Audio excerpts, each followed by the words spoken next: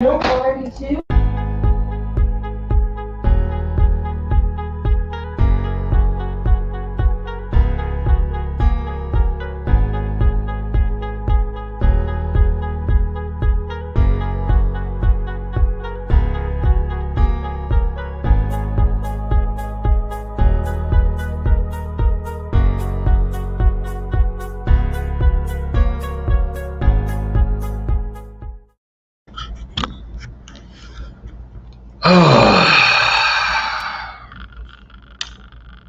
What is going on, everybody? The End Zone is back for business. Day 3 of the draft. Not sure what kind of excitement we are looking for here with the 4th through the 7th round of coverage.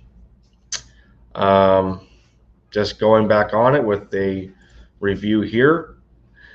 The Eagles have only 1 4th and 5th round pick. In the 4th, we pick 17th at 123. In the 5th round, we pick at 6 with the 150th.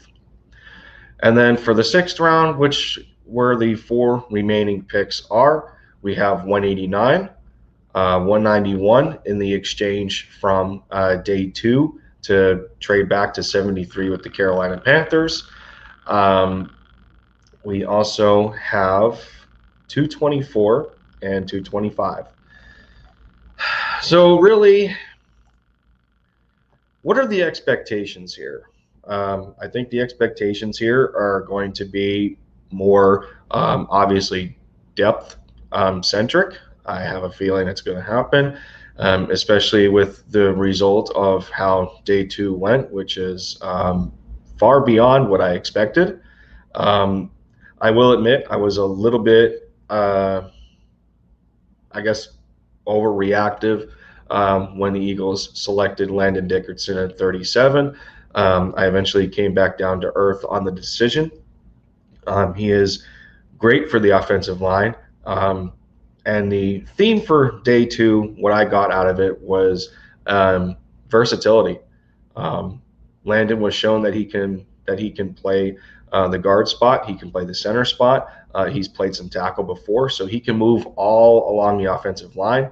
But his best statistical showing at the collegiate level was at the center position.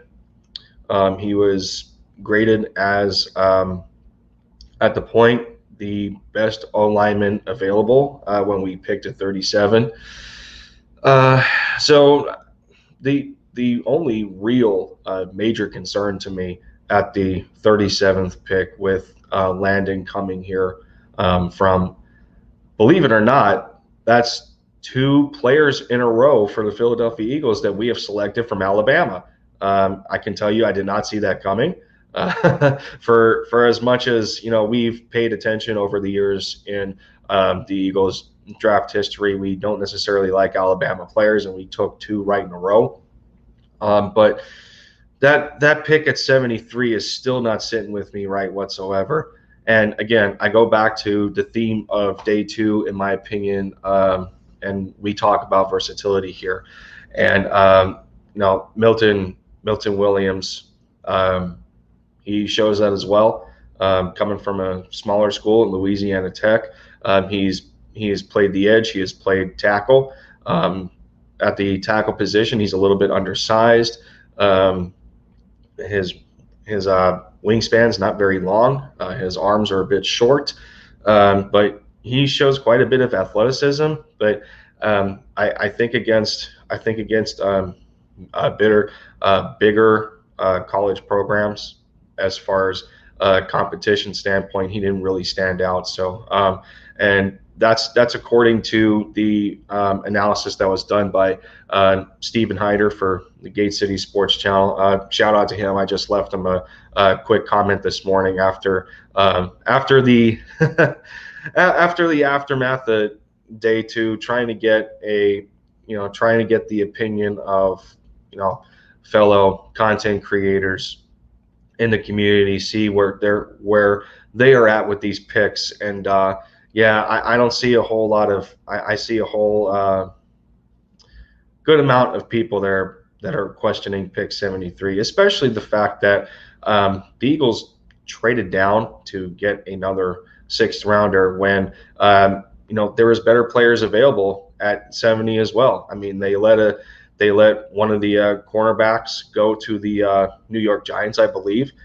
which could have definitely helped us out. I mean, we still don't have we still don't have an outside corner right now to pair with Darius Slay, which is beyond me. I still don't understand it. I don't know how he's thinking here whatsoever as to how he is going to help Jonathan Gannon try to basically retool this secondary, because there isn't much promise at it. I don't think you're going to get a decent fix coming from free agency. So this should be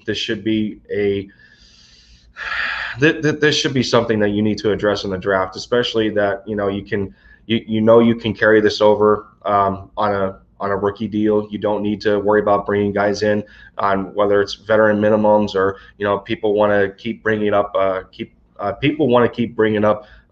Steven Nelson, the free agent corner, or I don't think he's a free agent, but I know he last played for the Pittsburgh Steelers. But if I'm not mistaken, I think Steven Nelson, and I'm gonna fact check this right now, but I think Steven Nelson is 34 years old.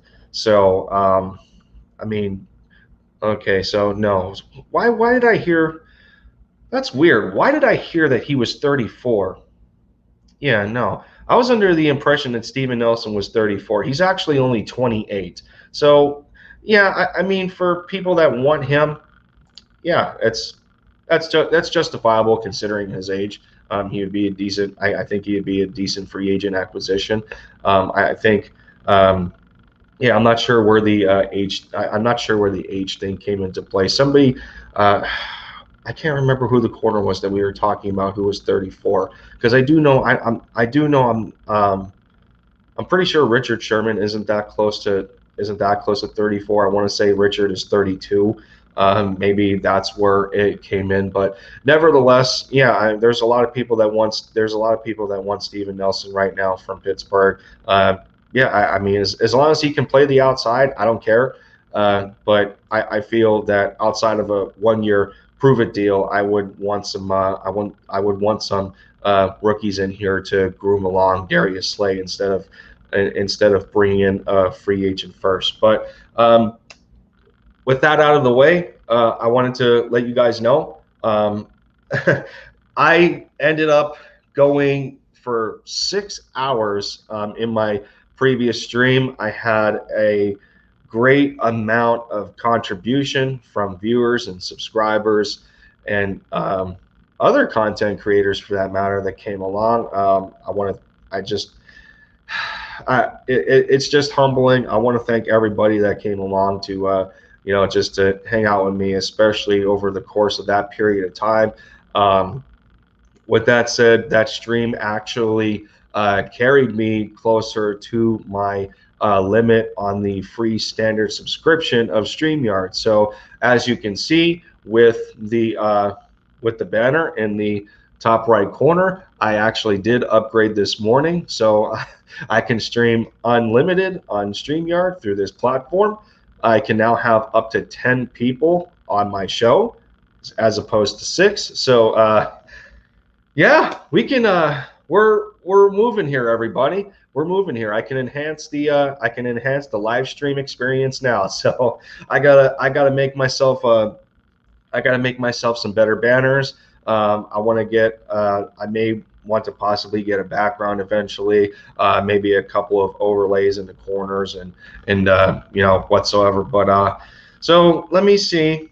Let me see if I can open the lines here. Turn this into a call-in draft day watch along, and we'll see where we go from there. I don't think there's going to be a lot of people in the community here of content creators that are going to be streaming day 3 of the draft, especially not to mention the way that day 2 ended. They may be hungry to to want to see, if Howie Roseman continues to piss off the senior people in that draft room with player personnel, because last night on live TV, that was not a good look.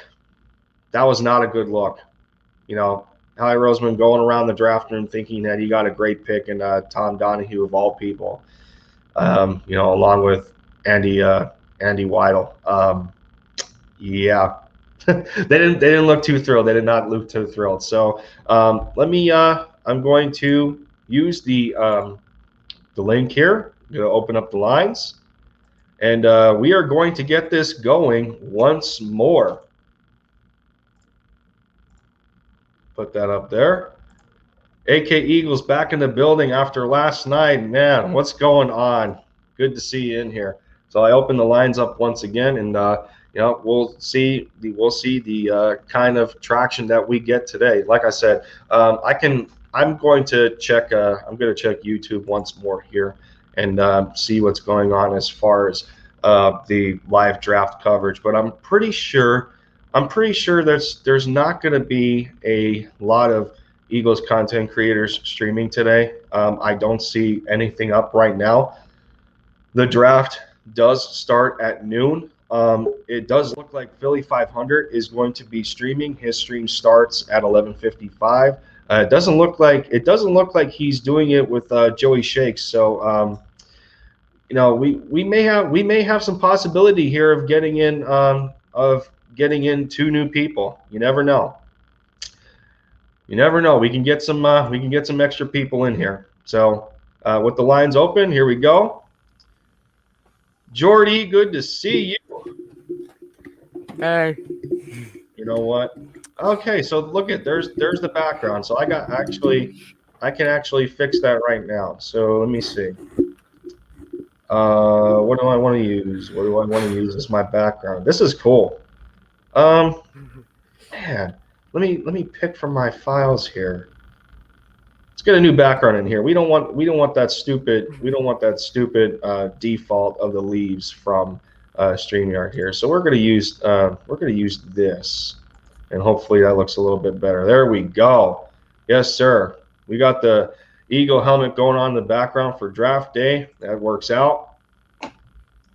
Looks like AK Eagles is going to be joining us once again. We're going to have another killer stream going on. I guess, Jordy, hopefully we can get in touch with Jay Fizz for this one. Yeah, like I said, very interesting if we could. Yeah, I think he got good enough of a nap yesterday. So, I mean, he could even be sitting on 20 hours worth of sleep. You never know. But yeah, I think it'd be pretty damn cool if he showed up today for the 4th through 7th round, because I really need to know. I really need to know what he's thinking on what happened in day 2. Big Play Slay in the building. What is going on? Good to see you once more. If you didn't catch it, Big Play Slay, we actually streamed for 6 hours yesterday. It was quite an experience. I'm not gonna lie. I didn't think we were going to carry it for that long. And with that said, I almost reached my StreamYard limit of streaming. I was up to 17 hours. So being that I want to continue to enhance my channel, I actually went ahead and purchased the basic plan.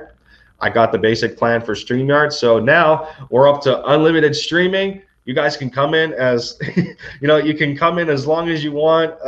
Whenever I do a call in, I can stream for as long as I want.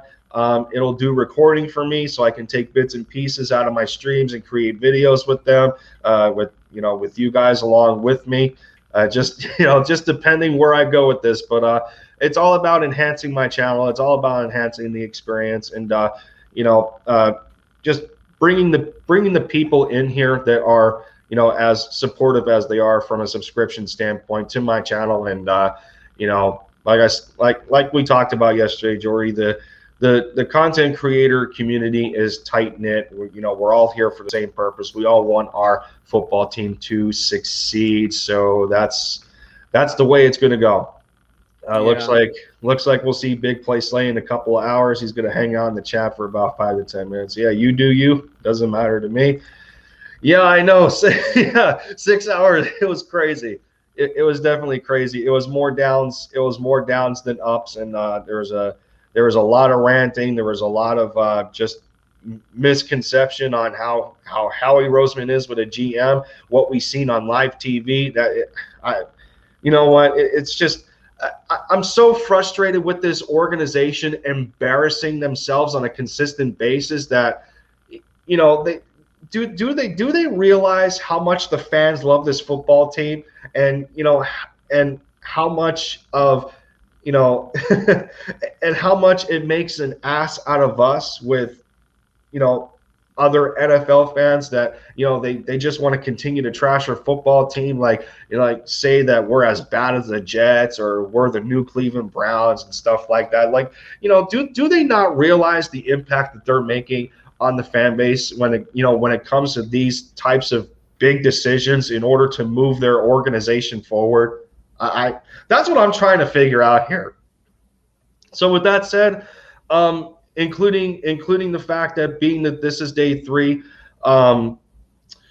so let's see, Big Play Slay going. I want to target either Keith Taylor, the DB, or Jabril Cox in the 4th. Yeah, see, so this is the problem. This is the problem I have with Jabril Cox. We pick in the third.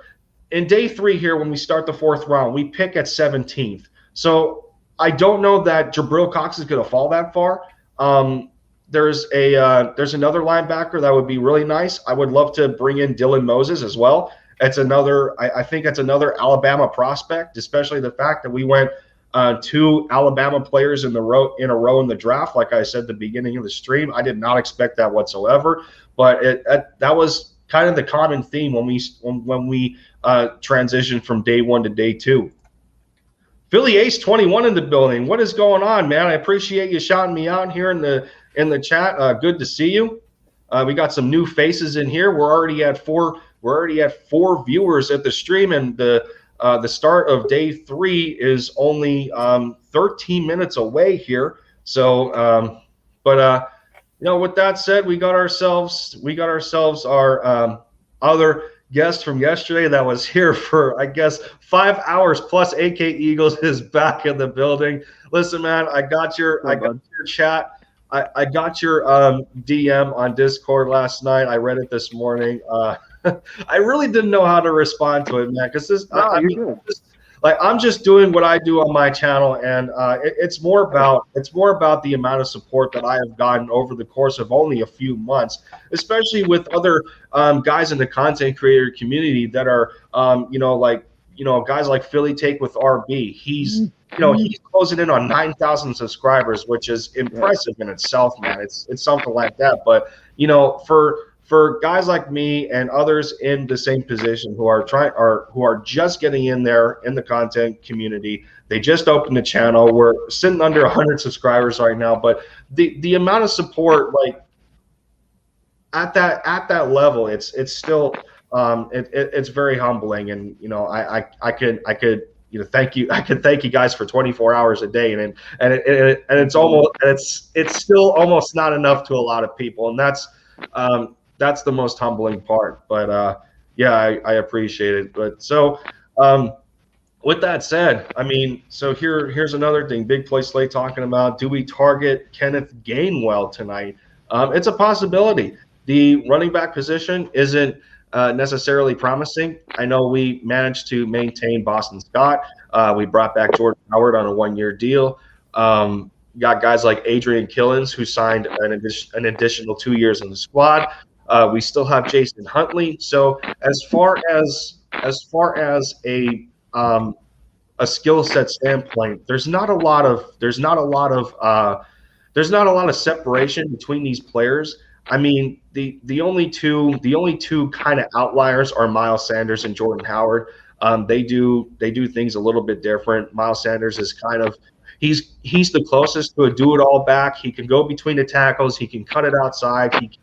He can pass catch, go on those wheel routes, and act as a receiver. He can do a little bit of everything. It's just it's just when he's actually used in those situations. That's the part that angers us the most. Is when Miles Sanders is actually used. We've already established that back in 2019 how Jordan Howard was a really good complementary partner.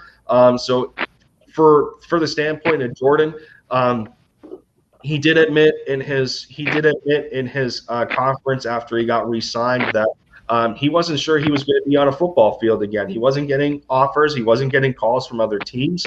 And he was just very appreciative that the Eagles have given him another chance. So, I mean, with that said, we have to hope that there is a little bit of a bigger expectation coming from Jordan Howard to be that partner for Miles Sanders. And I guess to hope at this point that his shoulder stinger doesn't come back to haunt him again. So, with that said, when we go into the fourth round here, and point of order, I do got my Zach Ertz jersey on here. Salute to service. This is my favorite jersey in my collection. I think because of the theme of the jersey, and years ago when Zach Ertz was at the top of the podium with the rest of the tight ends, that he was one of my favorite players. All bias aside, he was one of my favorite players on the squad, especially when number 11 was still here. But I have it on to kind of not in a means of ritual, but in a means of inevitability that the chance of him getting traded today. And if he doesn't miraculously, it's probably going to be after the draft. But with 4 6th-round picks, I don't feel that we're going to use all 4. So I have to assume that there's going to be some sort of trade package to move back into the 5th, or even an extra 4th would be nice. So with that said, I'll carry it on to you two. Jordy, what are you expecting in the 4th round here since we picked 17th?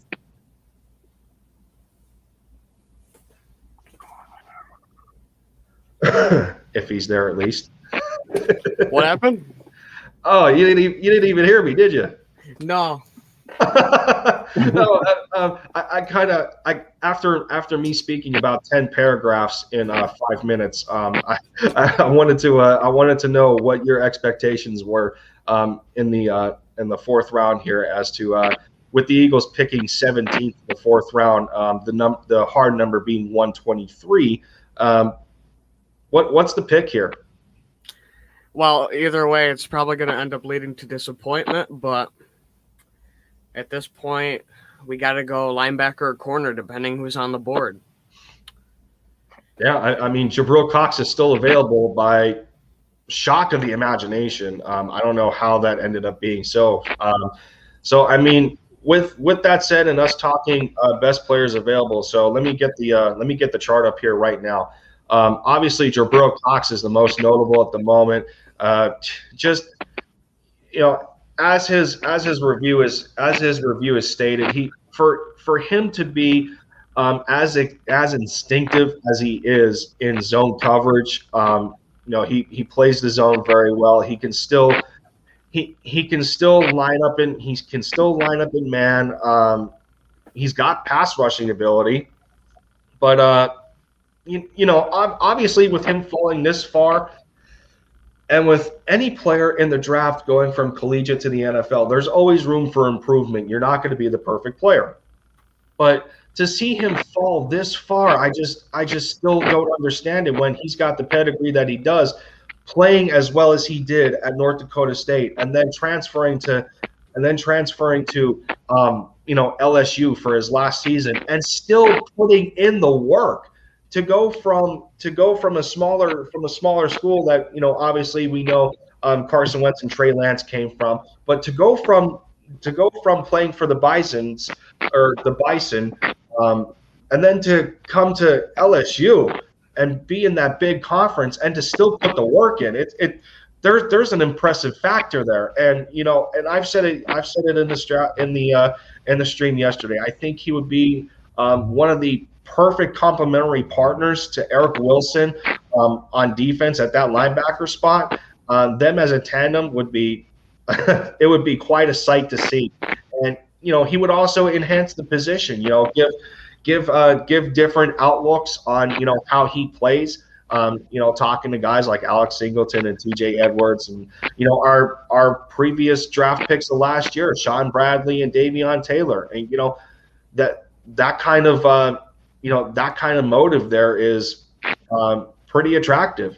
So there's also people in here that think wide receiver is also considerable to double dip. Tylan Wallace from Oklahoma State still there. The running back we talked about yesterday, and Michael Carter from North Carolina. One of the favorites at the quarterback position that a lot of us are hoping we take, Tay Gowan from UCF would be a nice addition. You look at guys like Shakur Brown, another corner, Michigan State. Sean Wade from Ohio State. Marco Wilson out of Florida. Sage Surratt is still on the board. Chaz's brother, that big-bodied ex-receiver out of Wake Forest. So, I mean, as sad as we were yesterday, there's still a lot of talent left on the board. It's just, who's making this pick? Is it going to be Howie Roseman, or is he going to follow the draft board that Tom Donahue and Andy Weidel spent all this time gathering together? So I don't continue on with another set of 10 paragraphs. I'll drop it to AK Eagle now. And what is the pick here in the fourth? Well, if you want Cox, I feel you got to move up here. I don't think he's going to last 17 picks. I mean, last night he fell further than what all of us thought. I don't see him falling 17 more positions, or spots. It just doesn't seem realistic, honestly. So I feel if you want him, go get him. Let's stop fooling around.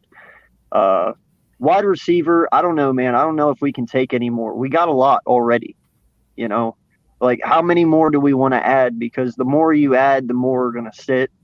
I know we do have injuries a lot there every year, so people might get the chance to play, but we're trying to get away from that. So if no one gets injured, how are you going to play these other guys? I know you can incorporate them in and out, but, we need way more help on defense than we do at wide receiver. So I don't know. I just wouldn't touch wide receiver at this point. You got Devontae Smith. He's good enough for this year. Let's go defense now. The rest of this draft, let's get it right.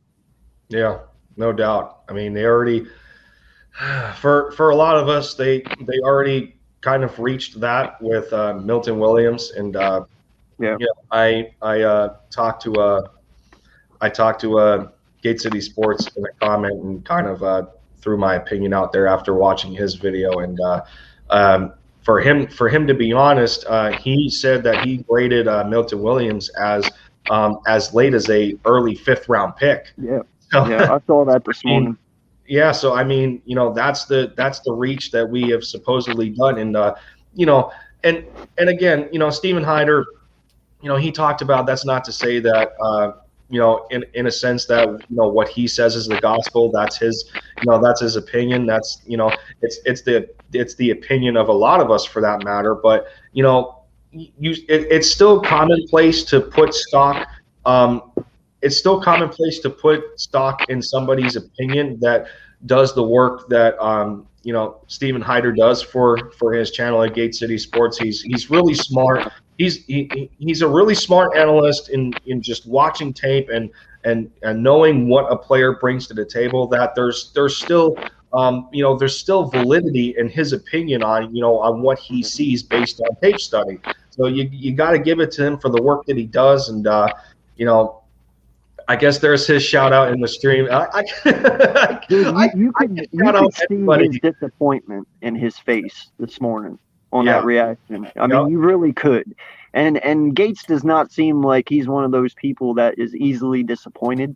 Like, he can see a lot of positives in a lot of things, but you definitely saw he was like, what the hell?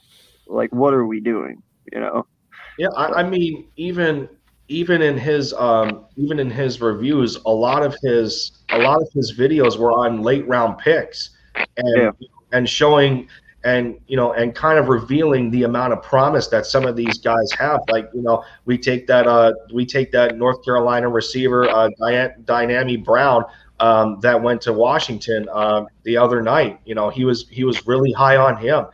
He thinks guys like Sage Surratt could be a pretty X factor type of receiver that plays the X, that that 50-50 guy that can go up and get it. He's got the frame for it at over at 6'4". It's Yeah. but man. So with that said, it looks like it's noon here. The draft is going to be about underway. It starts at noon because they go through rounds 4 through 7.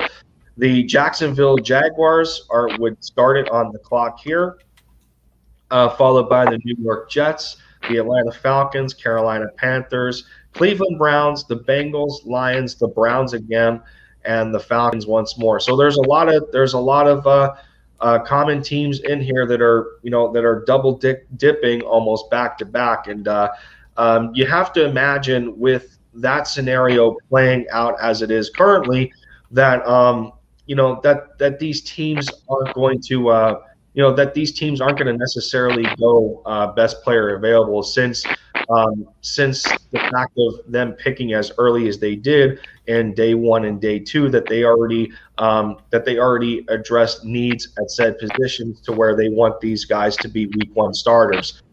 So when we talk a guy like Jabril Cox, there is a faint possibility that he may fall into our laps when we pick 17th in the 4th round here, but sadly, I'm not holding my breath.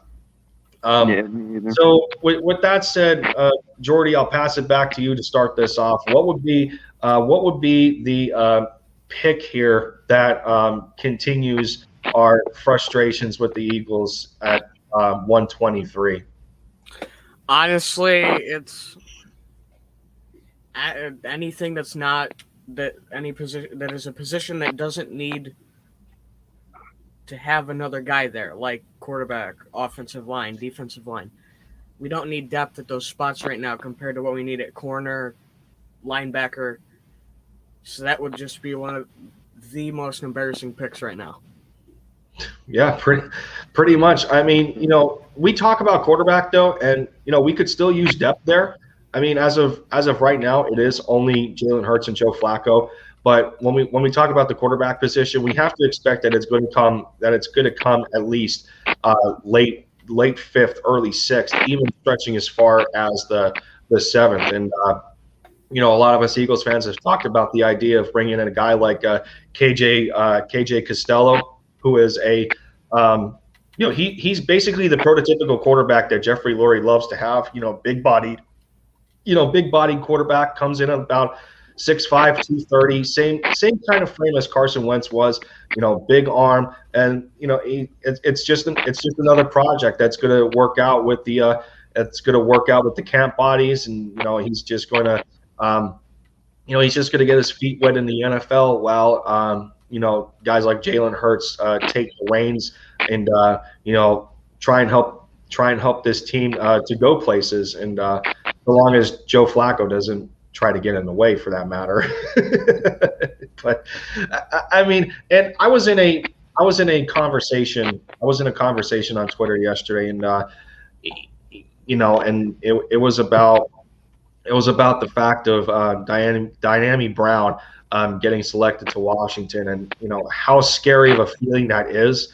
And yeah, Dynami was a late 3rd, and people want to talk about the fact that he may only be a number 3 wide receiver, but at the same time, it doesn't matter where he comes in on the depth chart, because you're going to look at a rookie who's mostly going to get depending on how he comes out when camp finishes for Washington. But you're looking at a rookie here that's going to get a lot of special team contributions, and and especially if he shows out, for that matter.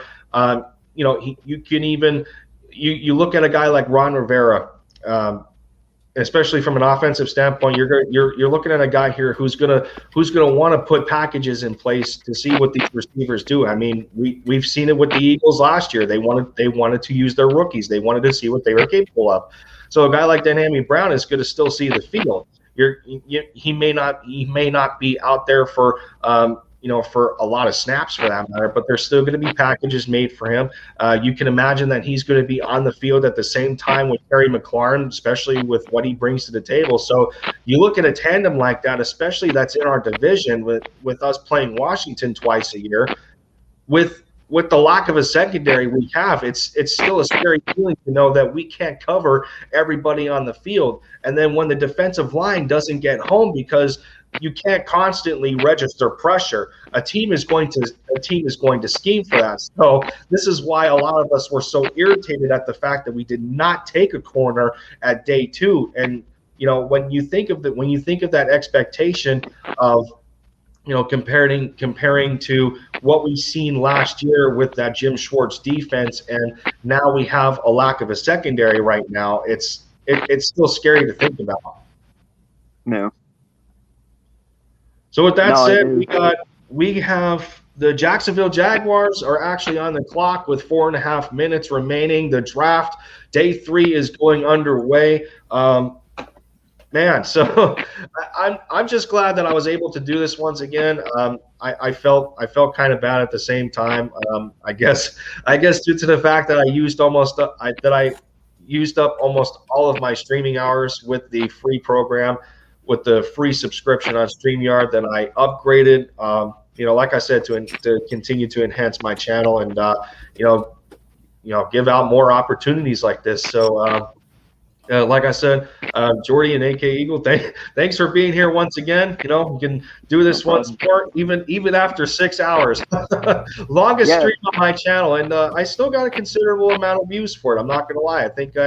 I think I peaked at about 56 so far, which is it's that averages out to about what is that 10 views an hour. That's not bad, but it's. To have that kind of attention span, though, I don't blame people for hopping in and out, especially for how irritated a lot of us were, as was a lot of Eagles fans. But we're still alive, we're still kicking, and we're still having a blast here. Well, and that's what my message to you this morning was. It's like it really sucks because the energy felt really bad last night. How we killed it, like tremendously. Especially after that first pick that we had, it kind of went down. And then the second just topped it off, So hopefully today we'll have a more upbeat stream. We'll have more things to be proud of. I was wearing this jersey on Friday night when we picked Devontae Smith. Last night I wasn't wearing it. He screwed up. So I threw it back on today hoping, just anything, man. Hopefully some good juju comes our way today. Yeah, no doubt. We might even have an extra special guest coming in today. Not sure when he's showing up, and I'm gonna leave that anonymous for the moment because I don't want to reveal anything. But I'll leave that up in the air for the moment because Jordy and I were in conversations and hoping he shows up soon. But with that said, the 106th pick is in for the Jacksonville Jaguars. According to ESPN, so who are they taking here? It looks like Jacksonville could still use a wide receiver, and I think they desperately need a tight end as well. Yeah. So I'm not sure here. Let me see. Why am I even checking my phone? It could go the way of Brelvin Jordan out of Miami. So with that said, being that we are already 40 minutes in here, I repeated I copied and pasted the link once again for those watching the stream right now. Open call in once again. Come hang out, and we'll either we'll either laugh, cry, or celebrate together, I guess. I just want a good pick here. I just want a good pick here. I'm sorry. This is just God. We deserve it after yesterday, man. Yesterday killed me. Yeah. Oh, I think Yeah. yesterday killed all of us. It did. The energy So, around that pick was just not good. So for those viewing or in the chat, if you are new to the StreamYard platform, if you click on the link that I posted in the comments, it'll take you to the link that opens the backstage window for the stream here. With that said, it would be suggested that you pause the live stream from the YouTube window that you came from, so the stream does not echo in while you're backstage or on live. And yeah, or even if you want to X out the window to YouTube altogether, it works as well. So just to prevent any complications with communicating through the stream. Let's see here and check out. Well, my prediction for this is Tylan Wallace. So the Jacksonville Jaguars actually took a defensive tackle, Jay Tafel, out of USC. Okay. Oh, okay. So I actually had I think I actually had the Eagles mocked a couple of times in some of my mock drafts, taking him. Yeah, that name sounds familiar. So I had the Eagles taking him a couple of times in some of my mocks, not gonna lie. So let's see here. Keep this going through all of my windows here. So let's see. With the Jets on the clock now, the Jets only have about less than 2 minutes. So let's see what happens here. Jabril Cox is still on the board. I don't Can think. I make a prediction? Go ahead. Michael Carter. Yeah, that's true. Yeah, that would be a nice. I think that would be a nice pickup for the Jets. I mean, the only knock that I heard on Michael Carter is that he's not an every down back, and his contributions would be limited because I don't think he can handle being a every down back. So if the Jets can swing that and and make sure that Zach Wilson is comfortable with the idea, then they need a halfback, right? You can be all for it. They don't have a halfback, correct? They didn't grab anyone in free agency, right? All they have right now, I think, is Le'Veon Bell. No, Bell's gone. He was in Kansas City last year, remember? Oh, that's right. Yeah, that's right. Le'Veon is gone. So what's they don't have anyone, do they? Isaiah Crowell. I think Isaiah's still there. I thought he left too. I know we looked at him. I know we looked at him in free agency last year, but I'm not sure if he re-signed with the Jets or not. I'd have to look at the. I'd have to bring up the Jets depth chart. So let me do that right now. For some reason, my mind goes that he went to back up for Denver, maybe, or something like that. Let me. Yeah, I'm looking at the Jets depth chart right now. So, Isaiah Crowell is gone. So the depth chart right now for the Jets is Tevin Coleman, Ty Johnson, Josh Adams, and Pete Guerrero. That's what their running back room's looking like right now. Yeah, they need a running back. And they took Michael Carter. There it is. It is. That's a good one. There you go. Yep. So, AK that's what I was saying, man. They need one. I didn't think they had one at all.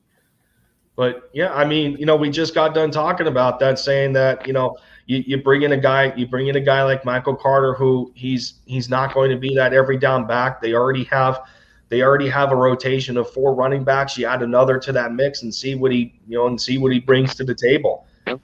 Yeah, I'm fine with that. So. The Falcons are currently on the clock. So their pick is already in. It looks like they still need a linebacker, unless they took one already. I know who it's going to be. Watch it be Jabril Cox. But he's an inside linebacker. They need an outside linebacker. It's going to be Chris Rumpf. So let's see. All right, it looks like you're trying to go with 2 picks in a row here. Well, we're going to find out. Quarterback is If it still is, dude, I'll be shocked. corner still a need. Quarterback, they could use a running back themselves. They got a lot of options here. I know Chris Rumph is a far reach here, but I don't know. Just something tells me that's who they're going to go with. Well, according to the position rank for outside linebackers, as of right now, he's the third best. Okay. So I guess we'll see. Check Twitter here for the moment.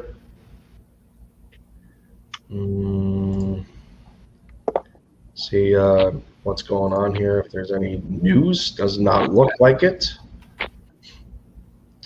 Other people have talked about the Jets taking Michael Carter. It's a good pickup for them, I think. Yeah. For them. I'm actually surprisingly, I'm seeing a little bit of positivity on Twitter right now with the Eagles. The Falcons took Darren Hall, corner. Okay.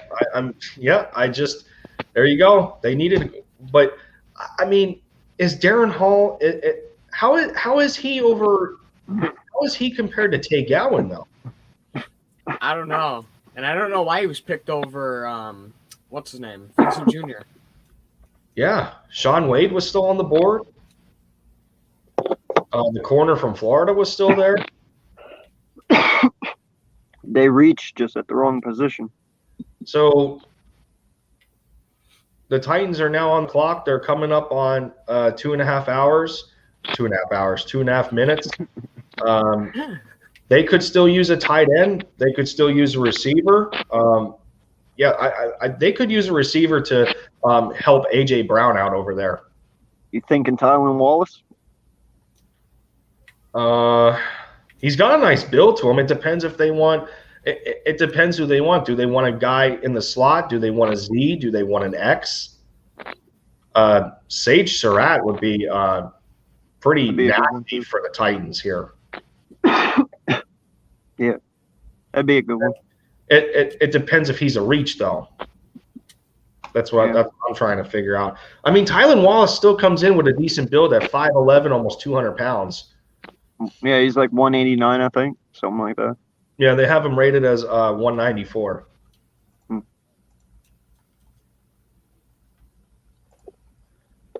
Let's see, the pick still. So he's kind of like an Antonio Brown type build, almost. Yeah, you would think. Depends if he has the speed. I think he is a sub 4.4. So let's see.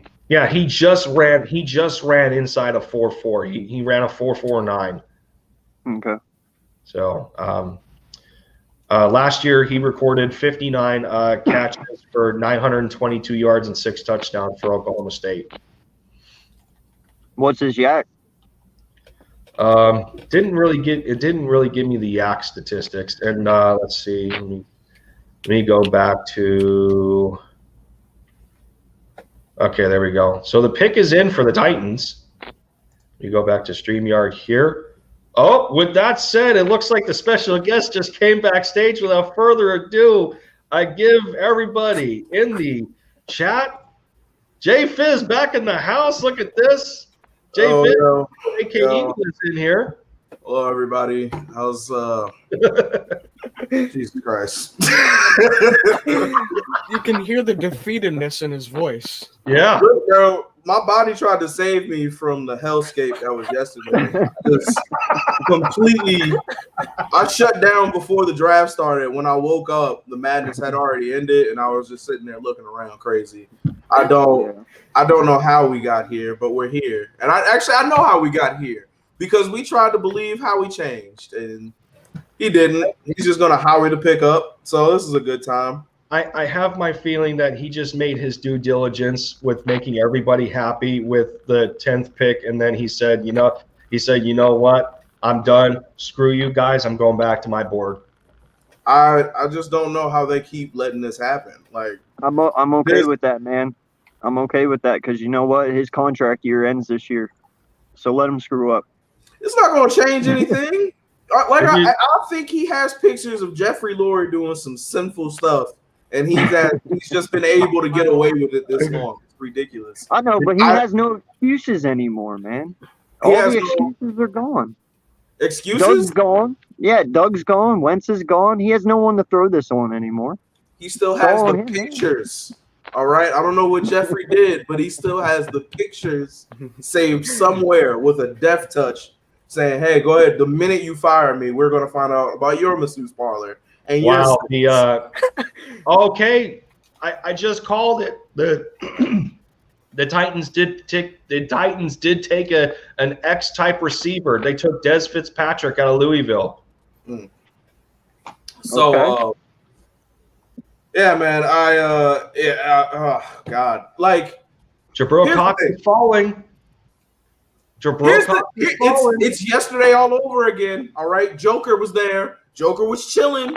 We had the chance, and that's what we're fighting right now. We're not fighting the picks coming to us. We're fighting the picks being made. All right, you can sell me on a center with 2 bad knees and him having to take a year off. What you cannot sell me on is picking him up in the 2nd round. All right, I'm not having it. You had Cox there, linebacker. Boom, we got it. We're done. We don't need another. You never have to hear another linebacking story unless he doesn't work out, and we'll be fully well to give him about 3 years before we're ready to go ahead and pull the trigger on somebody else. This is my worry, though. What if we took Jabril at 37, and if he's I'm not Jabril, Joker. or are you talking about JOK? I'm talking about Joker. Yeah, I'm JOK. Yeah, I'm talking about Joke, but Which he ended up going to the I think, to the Cleveland Browns. Cleveland. Yeah. Actually, the pick is in right now. So at least we know that the Browns do not need a linebacker, so they're not taking Jabril here. You know, he's my guy, man. Jabril has been my guy for a long time. That's the only thing I'm leaning my hat on right now is if the Eagles take Jabril Cox here, my happiness is gonna come back a little bit. I love him at the linebacker spot. if we would have took him in the 3rd, would you have been perfectly fine with that? Yeah, I think so. If we took him at 70, I had him mocked to us a couple of times actually in the 3rd. And through those mock drafts, the times that I did not take Jabril Cox, he even still landed in the 3rd. So I mean, but that just goes to show how unpredictable the draft is in itself, mock or not.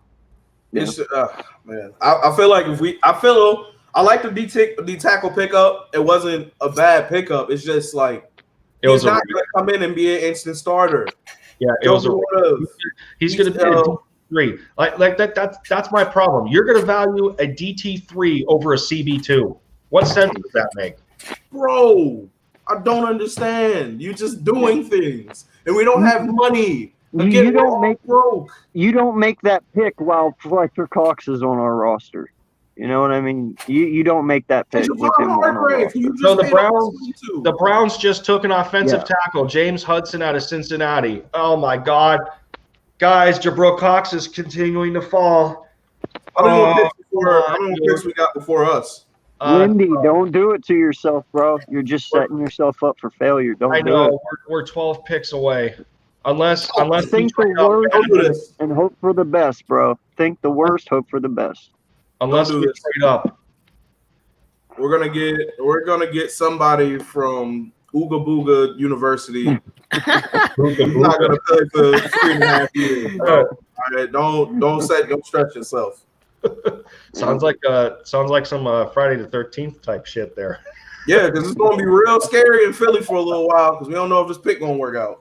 Oh man, but wow, fellas, we're already over 50 minutes into this stream, man. You know, Jordy and AK Eagles starting us off.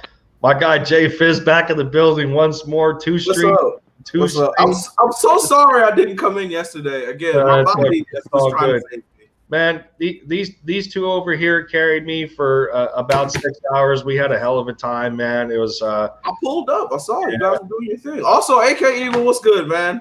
I think I talked to you last time I was on the show and you were telling me about Mac Hollins, if I remember. Yeah. Yes. Yeah, My yeah, guy. yeah. What's cracking, Yeah. homie? What's good, homie? What's cracking? Yeah. Nah, like I said, man, I just got into this about a year ago, watching everyone, and then I decided I'm gonna start one myself here coming up, Uh it's sad, man. It really is. Yesterday was a heartbreak, and the whole Matt Collins thing, man, that broke my heart too, because I was like, there was so much potential there. Like I said, it wasn't superstar potential, but it was solid. It was I'm better than saying. what we had, and you just let him go. You never used him. I think he would have been better than Greg was if he was just given a chance. So Yeah, he would have made it is an what it excellent is. slot corner. Excellent. Yeah. Or a Perfect. slot wide receiver, I mean. Would have been a good time for everybody. Could have threw him back there for special teams every once in a while.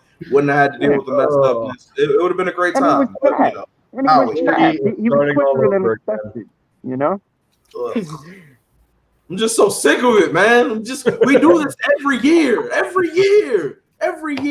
We go, maybe it's gonna be different, guys. Maybe we don't have to sell ourselves on these goofy picks, but here we are. We got to make sense of it.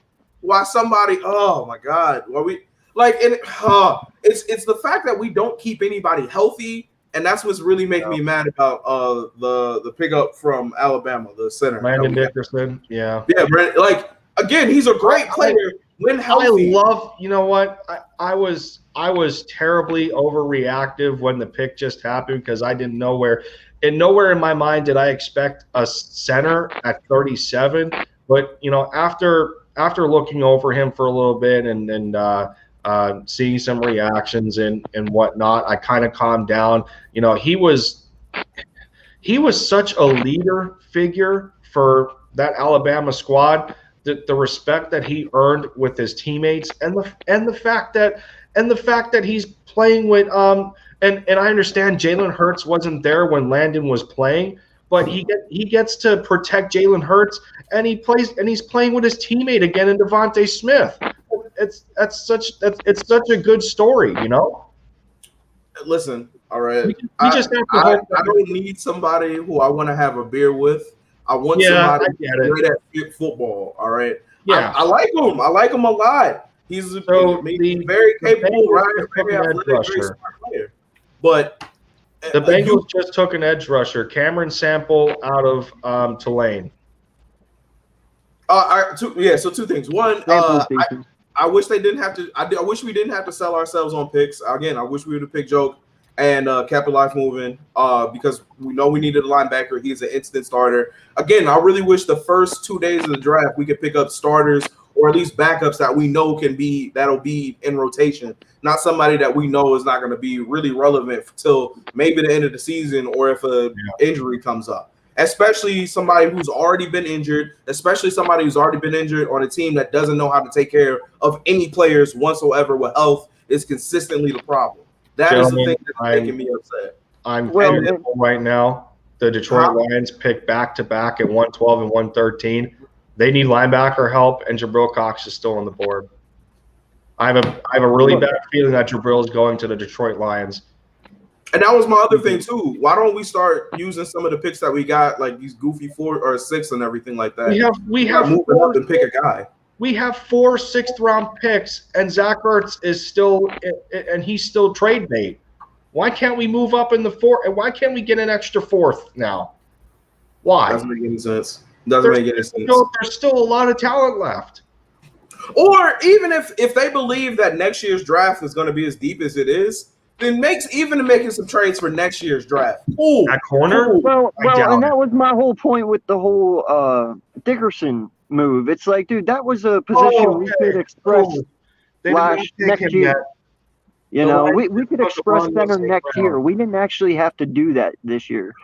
Jock would have been more important this year than that center. You could have hit that next year. Could have. Or you've been trying to sell us on Nate Hedberg and the rest of these fools. Go ahead. Yeah. Invest some more time in them. We know what's good with our offensive line coach. Go ahead. A couple more years under him. That's the whole reason we got Isaac Seumalo in the first place, was to be a backup for situations like this. So the second pick for the Lions is in now. They took Amon-Ra St. Brown, the receiver from USC, with their first one at 112. Their pick is in for 113. Jabril Cox is still on the board. Come on, keep letting him fall, please. Lamar's a good pick, dude. Why is he falling Lamar's a good so pick. low? Does he have an injury or something? I have no idea, man. His numbers and his college tape were pretty damn good. The Lions also could go Jamar Johnson at Indiana. Dylan Moses is still on the board when you're talking linebacker. He's still there. So I have none of the answers. If we want another Alabama player, and you know, sweet home Philadelphia, I mean, Dylan Moses is still there, but Jabril Cox is my guy, man. Like, come on. Again, even if the pick is there, even if it's staring us right in the face, we got to fight. How we going? Let me go ahead and take this guy from here that I think is going to be a great. Every time, bro. Every damn year. Every year. Yo, I don't know if you guys noticed, but I've smoked multiple cigarettes in a row here. Howie's got me stress smoking, man. Like, I'm gonna be on your level as soon as we get up out of here, man. I'm gonna be on the same thing, bro. he's got me stress smoking, man. My nerves are just rattled right now. My palms are sweating. It's like I know he's just gonna mess this up. Just. And also, we've done nothing to address the corner situation. So we're gonna get clapped all year there. I mean, we can't bring anybody in. We have no money. I don't know. I was on Twitter all last night saying, y'all better be ready for another bottom five secondary because Howie Roseman's doing nothing to help out Jonathan Gannon. Jim Schwartz is not our defensive coordinator anymore. Cornerbacks have value. Come on.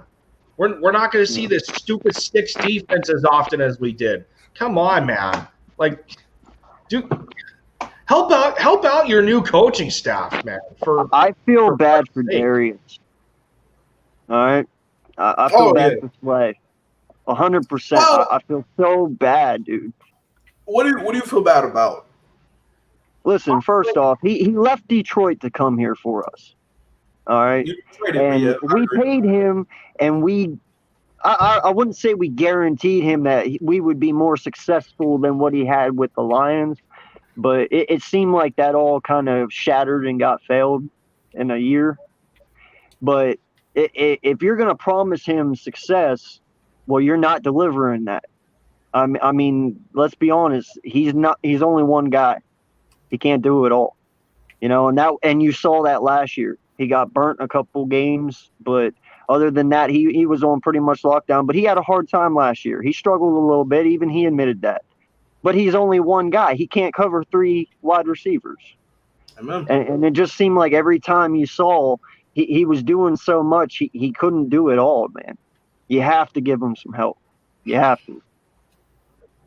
I don't know who they think they can pick up. I don't know who they think they're gonna get late in this draft.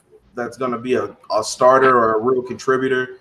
I don't know what they're doing. If we're just selling the farm, just going to go ahead, throw it over the top, we'll figure it out later. All right, bro. I mean, it is what it is. But when you double down on offense a little bit more, then when you go ahead and try and find a linebacker or another wide receiver to pair up to make sure everybody's good to go. If you're gonna go full Phoenix Suns 5 seconds or less offense, then go ahead and do that. But you need to have the pieces in place on the opposite side of the ball to just forego defense. You can do that. So I don't get it. And unless the D tackle can line up against a wide receiver, this was a dumb pick yesterday. Yeah, I mean, look at it this way, man. The one reason that Chip Kelly didn't succeed, his offense-wise, is because our defense was always on the field. They were always tired. Somebody say it. And that's exactly you want to give Hurts a fair shot. You want to give him a fair trial this year. You're not giving him one. Because what's going to happen is our offense is going to stall and our defense is going to be out there. They're going to get ate up like they did last year, and we're going to be right back in the same situation because no one's going to be able to do anything. And it's like, dude, you're only asking for the same situation. Well, here's the thing. As constructed right now, right, our offense still has Oh, they picked him. Yeah, They picked him. No, They it's got being- Derek Barnes. No, it's being said on Twitter that the Cowboys just took Jabril Cox. Yeah, we weren't gonna get him. Wow, I've so they have Parsons and Cox. That's Yeah. awesome. That's a Dallas And Smite then move and right then there. Van Der Esch as well. So that's just amazing. Great But job, Sean Lee Mario. did retire. Oh That's my one thing God! people fail to notice is Sean Lee retired. They lost a vet there. We knew what it was, yo. Well, again, we all knew what it was. It was coming, and again, that's it.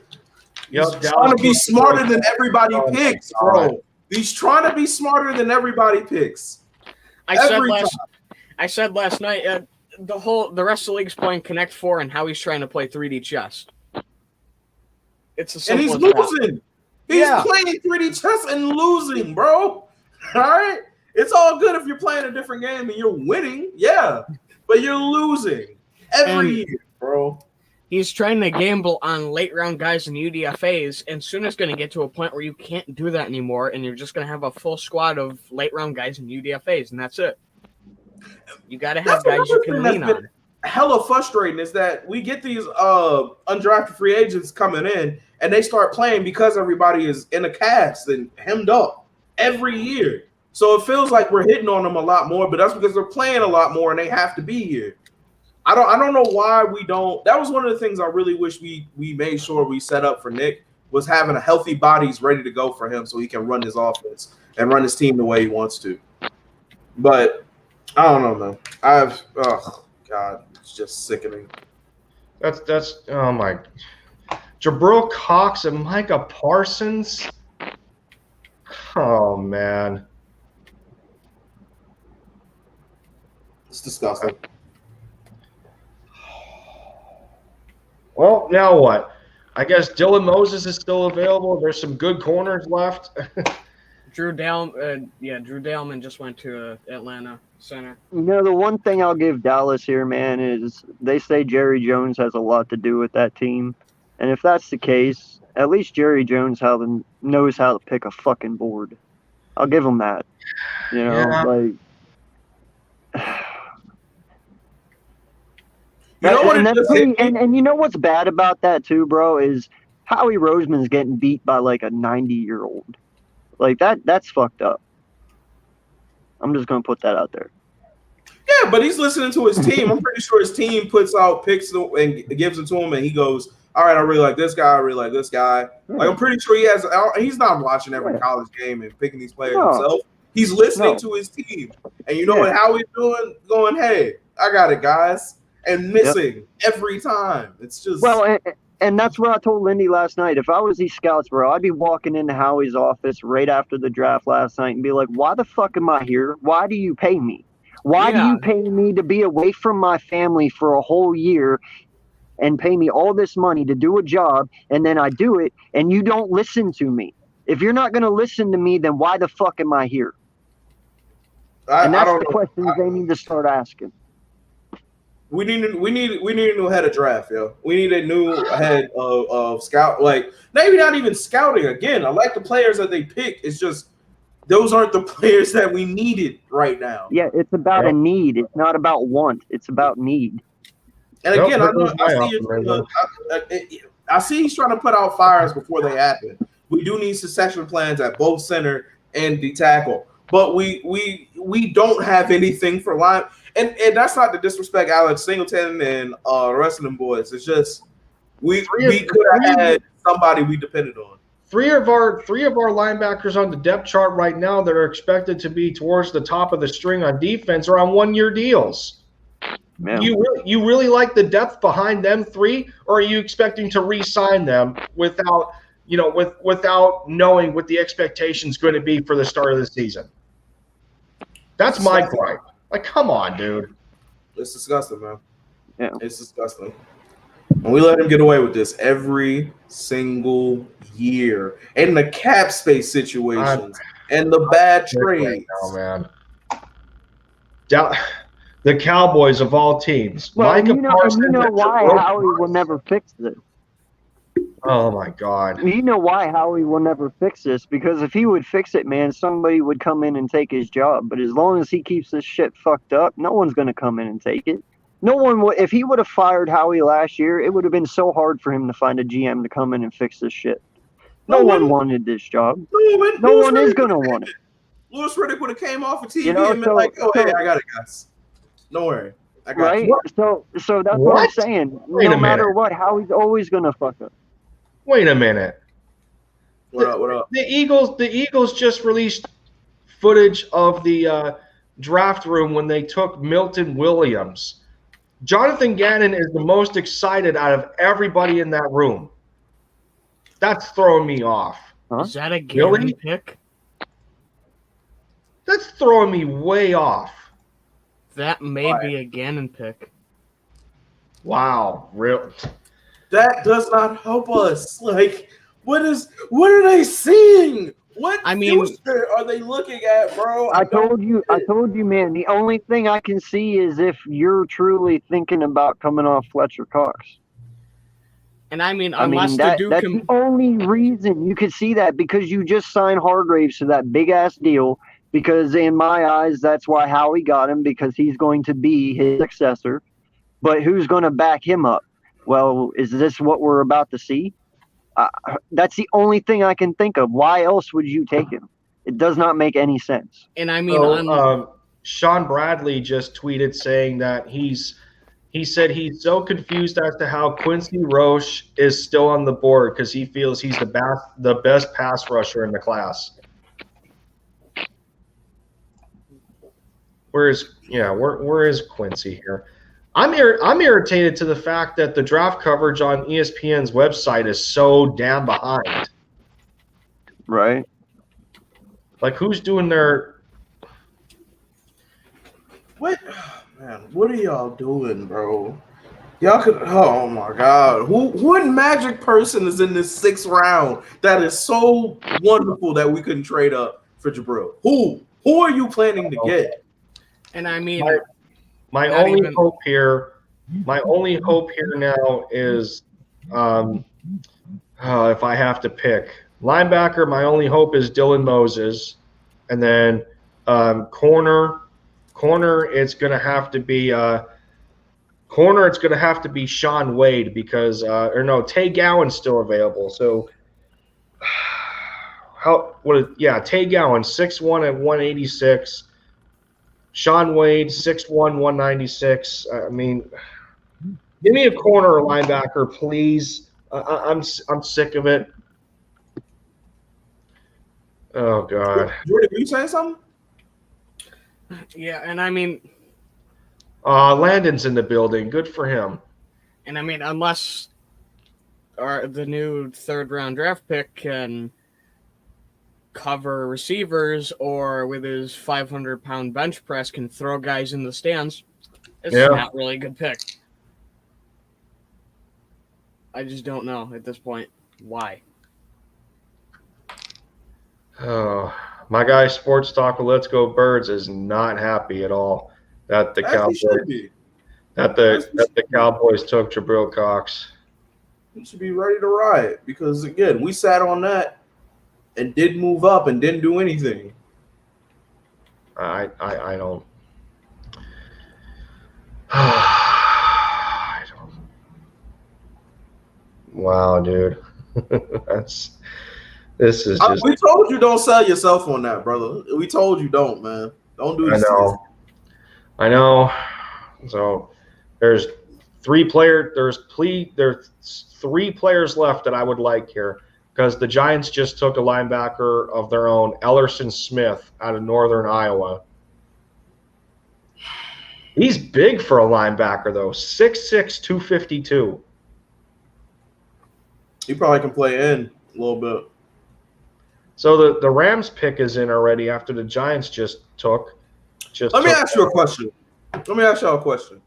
Do you think they believe in Avery so much that they just said, no, we're just going to go ahead and skip linebacker this year? Yeah, I mean, yeah, that's a true point because we keep disregarding Jannard Avery right now. But, I mean, I don't know if his build in the first place suggests that. I mean, didn't he start out at linebacker anyway and then move to DE? I think he was a linebacker for the Browns. Yeah, but He the was a problem is linebacker, that yep. wasn't a He was 3-4 outside. set. He was an outside linebacker because I think he's also a 4.6 runner. Yeah, but the problem is that was in a 3-4. You're Yeah. that wasn't going to translate into Jim Schwartz's 4-3, especially since it was Jim Schwartz. Yep. Because he doesn't value linebackers. No. Yeah. Lord Brunson just tweeted saying that he feels Jerry Jones is picking his best draft and he hasn't missed yet. Hasn't. We gotta really give it up for all the teams in our division, man. They've been figuring it out. I mean, even with them giving us Devontae Smith, they're still leaps and bounds, man. But the great equalizer is that their organization is absolute garbage. So we can take solace in that. That's a good time. well. They just matched our offensive pick with great defensive picks. Who's their D coordinator now? Dan Quinn. Oh, I'm fine. Never mind. I'm not worried. Dan Quinn, old head coach of Atlanta Falcons, whose defense was non-existent. So the Rams just took Bobby Brown III, a DT out of Texas A&M. We are 6 picks away. No, we're 7. We're 5 picks away because the Chargers pick is already in. They also need a defensive tackle. They already addressed corner. They already addressed the O-line. They already got a tight end. They already got a wide receiver. I don't see them taking another corner here. Come on, man. Wait a minute. Who's that? Chris Rumpf? He's still available.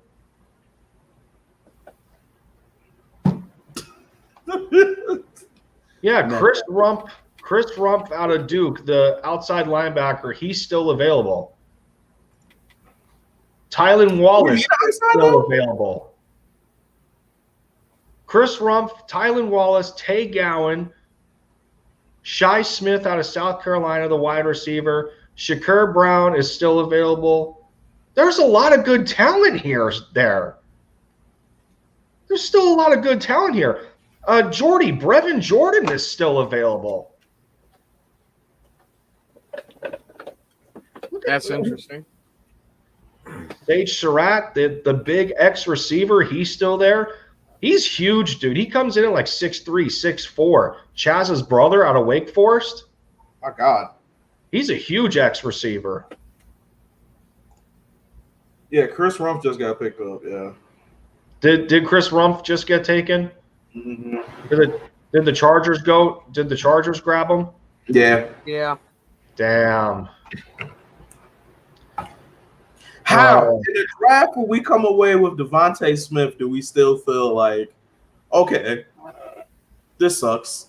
Like, I don't understand, bro. I don't get it. You had one job, just get people that can come in and start immediately and fill up holes. And you were like, this is still this video footage here with the other side of the draft room. It's just throwing me off though, because Howie didn't manage to make everybody happy here, but Jonathan Gannon showing the excitement that he has, and then fist bumping and dabbing up Nick Sirianni. I mean, I don't know what to make of this, dude. I really don't. You think he would have go? You see how happy he went for a D tackle that's not going to be able to really do anything for about 2 years. Imagine what he would have did if we would have got Joe. He'd have been running through Philly streets. He'd have been happy. I'm sick of it. I'm so sick of it. Sick of it. And again, it's not that I don't like the picks. It's not that I don't think they're talented. It's just they come with a lot of questions for a team that doesn't have time to figure out if they're gonna. No, we don't. With everybody in the division getting better, with us not knowing what's going down with our quarterback, with contract. Oh my God, dude, we have no money to re-sign people to keep a nucleus. So the Vikings just took Kene Nwangu out of Iowa State, a running back. That's fine. Do you guys have any other running backs or tight ends you like in this draft? I think the only good tight end left is Brevin Jordan. Running backs, running back wise, isn't Kenneth Gainwell still available? Jarrett Patterson's also still on the board. Yeah, I think Kenneth Gainwell's still available out of Memphis. Where is he? I gotta find him here. That DT Tommy Togiai is still available from Ohio State. I see that. Running back. Yeah, Kenneth Gainwell's still available.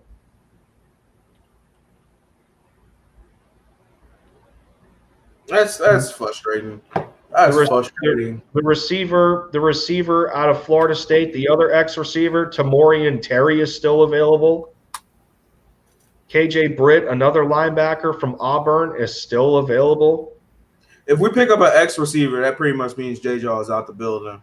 Wow. Ooh, the Patriots just grabbed up Ramondre Stevenson. That's a good pick for them. That's a good pick for New England right there. Give Mac Jones a weapon. Yeah, what are they doing at wide receiver over in New England? Who else did they bring in? I don't think they grabbed anybody.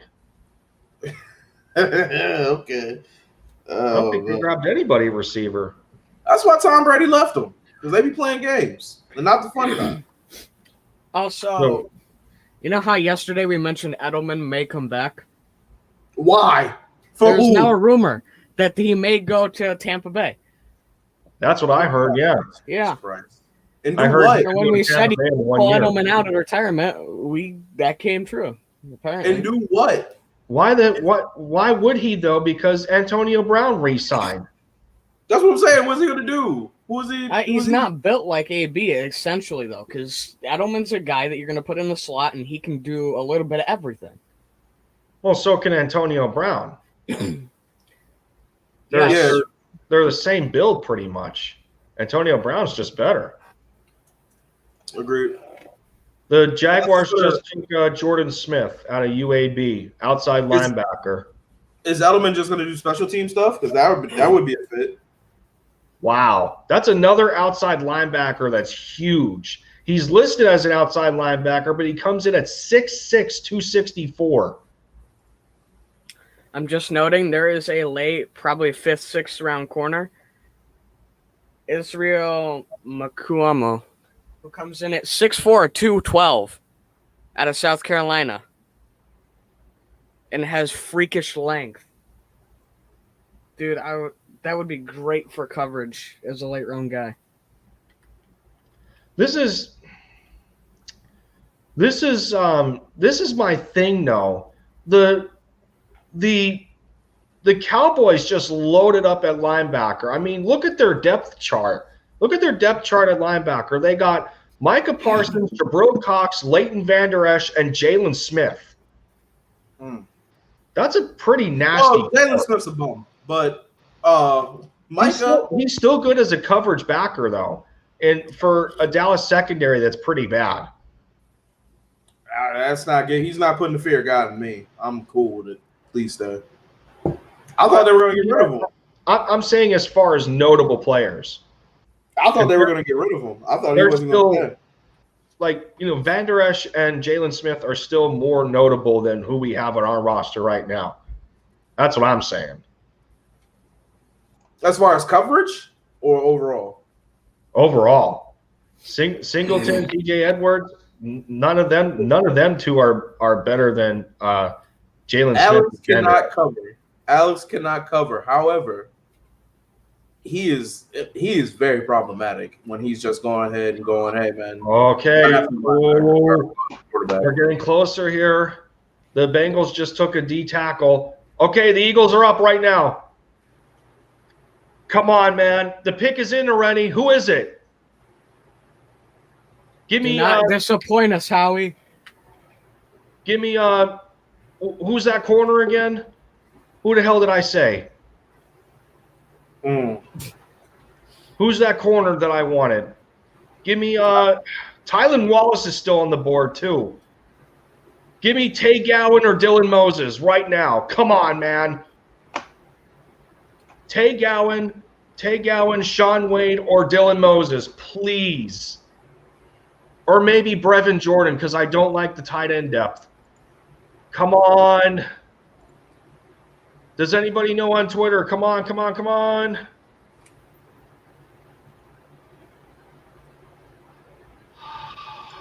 God, I'm freaking out. We need a corner linebacker. Who is it?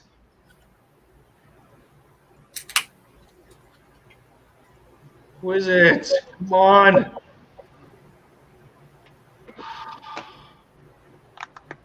God, we still have Hope it's 4 good, needs whoever to it is. address. Zach Come McPherson? on, man. It says the best available is Tylan Wallace, but the best fit for us is Tay Gowan. Yes, I would love Tay Gowan right here. Come on. What? Yeah, it's Zach. Zach McPherson? Who the fuck is that? Who is Zach McPherson? What position is he? A corner. Come on, dude. He wasn't even the best available. Where is he on the chart? What school did he go to? Who is this man? I think Texas Tech. He is a 5'11", 191 corner, and he's He's not. 5'11". Yeah, 5'11".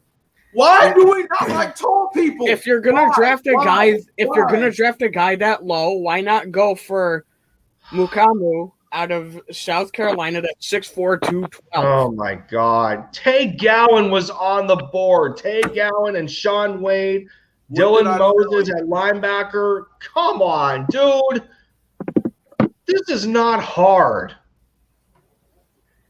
I'm waiting for people to show up outside NovaCare and start a Fire Howie chant. At this point, it wouldn't surprise me. I tried Where to is tell Zach you. McPherson here on the board of best available? If you look at Zach McPherson, according to ESPN's ranking, 21 of the available right now. 21? Yeah. Below guys They're like going out of their way to make bad picks. guys like Kerry Vincent Jr. from LSU, Wild Goose out of Wisconsin, DJ Daniel out of Georgia, Marco Wilson out of Florida, Sean Wade, Shakur Brown, and Tay Gowan. Unbelievable. That's the saddest pick I've seen today, and that's a hard accolade to get. I got to look at his stats. I don't even know what he did. In 5 minutes, I'm not going to remember his name. I'm not. Right? He's another one of those guys that's like, I don't remember his name, but I know somewhat of what he did. We suck, man. We are really, We we're really do. not good.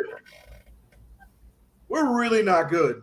Like, we're really not good. We're going out of our way to be absolute just trash.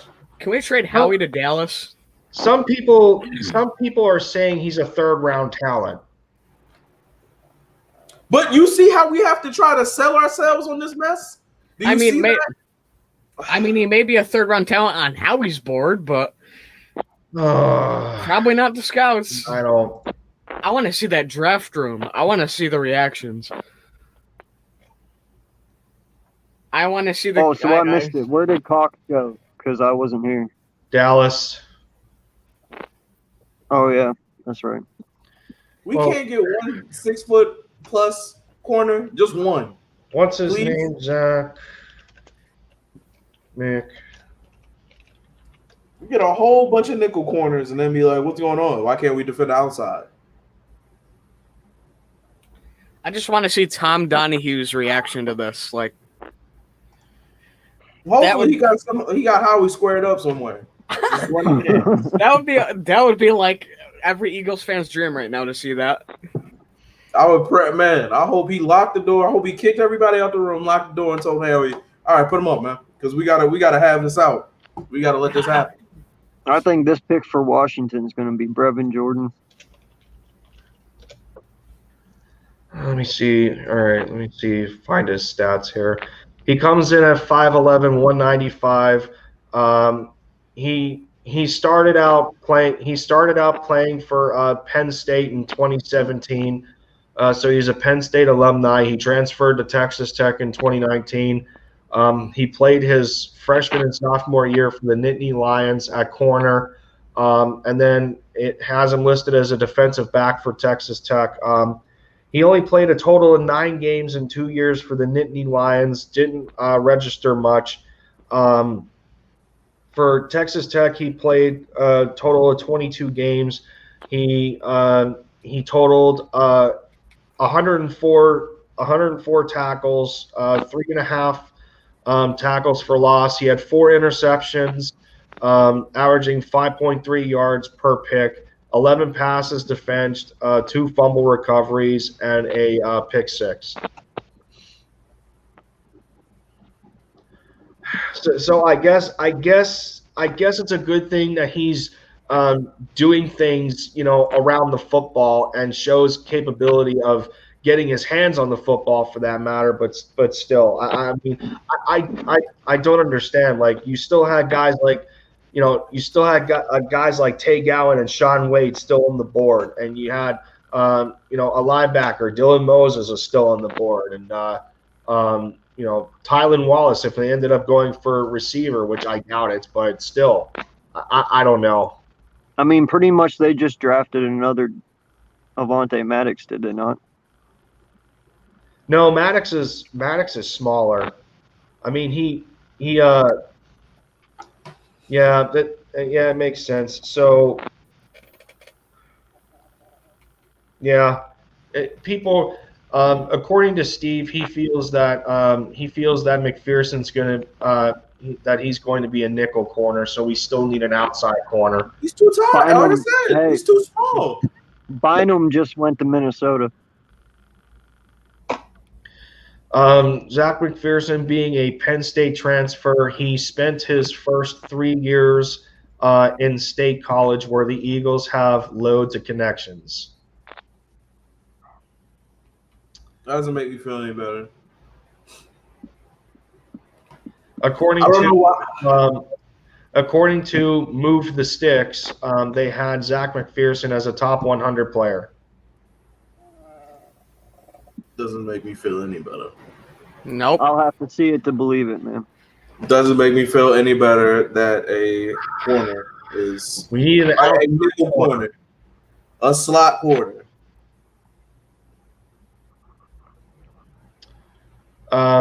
According to Zach Berman, he says Zach McPherson, who is 23 years old, he's 5'11" at 196.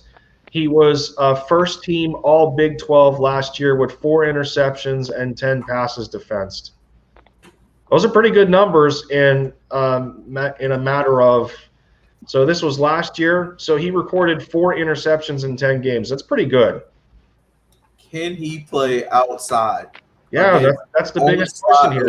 Is he outside corner that we have to go up against this year? The numbers are there. It's just where he played. Carolina just took I Hubbard. see your numbers, and I raise you Donald Pumphrey. Donald Pumphrey, that's right. The Panthers just took Chuba Hubbard. That's a hilarious name. Right? I know. That is so funny. I know. The But Colts that's actually a pick is pretty already good in. mix with Christian McCaffrey. That's actually a pretty good. Yeah, he better be great with that name. You can't have it. Right? Better be fantastic. Yep. So the Colts pick is already in at 127. So we don't pick again. We don't pick again until the 5th at 150. We're the 6th pick in the 5th round. So we got a ways to go here, fellas. Well, hey, what did they say? Zach Ertz, the best they got for him so far trade-wise was the 5th. Maybe you'll see him go in the 5th round. I heard a fourth and a fifth. I personally rate Zach Ertz as a conditional fourth, but that's not Really? Yeah. I feel like we could have got a third for him if people was actually trying. Well, that's why I said conditional fourth. If you incentivize the value that he could turn into a third, I think it would be more attractive to make him a conditional fourth. For teams to kind of bite a bit better on making the trade. Well, and that's what I said last night, man. Let's not all sit here and act like just one bad year erases all the good that he's done. Breaking the single season wide receiving catching record. I mean, he's just awesome. He's been in the top 3 conversation his whole career. So, I think last year was just a fluke, and it was a fluke for a lot of people. So Zach McPherson has also recorded some special team snaps on punt and kick returns as well. He's not the greatest, though. He's only returned it 3 times in 20. Excuse me. He's only returned it 3 times in 2019 and once in 2017. So at least this is a corner that stayed all 4 years in college. But the only thing to me is by the time his rookie contract is up, he'll be 27, and then he's only going to get, depending on how good this kid becomes, you can imagine that he's only going to get one more big contract and then work off of prove it deals at the vet minimum. So who did the Colts take here, if anybody knows? I don't know yet. I guess I'm happy with this. I don't know. Okay, his name is actually Zach with a. How do you pronounce that? Zach or Zach? Because it's with an E instead of an A. I still think it's Zach. You pronounce it third string corner. That's how you say it. All right. Yeah, pretty much. That's a weird way of spelling his name. Wow. We like the guy. Once again, man, I would have rather that you taken Tylan Wallace. But Did Howie get beat up by linebackers at some point in his life? Like, why does he hate them so much? I don't get it. I don't understand it. I think we need to ask Michael Kendricks that question because he was the last one taken in the first 2 rounds. Yep. Actually, the only one. I was about to say, yeah, we did get Jordan Hicks in the 3rd, didn't we? But I would have took that. Like that. Kylan Granson, tight end. They took. How is Brevin Jordan still on the board? I don't know. He's not even. Who? Kylan Granson? Do you guys feel that we're gonna get some outside corner help in this draft, or I feel like we're gonna have to look towards free agency, and I don't know who we're gonna be able to bring in. Dude, he's from SMU. So look at this. This is who the Colts took. He's 6'1", 241. Kylan Granson out of SMU. He's not even like. He's built more like a receiver. As a tight end, he's 6'2". He's built more like a receiver, like a big receiver. Or a halfback, fullback. You could have gave him Ertz for crying out loud, bro. And he has an issue with dropping passes. I'm telling you, we need Mailata halfback formation or fullback formation still. We do. Man, why haven't we tried that yet? Why? I don't know. Bro, we need 5-yard line. Put that boy on the 5-yard line in fullback formation. Give him the ball. If nobody's stopping him. If Dillard comes back healthy, move Dillard. Let Dillard play left tackle on the play, and have Mailata just go ahead and get us the 1 to 2, and then whatever he does after that is plus. You remember that movie Little Giants back in 1993 and that kid that was called the Refrigerator? Remember him running down the field with those 3 guys? Yeah, with those 3 dudes on his back. That's going to be Mailata on the 5-yard line. Them trying to take him down. He's just going to have 5 defensive linemen on his back. I'm kind of all right. I'm okay with this. All God, right, Lindy, yeah, don't do it to yourself. Don't do it to yourself, Lindy. You're not okay with it. It's okay. It's okay to not be okay. It's okay to so disagree. hear me out. Here we go. So I'm checking the Discord right now, and Steve actually dropped a post by PFF. According to PFF, the highest graded corners versus Power 5 receivers over the last 2 years, Zech McPherson was tied with Caleb Farley at third. He graded out as a 90 behind Patrick Surtain and Derek Stingley. I mean, That's not bad. no, it's not bad. I mean, he was so McPherson was mocked anywhere from the third to an undrafted free agent. So I mean, okay, I'm in the mindset that we can't really complain. I'm not going to complain here. It's a corner. We did get a corner. I'm not complaining. That's fine. I just didn't expect it to be McPherson. Being that Tay Gowan was still on the board, Sean Wayne was still on the board, Robert Rockwell was still on the board. I mean, it is what it is. Those guys were outside corners. I mean, McPherson's not necessarily an outside corner. So, I mean, this leads me to believe that they're going to try and grab somebody in free agency to play the outside. Could it be Steven Nelson? Possibly. The corner from Pittsburgh, from the Steelers, who he can play the outside, coming in at 6'1". He's only 28 years old, so I don't know. It is what it is. We got a corner, so I don't care. The Bucks just got Darden. You know what? Darrelle Revis was 5'11". So I'll let it ride. I'll let it go. Yeah. I don't think he'll beat Darrelle Revis, but so the Steelers picked up a tackle out of Texas A&M, Dan Moore Jr., and the Buccaneers just took Jalen Darden from North Texas, the receiver. Little tiny guy. He's a Scotty Miller type. Yeah, so the Bucs 5'8", Scotty Miller type of receiver there. You know what? This is the least I can say between the Milton Williams and Zech McPherson pick. I'm obviously, to me, I like the McPherson pick more than the Milton pick. I'm sorry, that's just my opinion.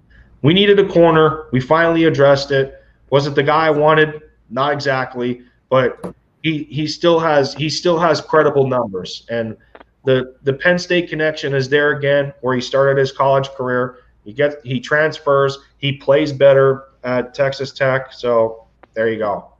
How long do you give him to develop?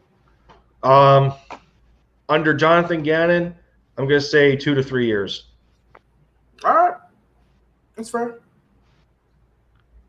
That sounds about right. Especially, it might even have to be quicker than that because of the fact of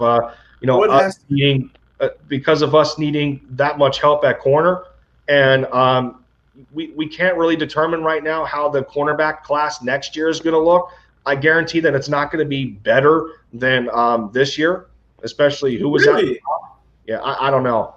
I don't know how I've heard that it's actually going to be way deeper. Well, deeper maybe, but I don't know. Like, we didn't get Surtain. We didn't get Horn. Come out of that class being better than Surtain or J.C. Horn. That's personally, I don't know off the top. I would have to do a little bit of research more into who would actually be those people. But from what I'm understanding, next year's draft, the reason why we're loading up so much, especially early in next year's draft, is because we'll have a whole real season of scouting and not really the COVID season situation, and then also the talent was already supposed to be deeper coming out. Oh, the Rams just took Robert Rockwell. Yep, long-armed corner. Yeah, comes in at 6 foot 193. Yep, ball hawk. Good ball, yeah. Well, Lindy, I'm gonna give you a future prediction here. I think your new All right. linebacker for coming up is going to be Patty Fisher. Our pick being Patty Fisher, linebacker. Yeah, Okay. one of them. One of them. I have a feeling they're going to grab him with one of them. So let's see. The Ravens are on the clock right now. Yeah, we still got a man. We got a still ways to go. quite a while here. Where are the Ravens picking right now? Okay, they're picking 26. But these these rounds are going decently quick though. That's the thing. They're going a lot quicker than day 1 and day 2. Ain't a lot of decisions to make, man. Yeah, no, there isn't. So at the start of the 5th round, we picked 6 at the start of the 5th at 150.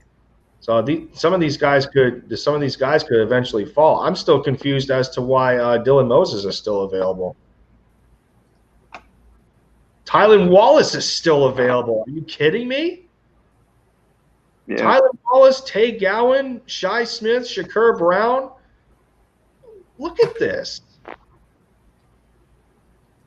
Wow, dude. That's crazy. There's still a lot of good players left. Vincent Jr. still on the board too.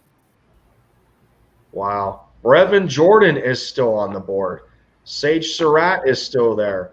Rashad Weaver, the edge rusher out of Pitt. DJ Daniels, a decent corner out of Georgia. He's got a nice outside build. The only problem with DJ Daniel is that he hasn't recorded a single interception in 2 years at That Georgia. sounds like the Eagles defense. That sounds about right. Pretty much. That sounds like we're right up our alley right there. Okay. Since you said that, let's give credit to McPherson then. He's recorded 4.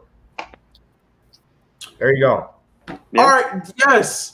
But is he going to start on the outside? That's all I know. I know. What are we gonna There do? goes Tylan Wallace. Ravens. Uh-huh. Oh, that's a good pick for them. Because if we pick him up and he plays in the slot, I'm gonna lose my mind. I'm gonna go crazy. Man, you know something, honestly, dude, I pray to God somewhere here we grab Scary Terry. I would love to have Scary Terry on this team. I would love to get I don't know somebody if y'all- like You said what, Jordy? there's 2 receivers that, all bias aside, could be used in a lesser X-type role that I'm looking at right now, later 6th, 7th rounders. And hopefully Philly goes that route because they need another jump ball receiver somewhere. Well, honestly, bro, my jump ball receiver I like, and I've been behind him since day 1, is Jonathan Adams from Arkansas State. I don't know if you've watched any video on him, but he's 6'3", he runs 4.4, and he's got hands, bro.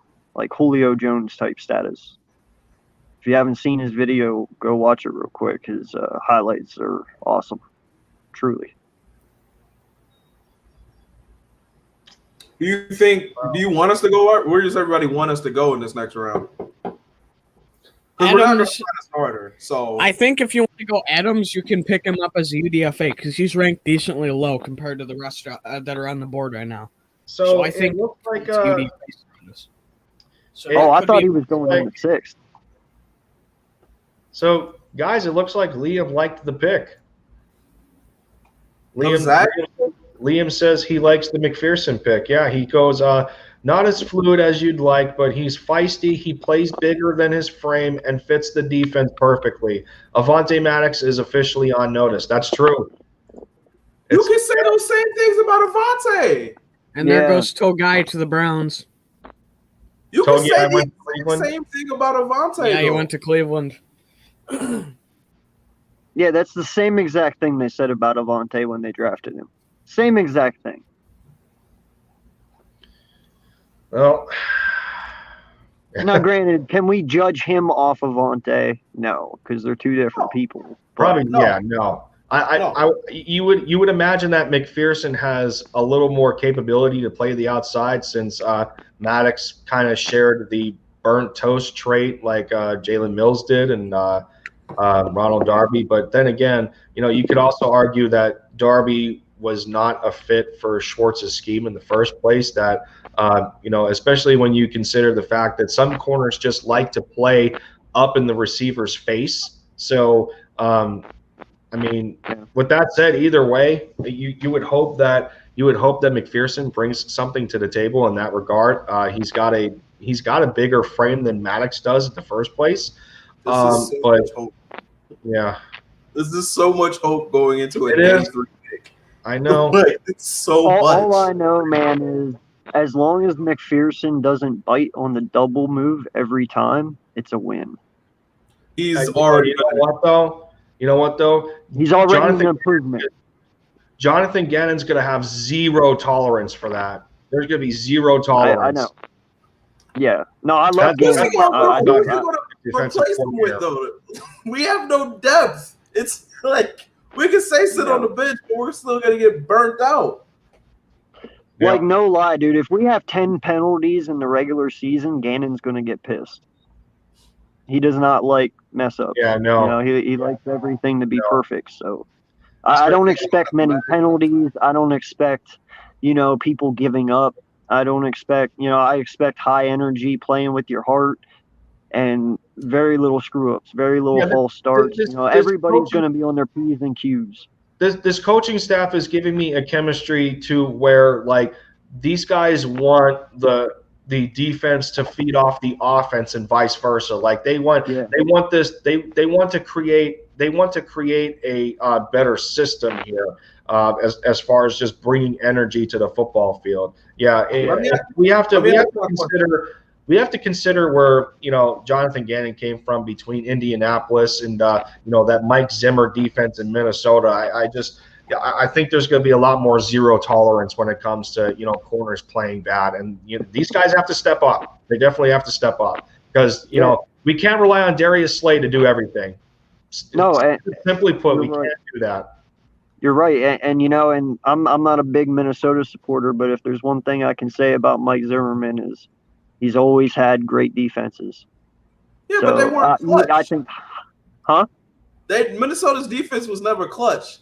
That's my only real knock against bringing Gannon in. Is like, I love Minnesota's defense always ranks high, but in games where they're favored to win, namely the game against Seattle, the real frozen game that they had where they ended up losing by a field goal. Obviously, the game against us to get into the Super Bowl.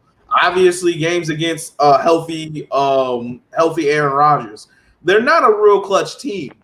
That was my only real concern about that situation. But they always rank high. They always are very good stats. But when it comes time for that defense to make a move, they just go, hey, man, it is what it is. Yeah, but here's the difference, buddy.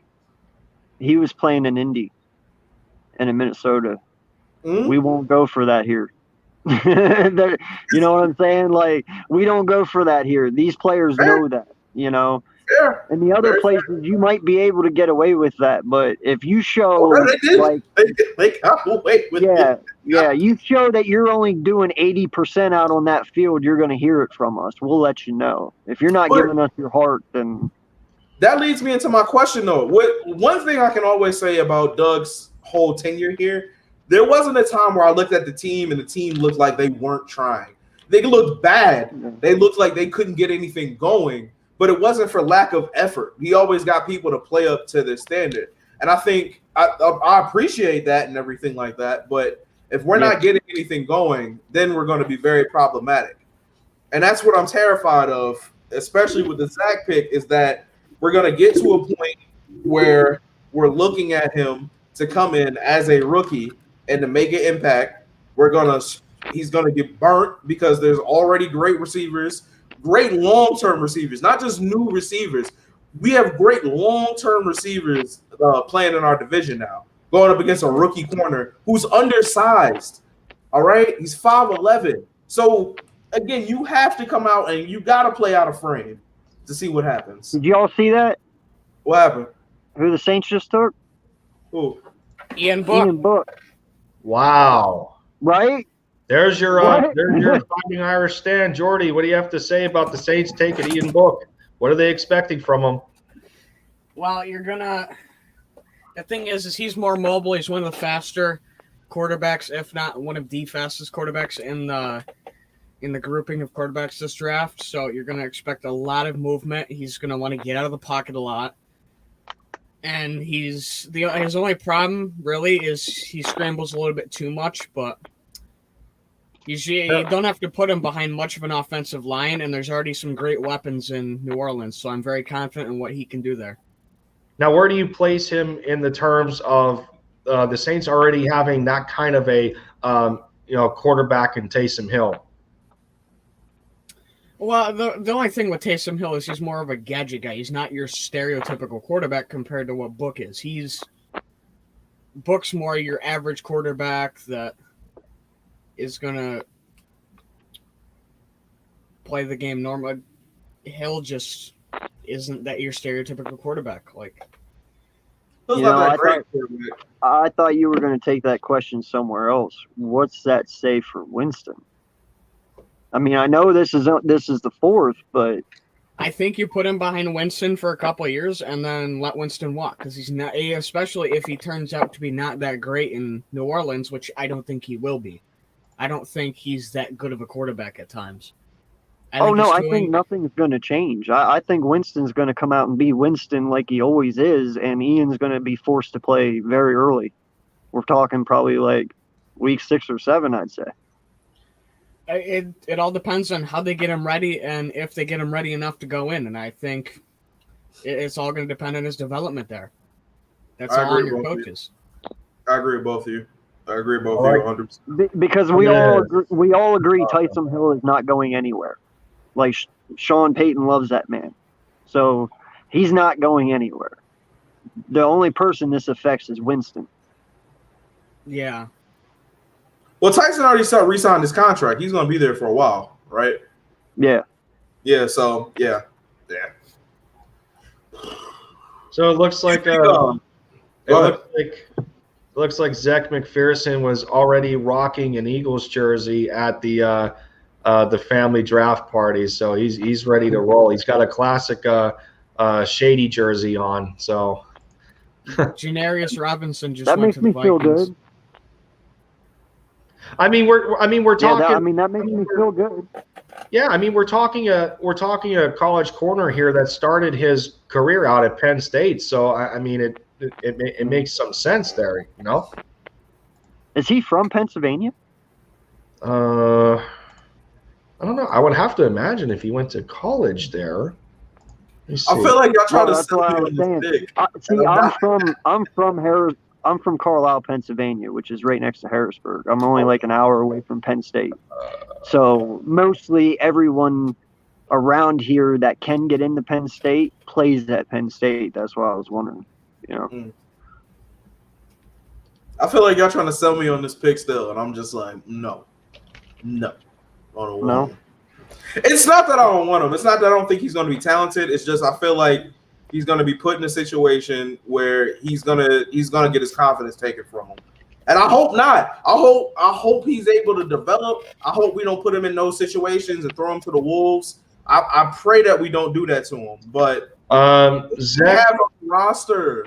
Zach McPherson is native to Columbia, Maryland. He was a 4-star recruit coming into the class of 2016 and opted to play football at Penn State over Alabama, Boston College, California, and Clemson.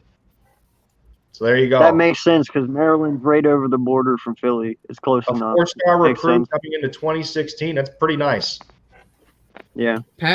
Packers president Mark Murphy says team is committed to Rodgers for more than just next season amid QB's reported desire to leave. Interesting. Wide receiver.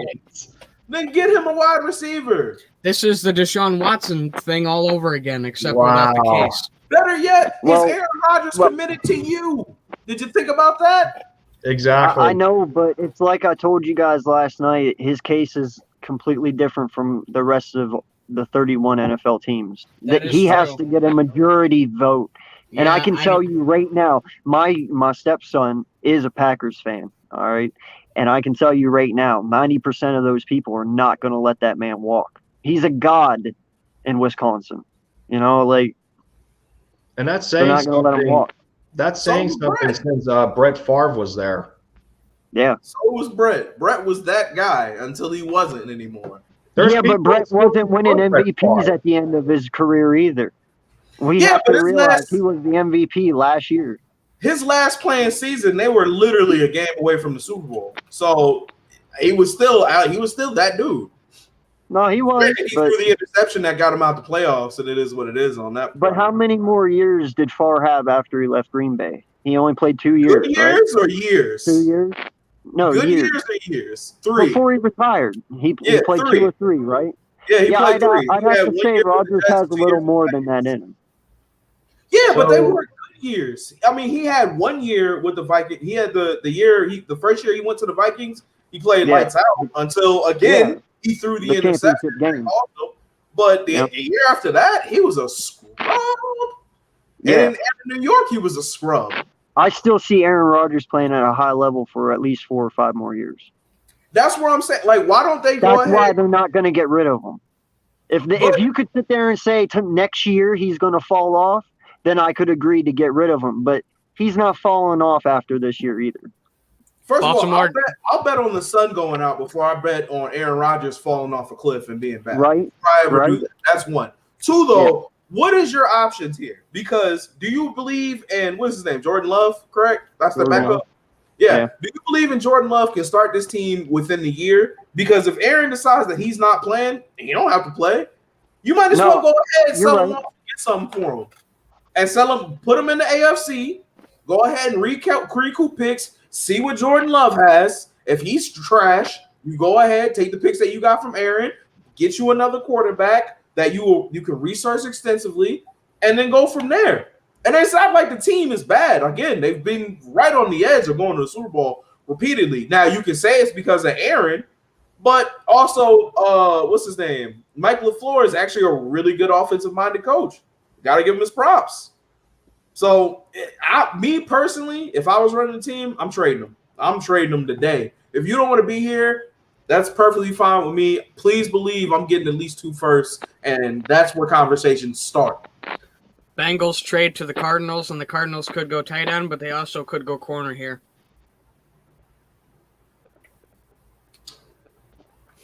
Who's the starting tight end for the Cardinals? I'm not sure. That was a team Um, I was really confused about. Didn't make a play for Zach Ertz. Isn't it hot? I thought it started with an H. I have no idea. Hold on. But if you're going all in on wide receiver and you're going all in on Kyler Murray, why not get him a tight end that you know can at least pick up passes and be your quarterback's best friend? You got down the field all day with AJ and D Hop and Larry's still there, I think. So you got time, you got people. You might as well just load it up. Wow. Okay. So it looks like with the Zach McPherson pick, it looks like the Eagles are still following the player's athletic profile on a scale of 1 to 10 for the relative athletic score for player metrics. Zach McPherson graded out as a 9.56 out of 10. It's Max Wow. Williams, by the way. Is he better be starting. At this point, he So- gotta be starting now. So his Arizona's tight end his is Max size- Williams, by the way. His grade size isn't the greatest, but his speed grade is pretty good. I mean, he ran a 4.540. His 20 split is 2.5. His 10 split's 1.5. He ran the shuttle at 4 seconds, and his 3 cone was 6.8. So those are pretty good grades when you're considering the athletic score. But it's just where he's gonna fit in Gannon's defense. This pick comes down to how Jonathan Gannon can turn him into the corner that he needs to be. So with that said, fellas, we're over. We just hit the 2-hour mark on this stream. I appreciate y'all coming in, hanging out with me.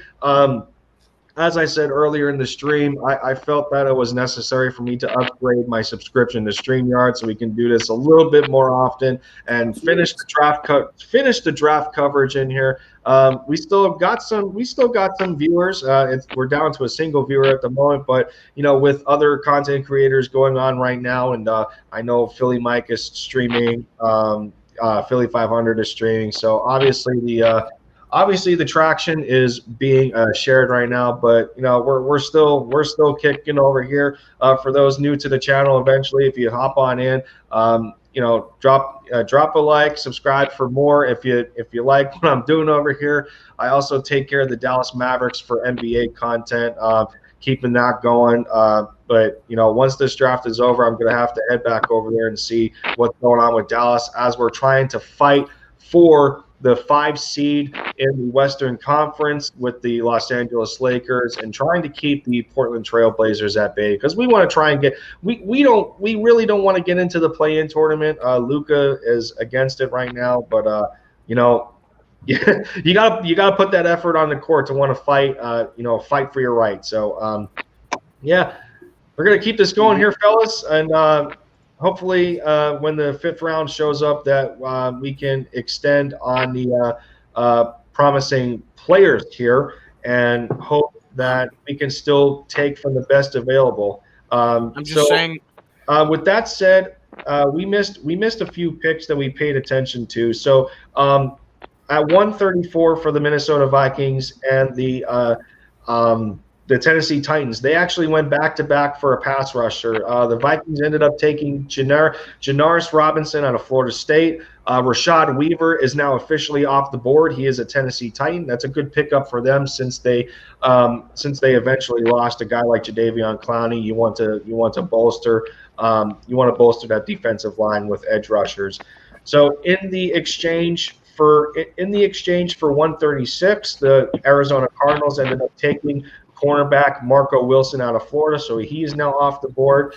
And then the Seattle Seahawks go ahead and take Trey Brown, the corner out of Oklahoma. As far as best available players go, we're going to go back to the chart and see. This is, wow, Tay Gowan is still available. What? This is insane. Tay Gowan is still available. Sean Wade is still available. Brevin Jordan is still up there. Sage Surratt, Dylan Moses, the linebacker, DJ Daniel, KJ Britt, another linebacker. I don't know, guys. If these guys continue to fall and land in our laps in the 5th, I would not mind another corner at the 5th round pick to kind of conclude said round, and then we have 4 6th rounders to work with for whatever reason in the mind of Howie Roseman. He loves these 6th round picks. I guess guys like Quez Watkins is showing some promise in the late rounds. But who looks else like picked up in the 6th that is like good. Nightings in the building. How about nobody? Good to see you once again. He goes, did we get somebody by the name of McPherson? Yes, we did. We took a cornerback called Zach McPherson out of Texas Tech. He was originally a Penn State alumni, started his career there in 2017, transferred to Texas Tech in 2019, and kind of balled out a little bit better for Texas Tech. He wasn't featured much in the Nittany Lions defense, and he kind of helped his draft stock by transferring to Texas Tech. He says, also, I heard the Cowboys have picked Jabril Cox. Yes, I know. I'm a little bit fearful with that combination between Jabril Cox and Micah Parsons. I'm not going to lie. They matched our offensive pick with 2 good defensive picks, being that we have Devontae Smith on offense. And, as Nightings just said in agreement, Tay Gowan and Dylan Moses are still on the board. Yeah, it's not bad. The opportunity is still there so long as they continue to fall when the 4th round concludes. We're in a bit of a better position going into the 5th, picking 6th in that round in the when the fifth starts. I believe our pick is 150, if I'm not mistaken. If I can go back to that on ESPN here and select the fifth. So yes, our fifth round pick is 150th. That'll be sixth to start the fifth round. I mean, you have to give it up. There's still opportunity left on the board, but that's going to be the bigger question to me. So since we took Zech McPhearson, that corner, what is the pick at 150? Do we double dip at corner, or do we take a linebacker here, or dare I say quarterback? He's not even gonna leave any words out. He's just gonna shake his head. Absolutely not. No, we don't. I agree. I agree wholeheartedly, bro. I agree wholeheartedly. Pick up a quarterback if you want to. I'll be outside in 10 minutes. Try me. Dude, you want to pick up a quarterback, wait till the very last pick we got, then grab one. Nah, man. That's what I'm saying. But, yeah, I mean, right now, bro, as far as we sit, you can go in with Hurts and Flacco. You're fine. I don't see Hurts getting hurt. I don't even see if Hurts would get hurt that Flacco might not. So, we're good. You can get a backup next year. I don't know why we paid Flacco so much to come in to be a backup. That was I know Jay Fizz has got something to say on this. It's so, bro, we paid him so much money. Didn't he only make like 3.5 last year? And we're paying him 8? He's making 3.5 off rip no matter what, and then $4 million in incentives. No matter what. So it's like 8 mil. Yeah, about around. Yeah. We're just paying him to be mad and old. Hate it here. But Lindy, I wanted to tell you something, buddy. I did not know, because we've just got together here recently and started talking, that you were a Mavericks fan. Yeah. Yes, I am. So my wife's cousin is actually married to the head coach of the the Dallas Mavericks. Rick Carlisle? So I might be. Yeah. Oh wow! His wife is married. His wife is my cousin, his wife is my wife is her cousin. I might be able to hook you up with an interview on that, man. Maybe. Dude, that would be a family thing, you know. That'd be crazy, fantastic, man. Oh, and so here's the thing with my Mavericks fandom. This is where it started. Being that I was born and raised in Pennsylvania, about 2 hours north of Philly, I was born bleeding green, obviously, through my father being as big of an Eagles fan as he was. There was times in my childhood when I was dressed up in a Eagles uniform with pads and helmet and all, and that'll never go away. I'm gonna bleed green the rest of my life. But as I continue to get into sports, with basketball being my first love, and I started around 6 years old, I was a Sixers fan. And, growing up, growing up around my uncles, they were big into Michael Jordan. And I remember a couple of times with them being over the house, and, it was around the holidays, and the Chicago Bulls were playing, and they were just shouting in the living room, and, watching the greatest of all time lead that Bulls team to championships and everything. And that's as much as I can remember being at such a young age. But when I grew into the sport of basketball, I was big with the Sixers fandom, and I remember staying up late on school nights just watching Allen Iverson trying to accomplish what he can for those Sixers squads that have been undermanned at times. And I remember the Andre Iguodala years, and when Iggy was on the team with Kyle Korver and Aaron McKee and Kevin Ollie and guys like that. But don't forget the great Eric Snow. Eric Snow, yeah, correct. Yeah. He was so great. Oh my God. He was so great. Eric Snow, everybody. The greatest. All right, continue. That's right. But, so after Iverson left the Sixers, it was quite an experience just seeing where he ended up going. And he had those years in Denver playing with Carmelo Anthony on the Denver Nuggets, and his time in his kind of short stint in Detroit that I really didn't understand why he ended up going there. But I was in gracious tears when he returned to Philadelphia just for like the last year or two to cement his legacy as retiring a 76er. So I grew up realizing that there's only ever going to be one answer to the question, and Iverson was my guy. He's going to continue to be my guy. But as soon as he retired, being that Dirk was another big time favorite player of mine. One of the hardest shots to guard in NBA history with that one-legged fadeaway. At 7 feet tall.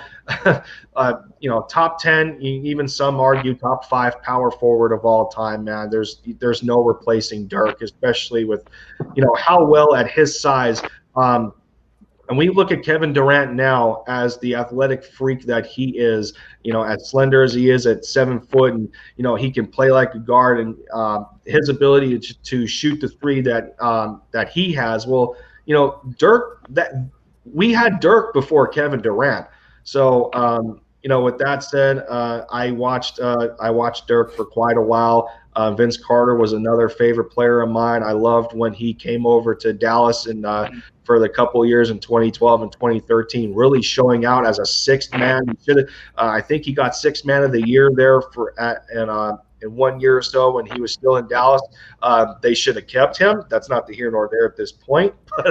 But and then we just get blessed once more with Luka Doncic. I don't understand how lucky we can get to go back-to-back European players that are making such impact and a difference with, how they're changing the culture of the NBA. And, we just got lucky again with Luka. And so eventually I need to get his Rookie of the Year jersey because that's absolute fire. If y'all didn't see Luka's Rookie of the Year jersey on the NBA store, it's one of the nicest ones I ever seen. So y'all have to check that out. It's expensive. It's about $170, but for memorabilia purposes, I would love to get my hands on it. So, but that's a quick history of mine when it comes to my fandom for sports teams. That's what's up, bro. I've been seeing a lot of. I saw Kendrick Perkins talking crazy the other day, saying that Russell Westbrook was better than AI, and I was ready to fight him. When has Kendrick Perkins had a good opinion, realistically? Bro, thank you so much. Like, when did Kendrick Perkins get to have these profound NBA analysis thoughts, bro? You were fairly good in Boston, bro. What? I don't want to hear that. You were trash in OKC. Get out of here, bro. You don't get to do that. You know why Shaq is funny? Shaq is funny because he has 3 rings. Otherwise, he'd be a crazy person. I know, man. His commercials say it all. You see him riding in that little fucking red car? He's a big-ass man. He's a big-ass man. He's also one of the top 50 greatest players of all time. So I can sit here and listen to him talk crazy. But Kendrick Perkins, bro, you're not. There's no top 50 list that you make. You know who I can't stand, bro? Who? Charles Barkley. What do you not like about Charles Barkley? I've never liked Charles Barkley, man. Like, really? No lie. I grew up around in the Michael Jordan era. Like, Fair. You know how Lindy was talking about how that dude came back? Well, I felt the same way with Michael Jordan when he came back from the Wizards. I was like, hey, you can retire, bull, so yeah. I don't know though. Charles, I was not a Suns fan. I was a Bulls fan growing up. That's fair. But I respected his game, but I don't know. I feel he was always too cocky for how good he was. He's a top 50 player all the time. How cocky is too cocky? He's a top 50 He wasn't player that high on ever my played board, a game. man. He wasn't high on my board. Like, listen, if you can be top 50 and the chips just don't fall in your favor because you have to. Again, you know how Jordan in the 90s was. It was disrespectful. Yeah. They were just better than everybody. So if your heyday came during that and you didn't get to really submit your flag, I can't really hold you against it. He went to a finals against him, and it was competitive till Game 6. So whatever. It was competitive for a Dude, time. I kind of fell off of the NBA after Michael retired. I mean, I did. I haven't really watched anything in the NBA since then. You should definitely start watching this magical man named Joel Embiid, who's really great. And Oh no, fantastic. I've heard about him. I've been watching him this year. He's good. But if you don't like cocky people, then definitely you're gonna have to stay away from him. He don't care about nothing. I love it. No, I don't mind cocky people as long as you can back it up. I think he could. I think we got robbed of a title shot because of Kawhi Leonard. Yeah. Literally 3 dribbles and we were robbed of a whole title run right there. So it is what it is. We'll be back though. I ain't tripping. So it looks like we're about to include the 4th round of the draft here with the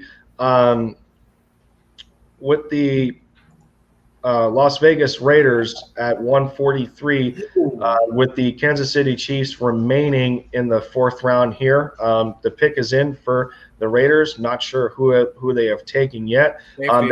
They just took safety Tyree Gillespie out of Missouri. So there's a safety. Did they just take a safety 2 years ago? They've already taken 2 safeties. They took Moray, got a TCU, and they took Divine Diablo. They also took a tackle. What? Why? They need more O-line help. I don't know why they just grabbed a 3rd safety, even though they need help on the secondary. Derek Carr can't be happy right now. At that point, they should have gone. We don't get to have an opinion. Here's the last pick in the 4th right here, Kansas City. Yep. The pick is already in for the Chiefs. So we're all right, everybody. We're about to include the 4th round of the draft here. I guess final opinions can be placed on our choice at 123 of Zech McPhearson. We finally get the cornerback. We finally address the position. He seems to be he may be a little undersized to play the outside, and a lot of people are projecting him to play nickel. So the competition is there for Avonte Max to hopefully step up in his own right. So I guess I'll start at the top of the screen here, Jordy. If you have you got anything to let us know from your point of view on Zech McPhearson and what he would mean for the secondary moving forward. Yeah, he's going to be a smaller outside corner, which I'm still struggling to see why they would go for someone like that, because there's 3 corners, 6 flat or over, and 2 of them are unproven. So you need somebody there soon that can be that bigger guy to play on a Julio or an Adams or somebody that's going to beat you with a jump ball. But in the long run, it could be beneficial depending on how it plays out. I have confidence with the new DB coach, and time will just tell what happens here. So let's see here. There's another. Wow, PFF is continuing to give us some positivity with Zech McPhearson here.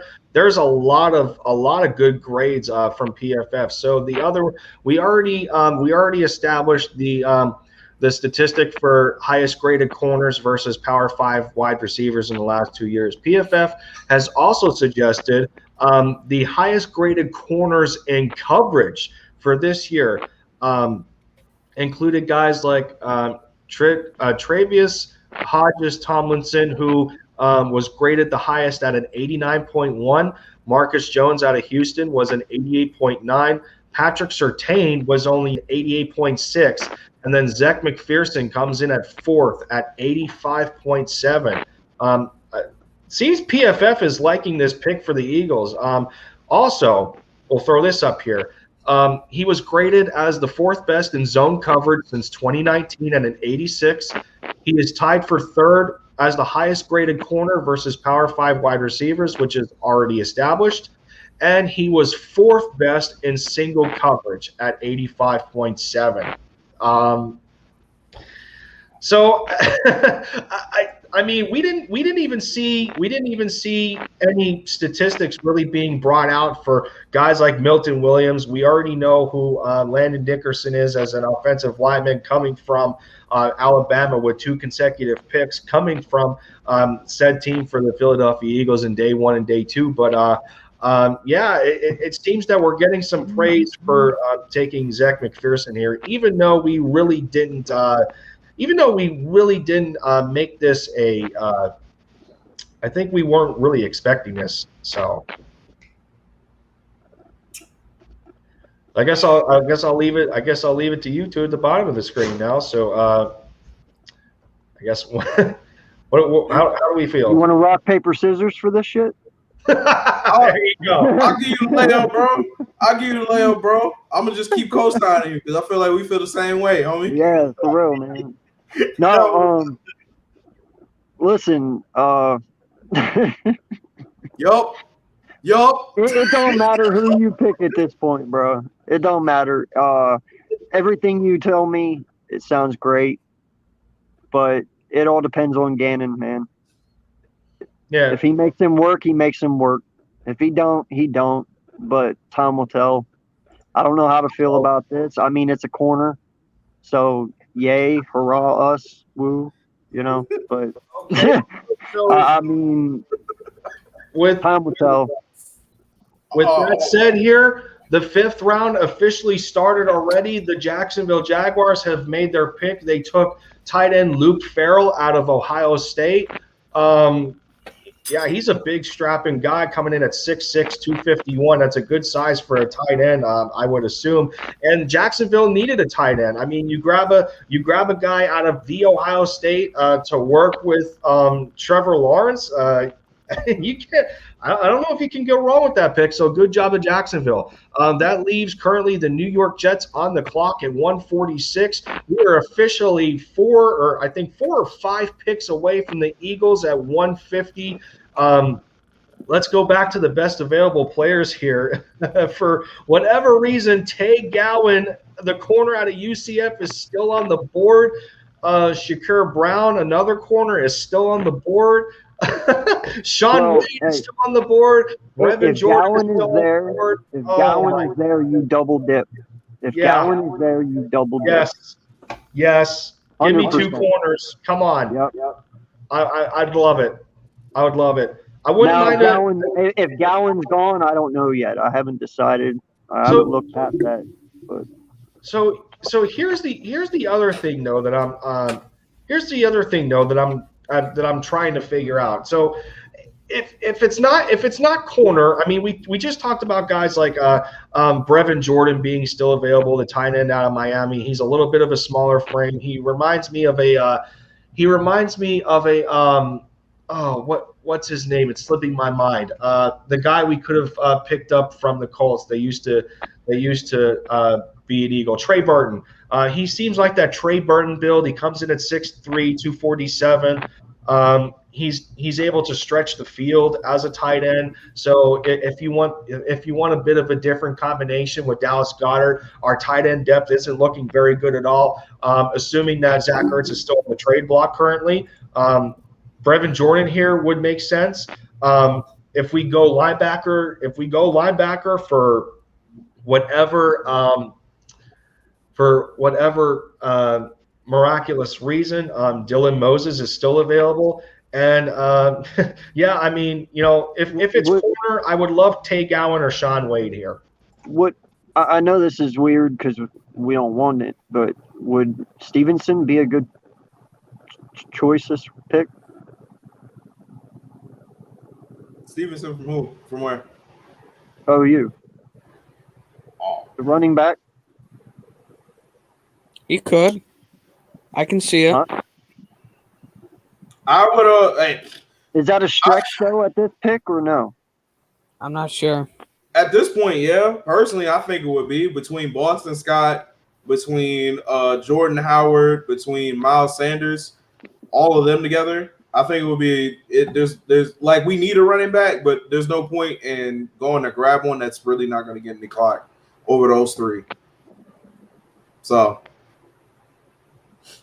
we need a corner. I mean, I'm all for the double dip at corner.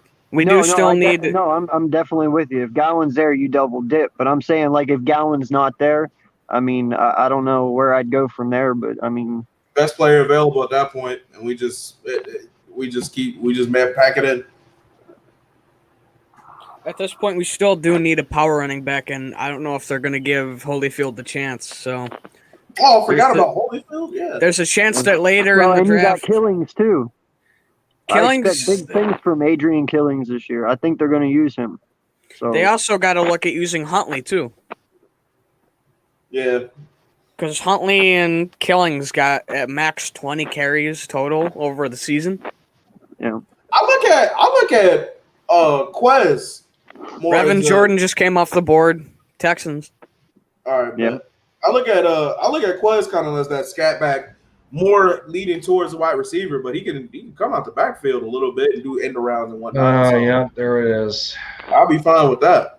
Well, there goes Brevin Jordan.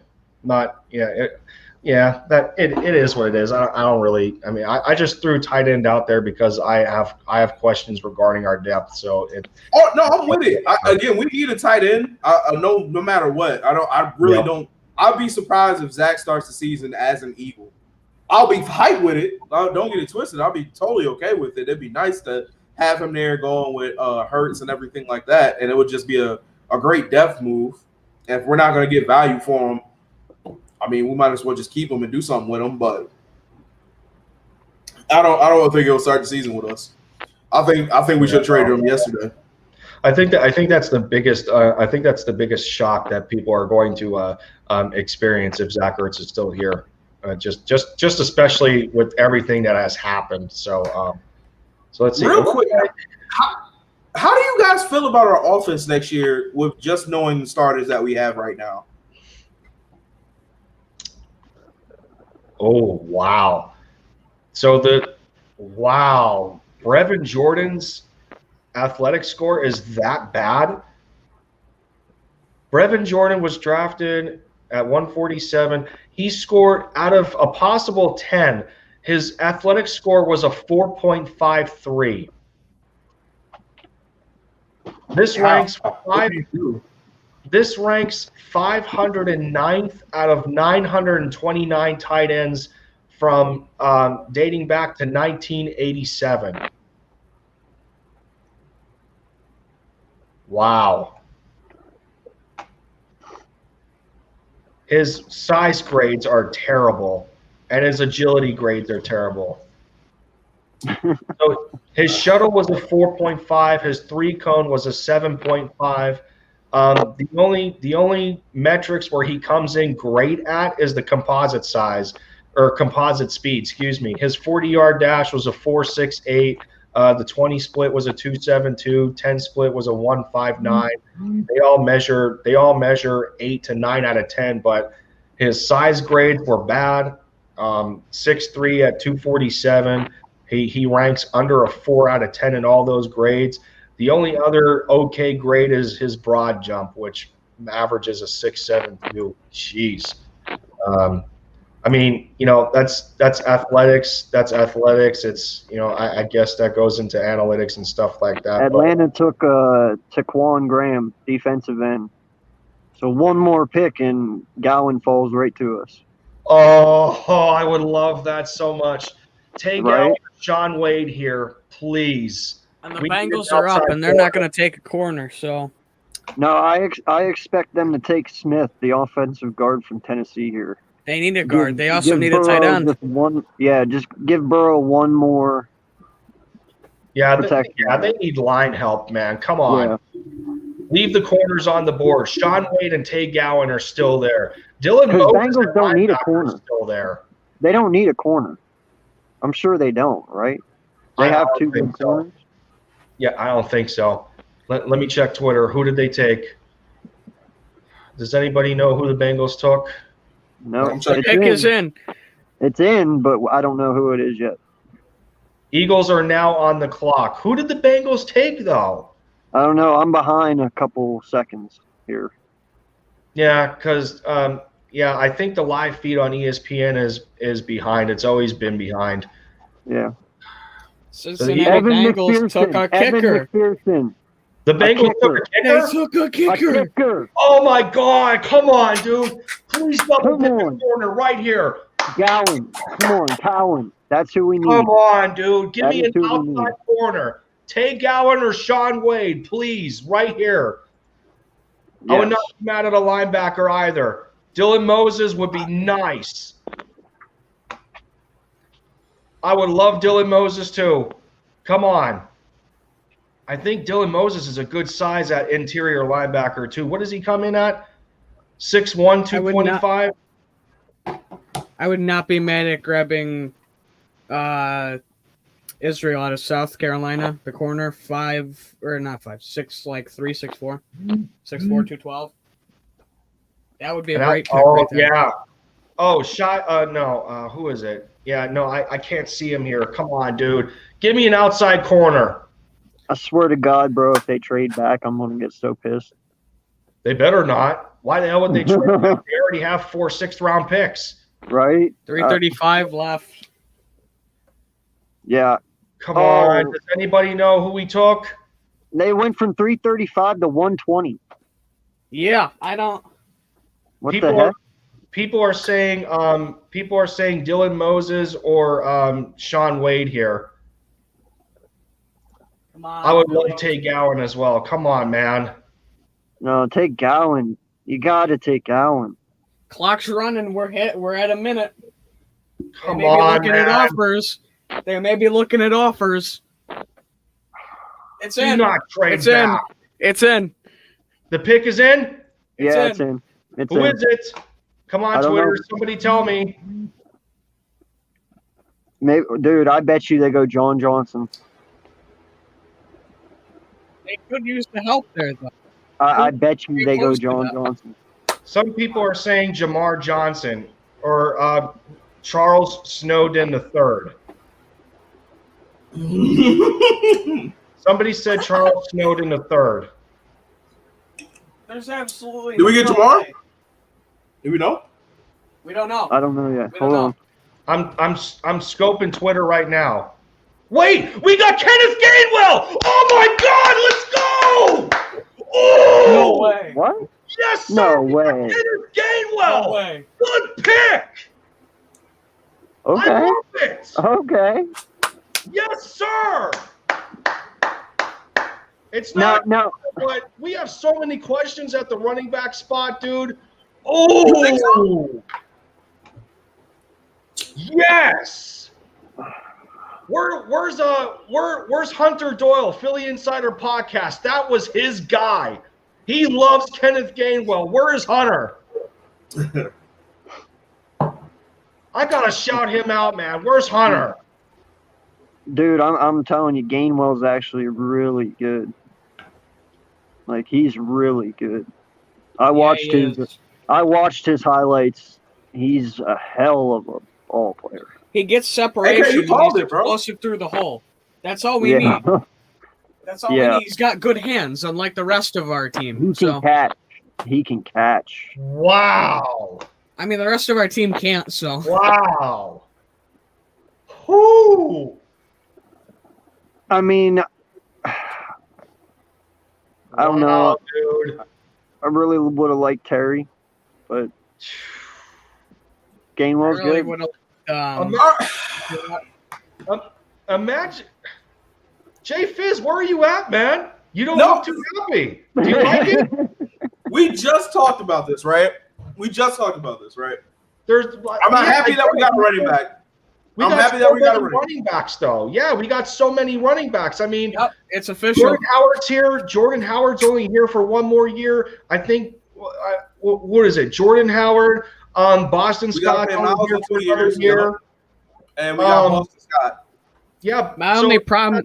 You got two guys right there on a 1-year deal. So Boston Scott and Jordan Howard aren't going to be here next year. We have to assume that. What are we doing with Adrian Killens? What are we doing with Jason Huntley? Kenneth Gainwell and Miles Sanders as a duo? That's nasty, dude. My only problem is if you keep a lot of these running backs around, you have so much speed, but where's your power? If you're not going to rely on Thank Holyfield, you. Yeah. that's my only problem. That's It's why. your- Be That's able to why I carry the really. load. That's why I really wanted Stevenson, man. 'Cause That's why I there's- wanted There's Patterson, only so because- many.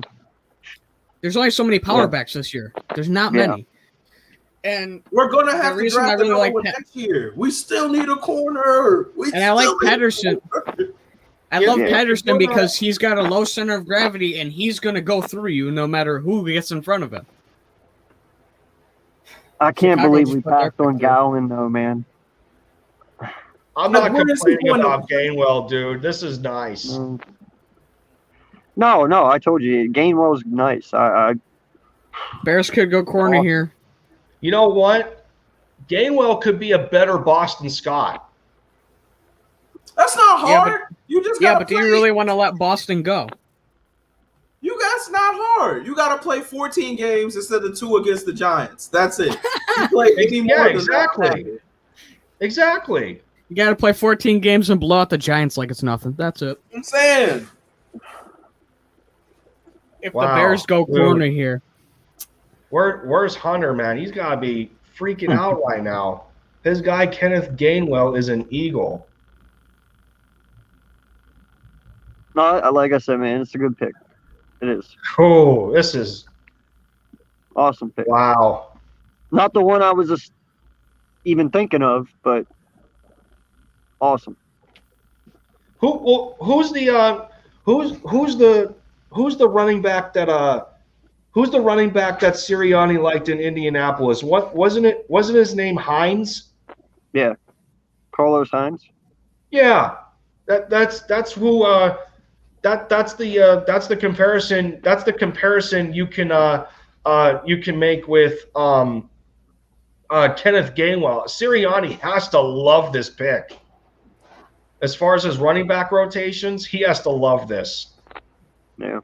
Wow, man. Look at Big Play Slay in the building. He's pumped up. Let's go. We got a freaking steal. I've been studying this guy. He's a baller. Yep. Hashtag OT, Larry Borum. He is. Thank you, dear. Ooh.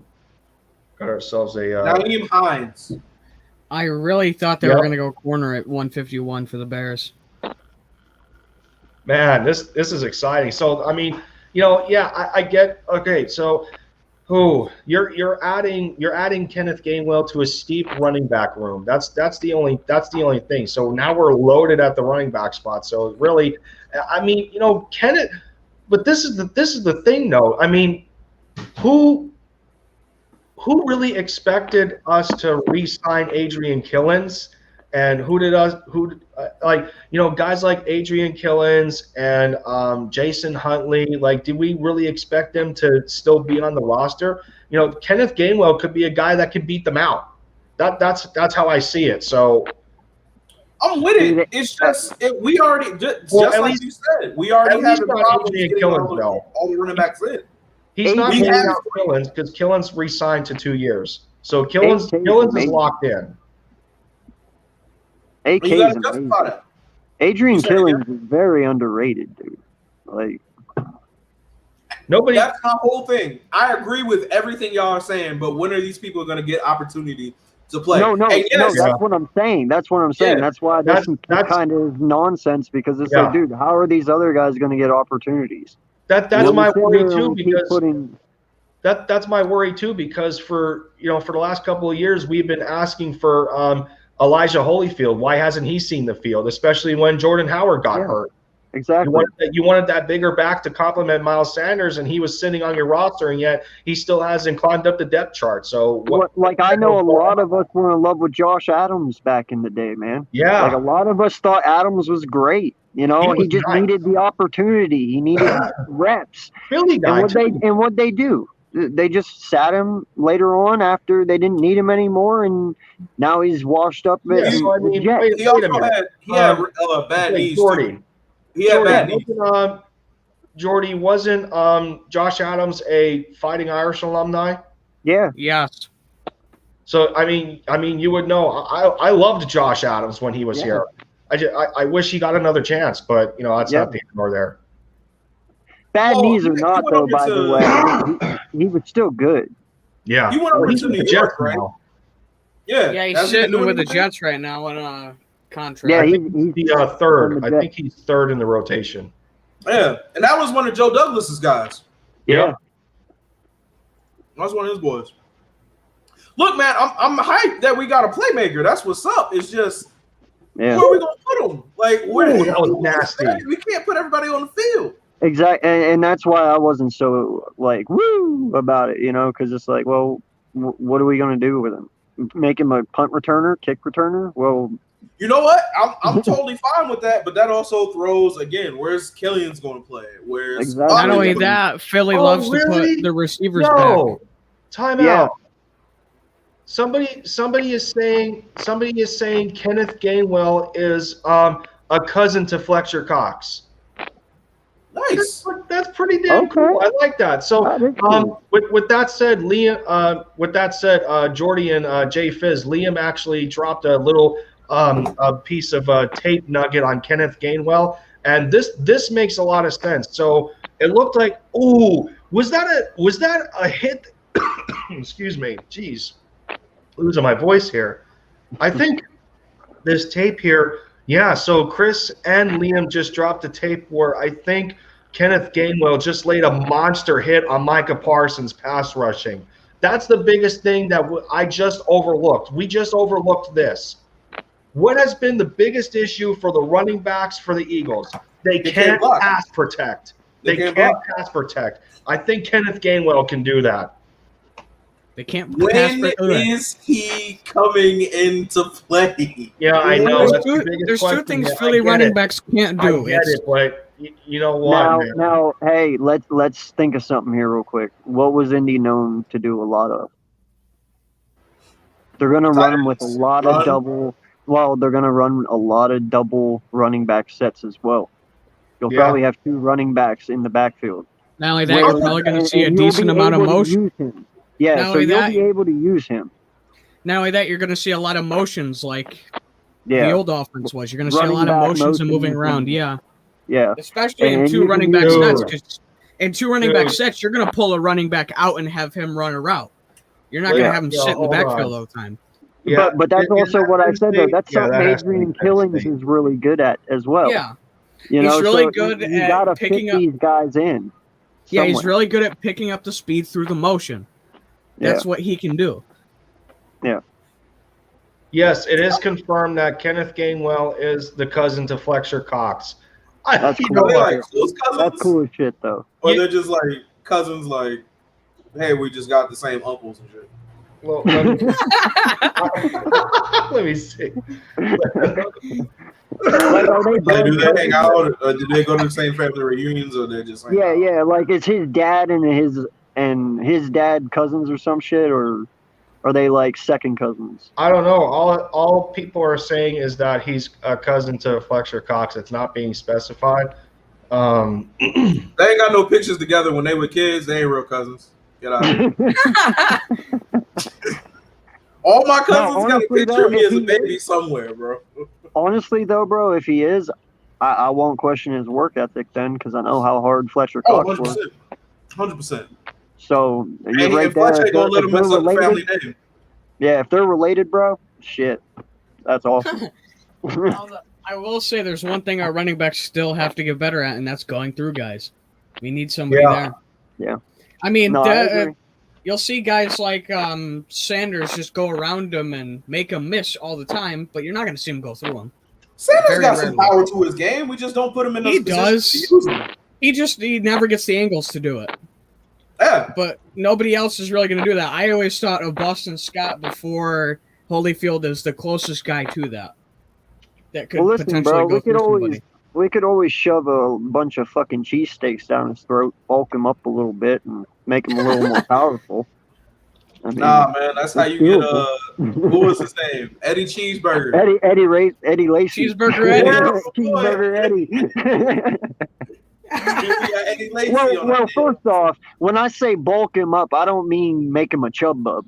Like, no, Lacy was a chub bub, dude. Like, I'm Lacy's- saying, like, what's he Lacy- come in at right now? What's he come in at right now? 215, Sanders. I'm not sure. I don't know. Lacey was a guy that said, I'm going to bulk up like 25, 50 pounds, slow myself down, and I'm going to lose it all in 1 year. Yeah, And it just became like he never got back to the back he was, but he lost Yeah. so much. I'm like, is this the same guy? But I mean, whenever I say bulk up, I mean like put on like 15 pounds, dude, and turn that Yeah. 15 pounds into muscle, dude. He would truck everyone. Yeah, So that would be Mount very Texas is dangerous playing if you at put 212 somebody right who can hide. Cleveland just took Tony Fields, another linebacker. That would be scary if you got somebody who was short enough that they could hide behind your offensive lineman, especially Mailata, and then could Yeah. go through anybody that can actually find him. Yeah, That's it would. scary. Then again, he could probably hide behind Mailata for like a whole drive. Ooh, here we go. So here's some Right. news today. According to Jeff McClain, from what he can gather, he says it's unlikely that the Eagles are trading Zach Ertz today, but anything is possible. Well, what's the point? We're not going to get any value in this draft for him. So Nope. we might as well keep him. Yep. That's why I said make him Even play after the out this insurance year. policy. Make him ball out for 8 weeks, man, and right before the deadline, get rid of him. Get him for a Anything second. can, he's right, and making a run. he's Yep. right. Anything can happen, just like Philly not screwing up this draft, but it's not going to happen. Because listen, man, you got 3 firsts next year. You can trade Ertz for a second, and then right before the deadline, use a first or a second if somebody becomes available that's worth a first or a second, and trade for them, especially if they're His younger. contract's up. His Not only contract's that- up at the end of the season. We're going to have to get him out before week 8. Yeah. I hope he's Yeah. out. Exactly. Not only that, you could just use that first or a second on somebody young that Yeah, just next came year. into the league. Exactly. Like you But could use but it. Go You ahead. could try to trade to the Bears, who have 10 tight ends.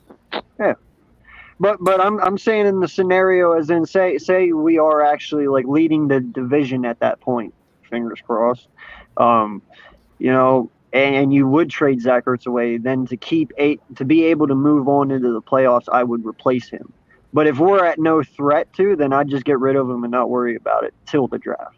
You know what I mean? Get something for him, man. Yeah, but at least get something for him. Because just because we play shitty doesn't mean Zach Ertz is going to. You know, he could still ball out. I'm with it. Look, man, Man. I look at how like a lot of teams like Orlando, the Orlando Magic, never got anything for Shaq. Not that Zach Ertz is Shaq level now, but if Yeah. you know he's on the way out and there's no way of getting him back, like you might as well get him some value for him while he's still in the building. So I'm with it. And you can't tell me he's not better than anyone left in this draft right now, because he is. Yeah, but So that's the problem. If you're gonna get a draft pick for him, get a draft pick next year. Like if you're gonna get a fourth for him, get a fourth from next year. We'll call it even. all right. Oh, what So, are we watching? Jets just grabbed Michael Carter the second out of Duke safety. So, needless to say here, fellas, for Jordy and Jay Fizz, we already know Liam. So this is Liam's reaction to Kenneth Gainwell. Was he spazzing? If you're gonna trade back, don't trade back. Trade down. I mean, you don't need a fifth, sixth. Gainwell. Yes! Come on! There we go. That's Liam. Through. Oh! I was not invested in that one. There we go. Come on. I love the energy, man. I do. That may top his I wish I reaction. was excited as you guys, man. That I may really- top the reaction to John Hightower. That may. Nah, No, John Hightower was a lot better. John Like Hightower I was. said, I would have been more excited if it was a need. Yeah. But Yeah, it's true. Let me just say, Tay Gowan is still on the board. Fingers crossed he's there when we pick. He's still on Oh the board. my God. So is Shakur Brown, Jamar Johnson, and Shee Smith. I think Smith is going to go. How many Yeah. six rounders do we got? Four? Four? Jesus. I don't know why we have so many, but we do. Jamie Newman, maybe, right here, Potentially. San Francisco. Jamie Newman.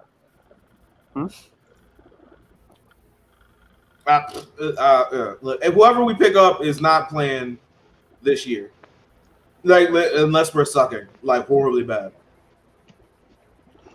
So we have picks 189 and 191 in the sixth, which are within one of each other. And we also have 224 and 225. And then in the seventh, we have 234, 240. So most of our picks are within somewhat of a range of each other. How many picks are between our 4 picks in the 6th? There is, I want to say probably a good 15 to 20, about. Okay. San Tyler Fran just Moore. took a guard. Yep, Tyler Moore, Western Michigan.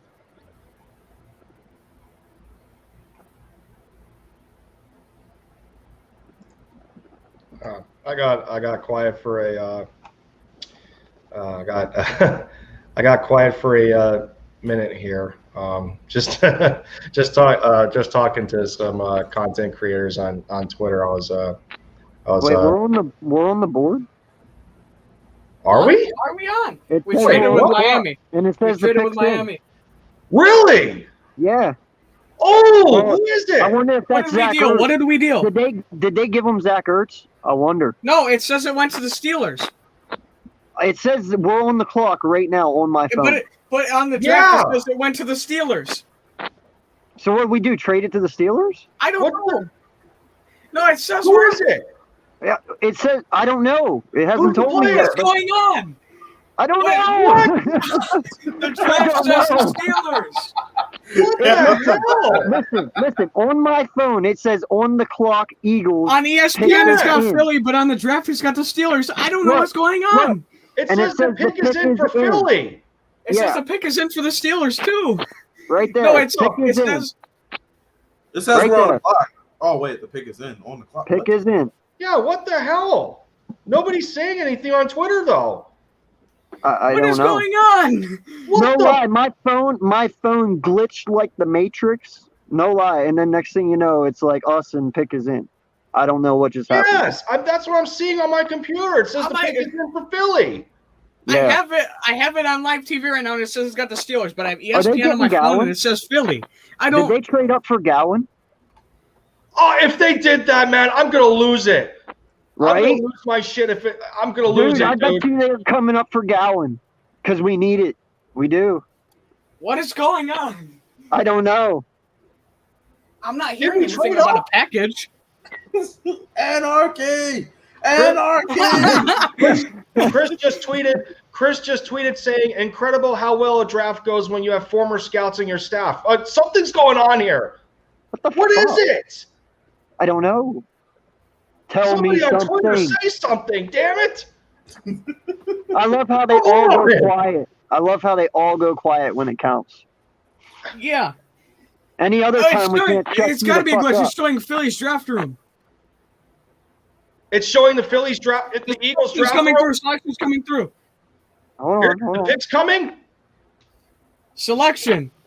Come on, give us a selection. Give me a corner, please. Corner or linebacker, I don't care. Either or, please. Tay Gowan is still there. Take him. Come on, come on. Come What is on. it? It's a defensive tackle. No, it's not. No, Yes, it's it not. is.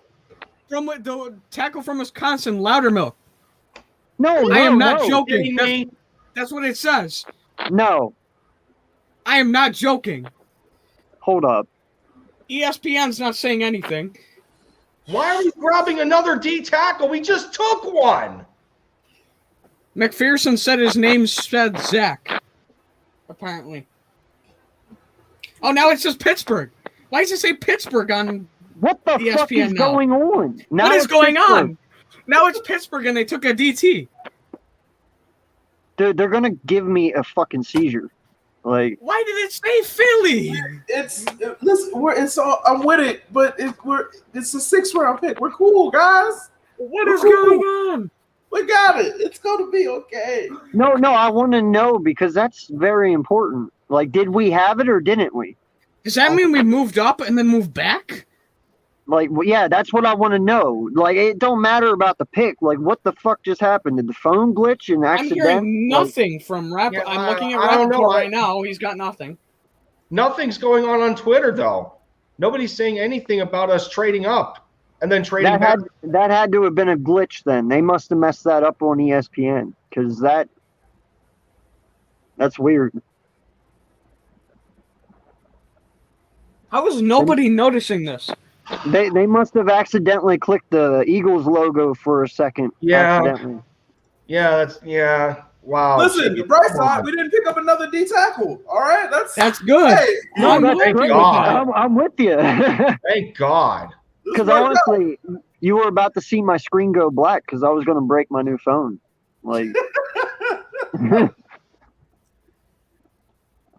We won, guys. That was it. We had a little mini heart attack right there. dude, You know what? my heart stunk. Wait. I'm hearing from a source that the Steelers traded with Philly to get into round 5 and take the defensive end. So that means we traded up and traded back out. So what I'm the not fuck did joking. we get? I don't know. Yeah, I'm What hearing the it from fuck? multiple Yeah, people yeah. now. Wait a second.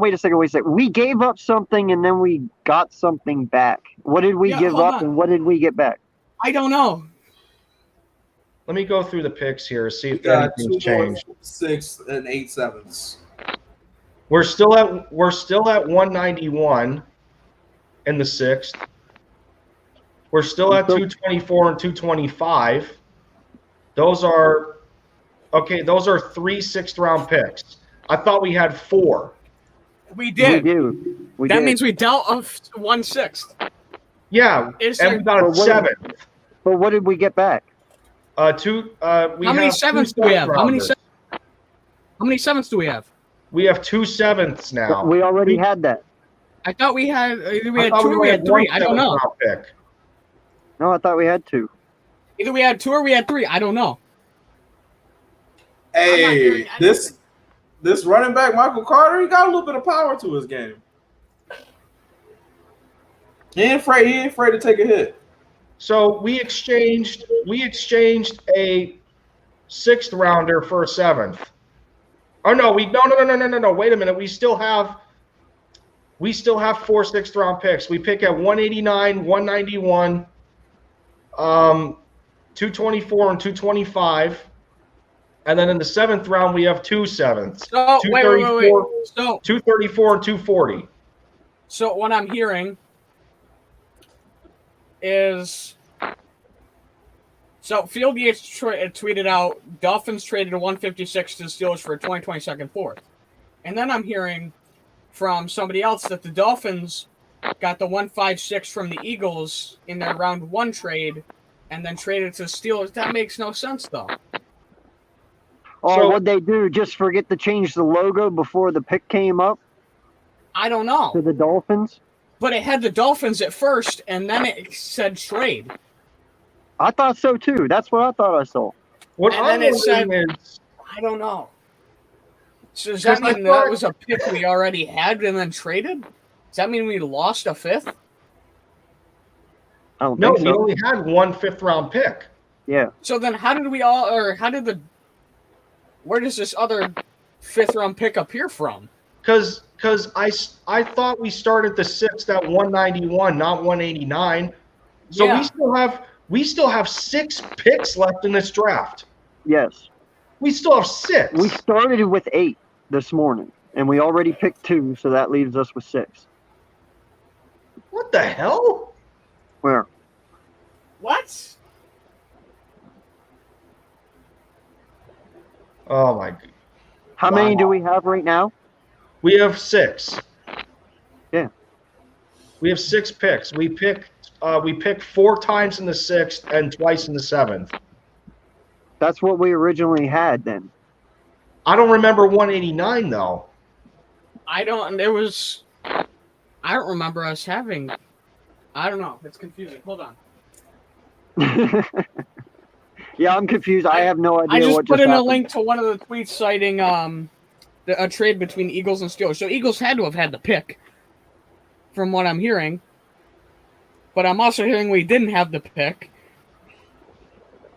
Yeah, I'm so confused. All I know is, like I showed you on my phone, it showed we had the pick and the pick was in. And Yeah, it showed then the it same for flashed me. right to the Steelers. So I don't know. But it didn't come up Philly on the TV. It went straight to the Steelers. Because it went Yeah. from Dolphins to Steelers. Kenneth Gainwell is from Yazoo City, Mississippi, and is the cousin to Fletcher Cox. he has been a lifelong Eagles fan. So dream come true for him. Good for Kenneth. That's awesome. Yep, never will question that man's work ethic, Ben. He gets to play for his favorite team. Yeah, wow. Good I for might him. push him further with his work Yeah. ethic. Exactly. Steve And is, Chargers took a tackle. Steve is in love with the pick, so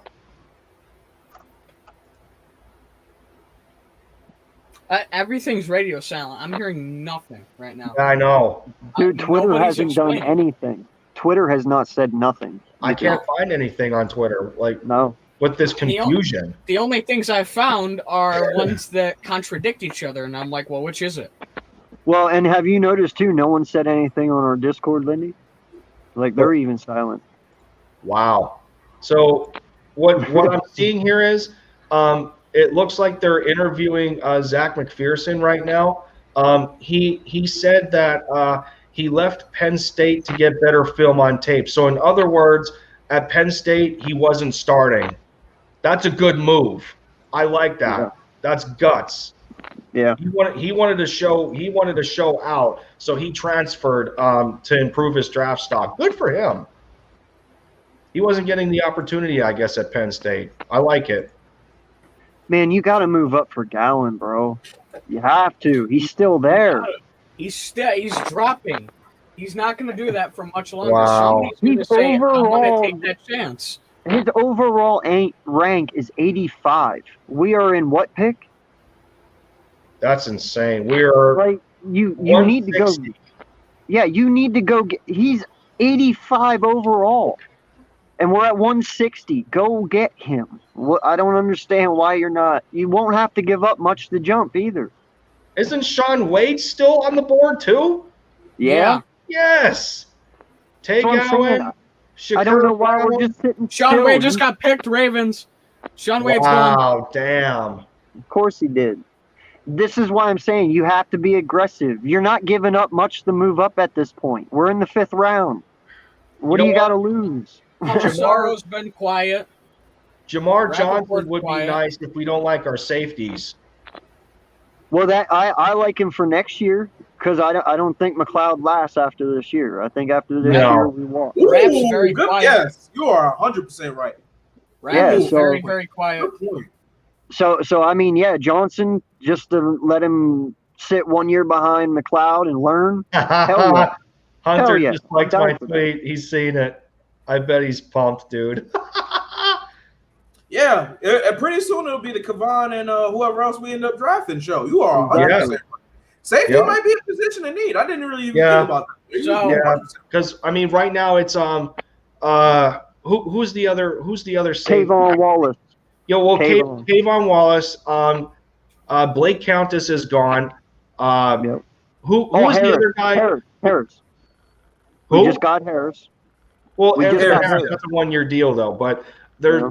didn't Kevon Seymour play corner or was he the other safety? Who was the other He's safety? corner. Or Okay, corner. Seymour's a so, corner. yeah, we Yeah. so we do No, need safety. honestly, depth man, there. I think Kayvon is going to be. I had hopes that he'll be our next Brian Dawkins. Like he's got tremendous hit power. He's very smart. Like I have high hopes No. for him this year coming out. Who wrote that? I Yep. do. So I the big- think he takes over the spot, or at least one of them. Dang, man, really didn't think about that. But yeah, you are right. Safety is a position of need coming up. This is our last year having a strong safety unit. You are Yeah. 100%. To tell you, dear. Rap's So- been so very John- quiet. I'm not John hearing Johnson would anything. be awesome. Rap's been quiet. NFL updates quiet. Yeah, At this they're just point, picking at this Like point. you're right. Yeah, I don't- Right. I don't think there was a trade. There had to have been some mix-up somewhere. Yeah, I don't know. I don't know. That's something. That's something. Sorry, y'all. My my wife came in for a quick minute. Oh, wait a minute. When they made the, it was either the Zach McPherson or the Kenneth Gainwell pick. Tom Donahue was not in the draft room. Uh-oh. Oh, Uh-oh. Did he walk out? I don't He know. probably Unless never they're came not today. showing him on camera. Yeah, I have no if I were idea. him, I wouldn't have showed up. I would have not shown up today. I would have been like, you know what? Fuck you, Howie. Do this on your own. much. Fizzle fills me down there. He knows what I'm talking about. So, You're 100% right. Yeah, he Yeah. was like, I could just stay home and be disappointed there. There's no point in me driving. Be like, bro, I can have coffee on my front porch tomorrow morning. Fuck you. Same, bro. I'm done. Y'all can video, but FaceTime me, bro. It was a waste of Right. time. Be home. Wow. So here's what was said about Kenneth Gainwell. If I can find it again, let me see. Where was it? Crap, I can't find it now. Okay, here it is. By Brandon Lee Gowton, he goes, third down running back was a sneaky need for the Eagles. Miles Sanders was low-key bad in that regard last year. Not to say he can't improve, but he led all NFL running backs in drops and was fourth worst in pass protection grade. 4 fumbles, also ranked tied for third most last year. Not his fault. What did I? Not his fault. I know. Wait, I know some things were not his fault, but you can account for fumbles and you can account for pass protection. 2 things. One, there was no such thing as pass protection. We had people like Jerome Yeah. Brown, Yeah, who was led still, but- Saxon, like no. So there's that. And fumbles, fair, but we all knew he was getting the ball. He was swarmed before he could do anything. So yeah. And, well, how was he the year before? How was he the year before in the same stats? No, I 100% agree with him, man, because you got to look at it this way. If you have Lane Johnson, Brandon Brooks, Kelsey, Kelsey was there. I guess Sayamalu, because that's what we got, even though Fellas, Are y'all not thrilled high on about it. Sayamalu? I like No. Sayamalu. I think he's okay. We could do Yeah, better. Sayamalu's I mean, nice. let's be honest. We could do better. I mean, I think it was worse though. we Yeah, also I mean, could do way worse. no, I agree, but I'm saying that we could do better. He's good. He's a good plug and play player. He's a but we solid could do guy. better. He's a solid I think he's player for solid. what he's Solid. needed. I don't think He's he's a nothing to get superstar. all like rah about, like.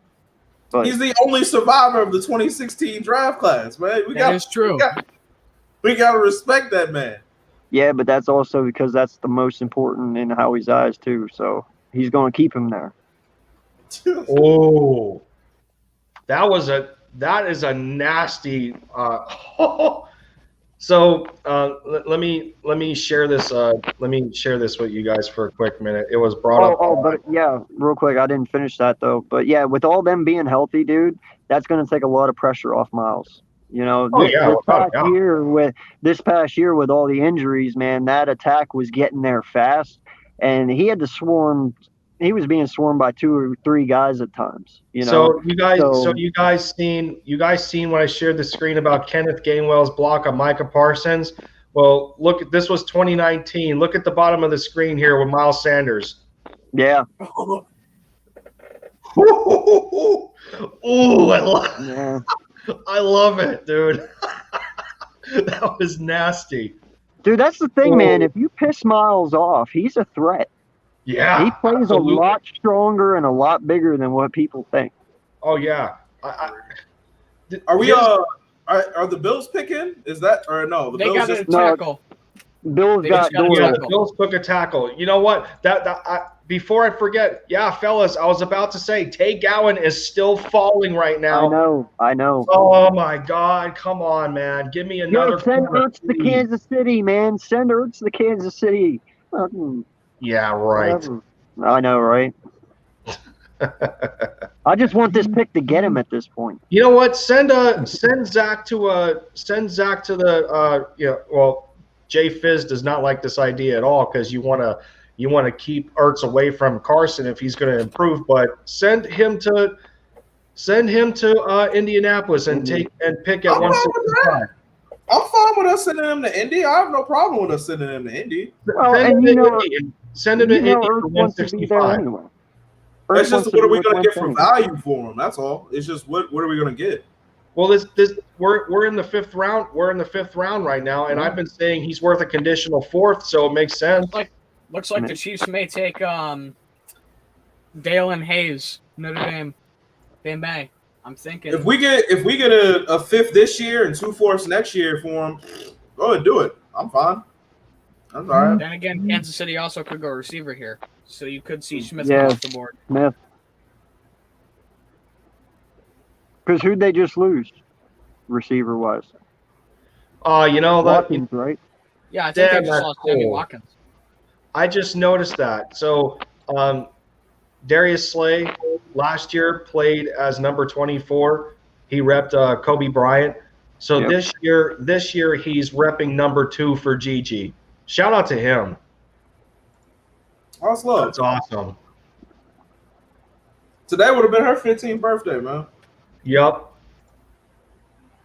Dude, I'm excited to see a corner with a solo number. He Like, you have announced no idea.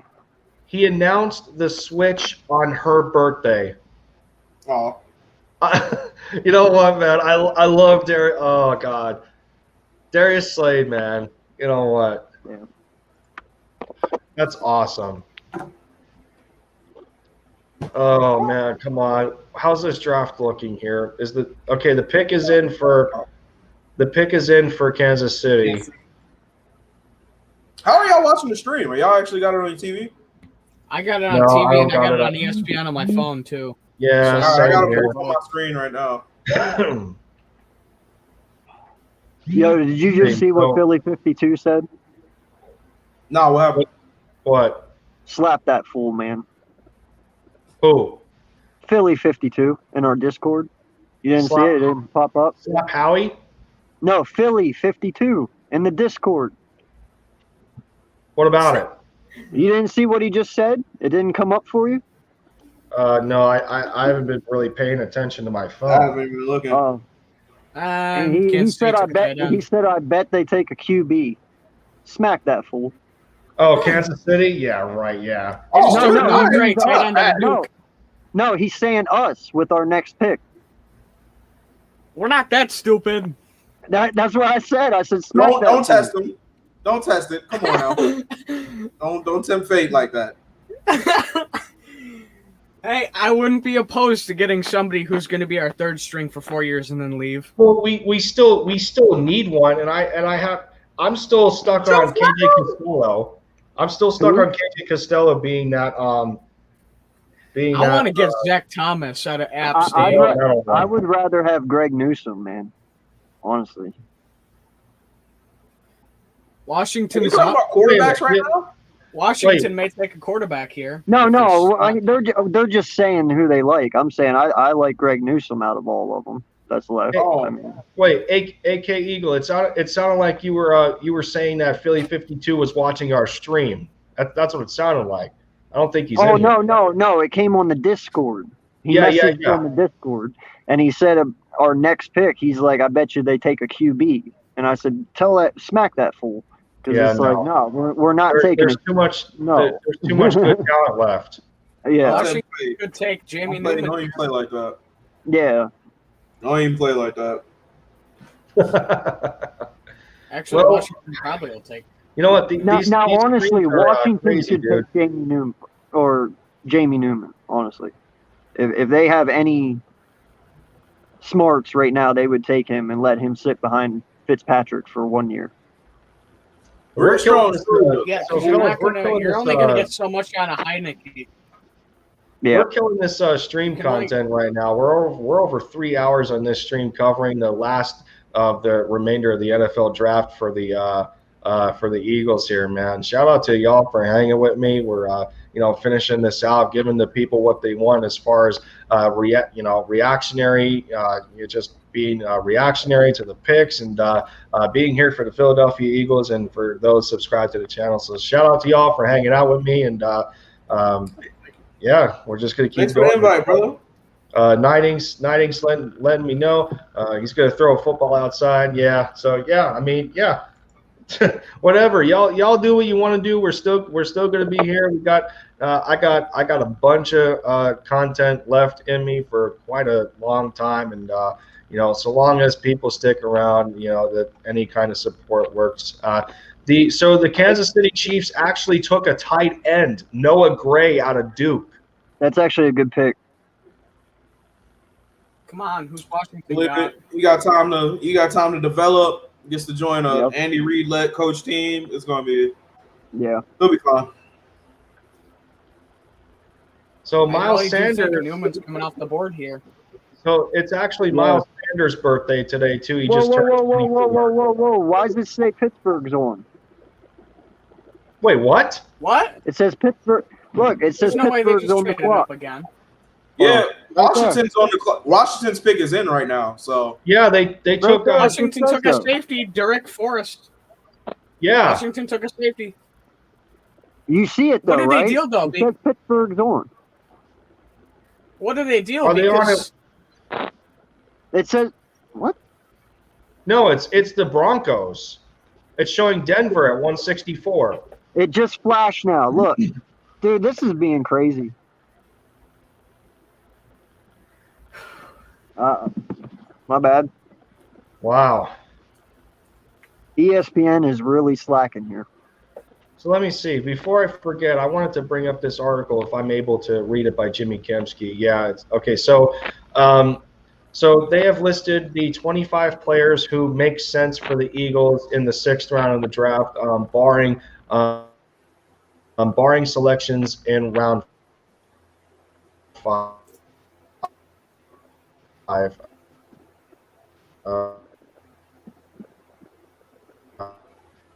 Lindy, you guys here? Yeah, I'm here, bud. I'm here. Oh, okay, cool. As long as Lindy, your fine. internet is struggling. Computer.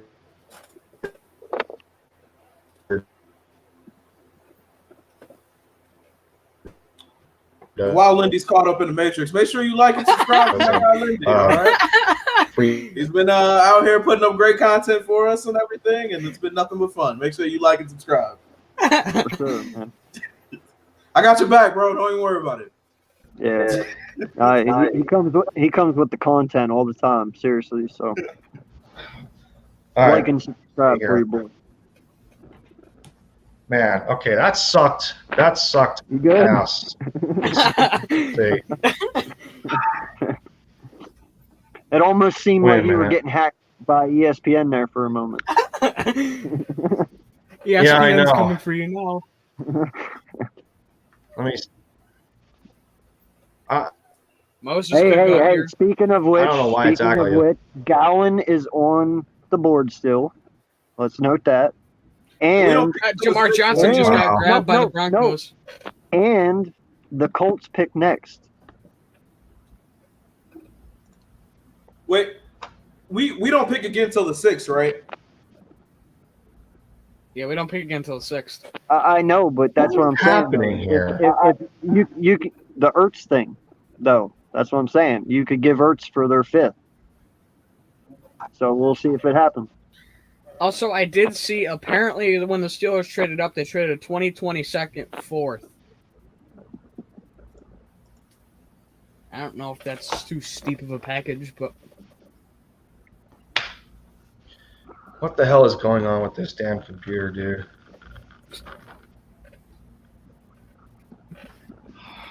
Gotta be kidding me. What are we doing?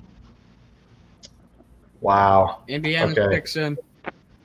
There we go. All right. We're back at it. Back to normal. I don't know. I don't know what the hell that was. That was like a massive freeze spot.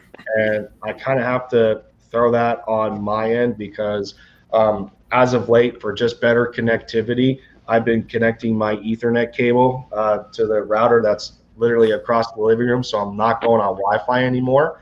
It was originally connected to the TV, but it doesn't make sense to me at the same time because Xfinity's internet has been pretty good for me, and I'm running on a 650 megabit package. So let me see. So with that said, I wanted to bring up this I wanted to bring up this article here by the Philly Voice for Jimmy Kempski, talking about, in his opinion, the 25 players in the 6th round who make sense for the Eagles in the NFL draft. He has a couple of wide receivers listed here. There's at least 5 receivers. I'm seeing a quarterback. Wow, there's a lot of receivers. There's 2 tight ends, some edge rushers, 2 linebackers. There's the corners. There's 2 corners left on here. All right, we got a good list. So let's get it started a little bit. So the only quarterback that's on this list here is Jamie Newman, which I think Jordy just mentioned, and I think 2 of you actually mentioned Jamie Newman. So there's a correlation there. Let's see, Marquez Stevenson, the receiver out of Houston. Daz Newsome from North Carolina, wide receiver. Seth Williams out of Auburn. This would be a nice pick too if we go receiver. Cornell Powell out of Clemson. I think he was a pretty good one. Sage Surratt is still on the board. Let's see here. Edge rushers, I'm not interested in. As far as linebackers go, Dylan Moses is still available, and Charles Snowden is still available. Another good linebacker. Kerry Vincent out of LSU, corner, still available. Safeties include Adarius Washington, Richard LeCounte, Trill Williams out of Syracuse. There's some nice names up here in the 6th round still. I like it. That's okay. Garrett Wallow out of TCU still on the board too. We got about 24 picks before we move. We select anybody again, and they got to move up. They got to make a move. Yeah. So John Johnson went to Denver, just so you guys know. Jamar, And, they took Jamar Johnson. And Colts just Sean grabbed Davis. Sean Davis. Yeah. So that's actually 3 safeties a row that went off the board. Yep. Corner could be next if safeties are jumping off the board. Yeah, exactly. That's what I was just thinking. So the Panthers I got to make a move. is in. You're not going to see many more linebackers go because there's so little right now on the board. Look at this, man. I'm out here hoping for a 6th round corner to come in and do something. Like, look at this. This is hell, bro. Dude, is this what we've slumped to? 6th round picks? I'm Yes. saying, man. Like- I'm hopeful. I'm hopeful on a 6th round pick. You know it's sad. Well, it's gonna be 2 years before you do anything. You know it's sad when 6th round picks matter almost as much as 1st round picks. They Bro, did. Hey, I got the Panthers just same took stress. Keith Taylor. Panthers took Keith Taylor from Washington. That means some defensive backs are going to keep dropping off the board. Come on, make your move, Eagles. Get back up there. And we've been talking about them trading up all week. We've been talking about them trading up all week. Just Even why is Howie Ted mentioned Gowan- it, man. Howie Why made is a big Ted Gowan emphasis about it. falling? Good Lord, just come up and grab him. He has fallen way further than he should have already. Yeah, he's Dude, like I said, he's the 85th overall player in this draft. the Like 13th best corner. Yeah. Come on, dude. Like them not jumping up for him right now only shows me that they do not care that much about corner. They're going off Howie's board right now. That's my fear. I feel they're going to address corner and free agency. With Like what? what? Sherman? You gonna bring in Richard Sherman? I don't know. They're gonna pull money from Howie's endless pockets. Yeah, but what? money? For who? Richard Sherman? That's like there's no People want Steven Nelson from. Look how far Richard the Sherman Steelers. fell for you to say his name like that. My God. He was the man for a while. And you said Richard Sherman like he was. He left the did you Legion of just Boom. see- Listen, did you just see how bad he got? No, man. He got toasted. Hey, man. They weren't a good team anyway. Why are we doing this to him? Don't do that. I mean, Well, no. posted on the If you Niners. want to sit there, if you want to sit there and say that Sherman would be a good complement to Slay for 1 year, I'll give you that. But he's definitely not the answer. But he's a good Band-Aid. But that's Yeah, all. Right it now, is. right I now was he's gonna say, falling he's from a the Band-Aid. right to now a he's falling boom. from the Legion of Boom to the Legion of Temporary. I'd rather have Gowan though, and develop Gowan rather than get Sherman. That would be Yeah, same two here. ex Legion of Boom players that we signed. We would get Sherman and the failed experiment that was Byron Maxwell. Wait a minute. Oh, what? Wow! Nate I just thought the Raiders were going to take Tay Gowan, and They they got Nate took Hobbs. here. They They took took Nate. Hobbs. What? Did Tay two Gowan great punch a corners. baby? What happened? What is going on here? Why would you take Nate Hobbs? Come on, man! Move Did up he and fight Vikings over picks him? already I don't in. understand. What happened? Vikings picks already in. Hey, I I- bet you the Vikings are going to take LeConte. I really hope we get my Luke God, Uamu dude! out of South Carolina. I can't stress his 6'4" size enough. Can we grab Tay Gowan, please? Jeez. Howie, we need to trade up. Also, Howie, I have my own draft board. He doesn't need 4 6th-round picks, man. Come on, No, he get doesn't. rid of 2 of them. Oh, Howie needs 4 6th-round picks, bro. To waste It's just 4 more 6th-round picks to miss on. to Wait, use didn't- this trade bait. Yeah, So but- we trade Hold back on, to the wait a seven? minute. Hopefully, Didn't he hope waste, to God, though, out of those 4, he can hit one. Didn't He'll he hit waste none. 2 of those last year? Didn't he waste 2 6th-round picks last year on that edge rusher from Stanford and Matt Leo? Or was one of No, them? Matt Leo was an IPP, an international No, pathway no. player. That right. was the dude from Penn State. What's his name? Sharif Miller Reese Miller. was our 6. That was And now always he- freaking nothing. And he's not And then even with us Tego anymore. Wanogo. Auburn. Yeah, and tackle. both of them Yeah, aren't even Prince with us. Tega Yeah, They that's didn't. right. They didn't last a full season. No, they weren't even with us because Tega, didn't he play in the Super Bowl because all them guys were injured? He I don't played know, for but I know Kansas he City. left. Like so. he left. Yeah, Didn't he 'cause leave before Prince training went camp? Prince went to Kansas City after he was with the Saints. The Saints signed him, The and Vikings then took he a went to tight Kansas end. City. Yeah, The Davidson. Vikings took Zach Davidson. and Sharif, I don't know where he went. I'm not sure where Sharif Sharif went. faded. He's somewhere. Yeah, But Come on, man. We got to move up. Wanogo, there. they didn't even keep him as a camp body. They just let him walk. yo, because Which- of how the Browns have drafted, dude, I would not be surprised if they take Gowan because they've been on point so far. Right now, they could realistically just go for top guys on the board. That's it. Yeah, They got everything they needed. They got their Yep. linebacker of the future. They've got some corner help, receiver help, some line Yep. help. That's all they need. why not stack on corner a little more? Yeah. Why It not only get is a gonna, it's sleeper? only going to solidify them to go deeper into the playoffs. So Yeah. why not? And then you got the Rams up next too. It suck, but Yeah. that's another story. I feel bad for Matthew Stafford. To For be Matt so Stafford? to be so good to be on such bad teams. From the You think Lions, him in LA is a bad move? I So, honestly I don't see them as a team that's going to get him far in the playoffs, if at all. I So don't. Kenneth Gainwell prefers to be called Kenny. So there y'all go. So we gotta call Kenneth Kenny. So I guess I like Kenny G. Kenny G's nice. Yo, you know what happens to Kenny? He dies every time. Yeah, but Kenny G is that guy. Kenny He G, is does the he play guy. the oboe? He is Or I the forgot guy. what he plays. Kenny G's that guy.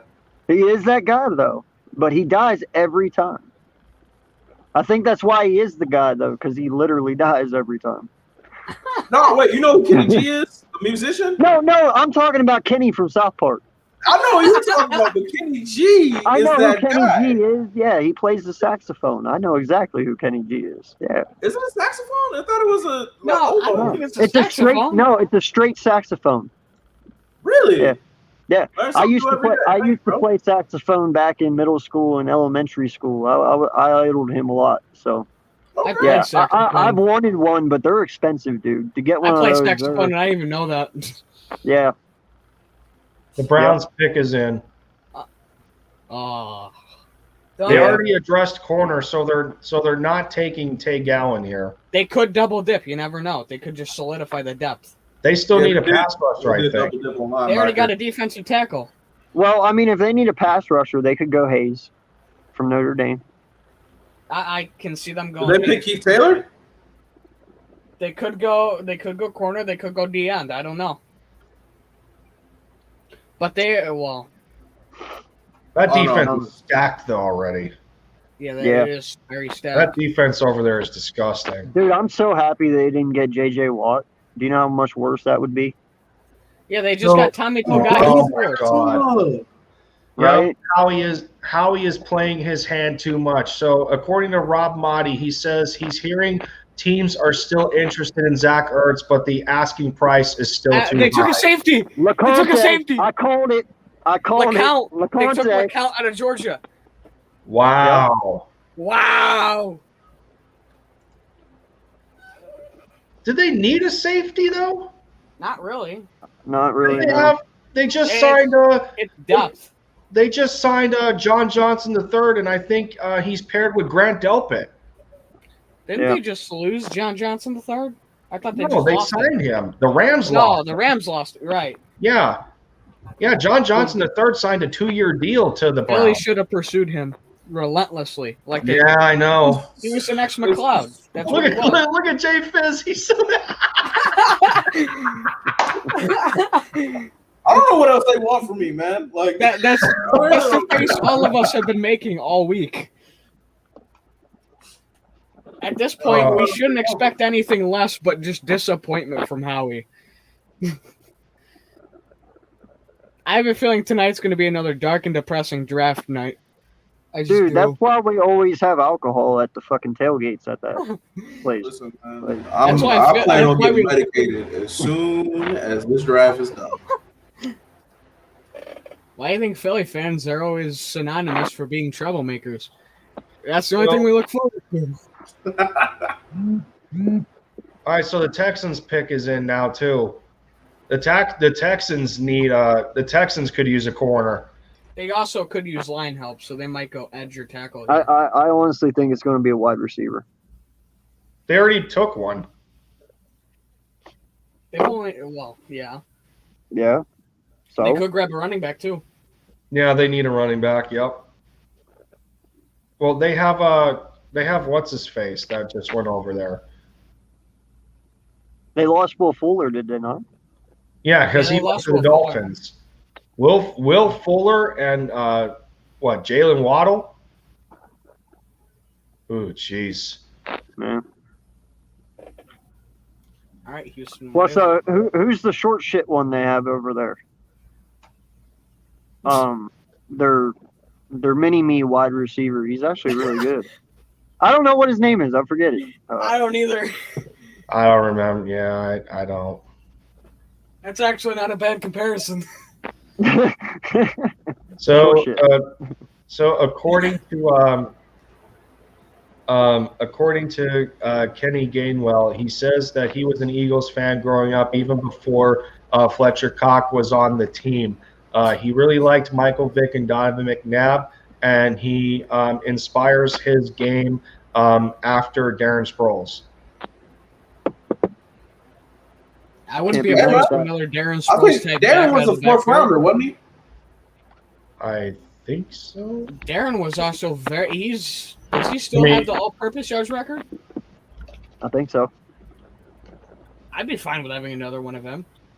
Oh, listen, Darren Sproles for what he was amazing, bro. And Yeah, look at- Mighty Mouse. Especially when he was in LA with Ryan Matthews. Bro, Correct. he's the first Hobbit to ever make it. Darren Sproles was the fourth round pick Texans took to the Darren Waller Chargers. or Garrett Yep. Waller. Garrett Wallow. And if he comes I liked in him and too. he's that guy, or what's the name? Kenny is that guy, then that's all great. I'm happy with the pick. I'm not tripping on it. It's just you have an abundance of running backs. Granted, you don't really trust any of them, but what are we going to do to stop people from throwing the ball at us? Can we They trade really up just Reeves passed and on grab Moses, Jake though. Allen? He's still on the board. They just passed on Dylan Moses and KJ Britt for Waller. Wow, man. Does Philly think they're gonna fall to the 6 and they'll be able to clean shop? without having Well- to give up anything? Well, they've got 2 picks within one of each other in the beginning of that round, and then 2 next to They each got other at 2 the right end. in a So row. they could fall that far. You never know. I don't know because they're I'm still. just happy that they're We're not only far at- away from each other. The We're wait only won't at be as long. 171 right now, and the fifth round ends at 184. So there's still 13 picks left. Yeah. You really And then think there's they're what, falling 50 that far? Yeah, I don't know. It all depends on what teams want to go for. I mean, the Ravens right now only have 2 left, 2 picks. Yeah. Well, then again, So- we did have the most picks in the draft too, but Yeah. oh, jeez. I just can't believe we didn't use more to move up a couple spots. I don't Yeah. think anybody can. And the Ravens. I really thought we were going to do that. Ravens got Dalen Hayes and out of Notre Dame. I like that pick. He fell way further than he should have. Oh, I guess since it's another Fighting Irish player, I guess you can tell us what he offers to the Ravens. I mean, he's good around the edge. I like his general way of playing. He can use his size to his advantage. He's a guy that you can rely on. He was the anchor of that Notre Dame defense. Honestly, I think he fell farther than he should have, though. But his measurables did come out really well. So I think he's going to be a great pick for them in general. High motor, great player. I gotta go follow Kenny Gainwell now. He just posted to Twitter, dream come true that he's an Eagle. Good for you, buddy. So excited. I gotta follow all the players. So I mean, he goes. Kenny Gainwell was asked about. He says he didn't pattern his game after anyone in the NFL. He says, "I'm a rare breed and I'm different." I like that mentality. Yep. Yeah. Yeah. So the 49ers are now on the clock after the Ravens selected Dalen Hayes, the defensive end, who we just got a breakdown from the Fighting Irish Stan in the stream here of Jordy. So if you want more coverage of the Fighting Irish, you can find Jordy at the Golden Dome podcast over on YouTube, as well as the Common Flock podcast for the Philadelphia Eagles. Yeah, and when I do my next podcast, I really have to go in depth with scheme fits and everything, and it's going to be a nightmare, but a blessing at the same time. Oh yes, I like this. So Thomas Peterson on Twitter, who you guys know, who was with PSN, he tweets and says, "If I'm the Eagles, I'm trading up right now to secure Kerry Vincent Jr. and TCU safety Adarius Washington and calling it a day. I'm good with that." Yeah. Washington would be an excellent pickup, man. Because Yeah, he kind of he's plays like safety. Rodney McLeod. Yep. They got to make a move. They got Yes. to do something. They can't just sit here and be quiet. There's no way we You can. There's can't no way we expect can leave. everyone on your draft board to drop. Yeah. There's no No. way we can leave all 6 of our picks in the 6th and the 7th round. No, you can't. If I he will does that, all 6 of them better be Hall of Famers. This is the way Howie's draft board probably looks. You know It's who probably we're guys talking that aren't about, even right? going to get drafted. He's probably like, yeah, my guys are going to fall to me. Yeah, because nobody else is going to pick them. That would be That's Howie. so funny. That was so funny because nobody else is gonna pick him. Like, look at there was something that came out that the guy we took in the 3rd, the defensive tackle, he didn't even know he was going to get picked by Philly. I'm like, if he didn't know, well, then the scouts probably didn't either. That's why he almost got socked out in the war room. Trying to Yeah. fist bump people. And Niners took a corner. Do Going you out of know Oregon. what? You know Who what that is it? reminds me of right there? Who did the Niners take? Oh, okay. Why are people passing on yeah. Tay Gowan? Did Tay Gowan fight puppies? What did he do? And Dylan Moses is still on the board. Yeah. What the hell? So is Vincent Jr., a guy out of South Carolina. Yes. What? Come on, trade up, Howie. What are you doing? Howie Maybe always that's what he's trades banking in on, the. though. Again, it Howie always sounds trades like in the 6. Howie It usually might be- trades around here. he might be banking on these dudes falling super far. Yo, man, yeah, he's got me so fucked up. I'm over here lighting 3 cigarettes at one fucking time. Bro, you gotta chill, AK, bro. Breathe, but not cigarette smoke. But- Breathe in. Howie always does stuff around this time, so I don't know what he's waiting on because he's always making moves around here. He it was active good one. last year. Yeah, Last year he was very last active. year around this time. that's what I'm saying, man. It's just, it's not. Like that just Make shows some he's moves, content. dude. That Make shows some he's content moves. with the roster, and I don't think you can be content with what you have right now. No, Oh, No. Not at all. Woo! I don't think Jordan, he's- you almost sent me into a conniption. Holy Jesus. Let me find out he's comfortable with and not with this roster.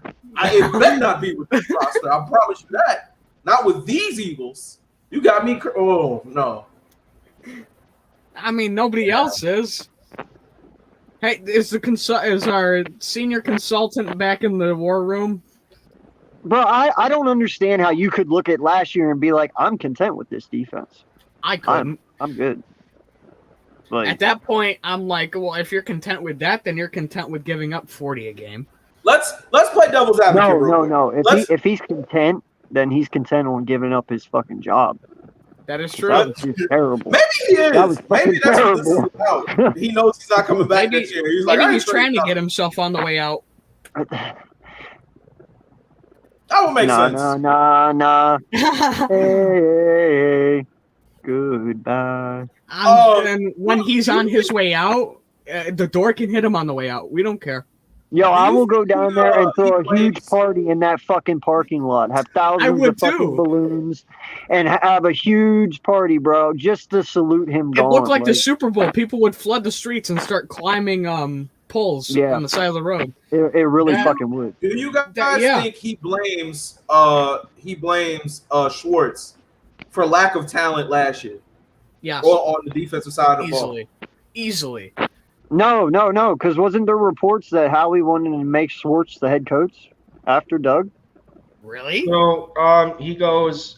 So Brandon Lee Gouton posted on Twitter talking about he asked Kenny Gainwell if he remembered chipping Micah Parsons, and he prides himself on pass protection. His response was, "quote Yeah, for sure. That was the whole game we played. We had chip blocks. So I was trying to catch everybody that came off the edge that was giving me a free way of giving them a chip. So I took advantage of that chip, and it is what it is. But I'm going to give it to whoever else came off the edge, and I'm going to give them that chip and let them feel me." Ooh. That's I low. like running backs who are going to get physical. Ooh, I like the sound of that. By He the wa- way, he Green Bay wants- yeah. took Slayton. He wants the contact. That's why I loved Tommy Tremble coming out of Notre Dame, like through his time there, because he was someone who was going to get physical with you, and he looked for Get contact, on. just like Claypool. Claypool pulled a lot of penalties last year in the NFL. So the Did Green Bay Packers take a took wide another receiver? D tackle. Yeah, they took Did Green Slayton. Bay take a wide receiver in this draft? I don't think they did, no. Oh, okay. Yeah. So Wow, they're Aaron saying Rodgers is getting screw traded. you, Aaron Rodgers. Aaron Rodgers is getting traded. Or not playing for Man, one or the other. that's We a will see. shame. We will see. That's a shame. Yeah, the There's only a way lot- he moves is if they trade him, and he's probably Got to be traded. unanimous, man, and I don't see it being unanimous. Not one bit. The, Dude, the Watson- latest thing, yeah, the latest thing I heard with Aaron Rodgers is that the Broncos had a deal in place for him. That's about it. Well, and their owner just came out this morning and said that he's going to be their starting quarterback for the next 4 or 5 years. So Yeah, I don't I mean don't Yeah, see the him president going. wants him to be quarterback there for a We while. know. It's Deshaun's situation all over again, but with private ownership and not the But case. yeah, that's what I'm saying. It's a little different of a situation. When that owner comes out, it's a little different. We're not talking about a single owner. That's So the why it's Rams majority pick is owner. in. It's or not majority or private or public ownership. Yeah. The Rams So when pick they is in speak, here. you kind of have to listen to it, a little bit. Let's see. Any updates on Twitter? Nope. Nothing really going on here. So guys, I let the Discord know that I'm streaming right now if they want to come hang out.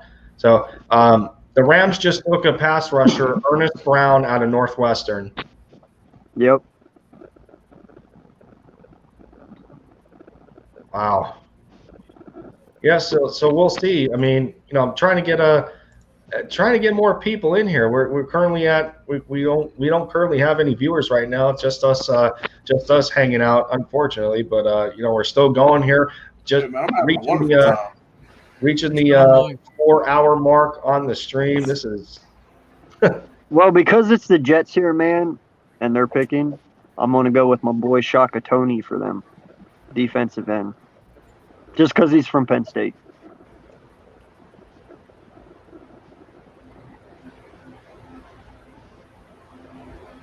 wow. So that's awesome. The Eagles just posted to Twitter, quoting Zach McPherson, saying that this is a moment I've been waiting my whole life for. Good for him. Good for him. So it looks like, Kenneth got to talk to Howie and Sirianni. I love the clip of Kenny just going at Parsons. That was pretty nasty. Yeah. Wow, so they just showed a highlight of Zach McPherson on special teams. The opponent was going for a short yardage field goal. It ended up getting blocked, and Zach picked it out of the air and returned it for a touchdown. Okay. Okay. I want to be so hyped with you guys. You don't understand. I want to be there with you guys about Zach. It's just, man, dude, they're a day 3 corner. I know. I know. I know. We waited too long. I get it. Look, That's why I said time will tell, angry man. Eagles fan in the building. A new face. Good to see you. So I'm playing corner for the Eagles. I know. I know. Are you over 6 foot? Because Yep. We need an outside corner, man. We still need that outside corner. Zach McPherson alone is not going to cut it. It's just, oh my Like God. I said, man, time will tell. Time will tell. I Yeah. got a question. Does this mean we're going to be a running back factory now? He says he's exactly 6 foot. Does that All right, work so on the you need- outside? What's your wingspan, bro? Hold on. Wait a minute. Here we go. We're We're not gonna gonna get measurables right here. now. You might got to vote for undrafted free agent. What's your wingspan at? Hold on. What's your David's 40 scouting right now. We're scouting talent right now. Angry Eagles fan coming into the building. Yep, he's ready. Hey, they just the Jets just took Jason Pinnock over Cowan. Oh my God. Yo, dude, this is getting me mad, man. I'm not gonna Jason lie. Pinnock from Pittsburgh. Why is Tay Gowan falling this far? Same thing with Vincent Jr. Why is he falling so much? Oh my good Lord. He goes, I don't know the exact measurement, but I know nobody can get a rebound over me. I mean, fair, but if I played with toddlers, nobody's outboxing me out. So, He I says, don't know, I man. feel your point. I'm Hey, with you you. know what? oh, he says I'm Tay not- Gowan and Vincent suck. I don't know about that. Really? I don't know about that. Who's better Listen, than them man. two then? Who do you have higher than Tay and who do you have better than Kerry and Tay?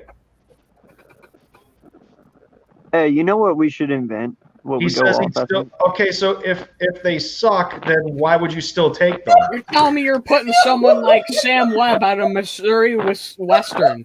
Talk about a contradiction. Yeah, I know. That is Hilarious, contrary- yo. That's funny as all.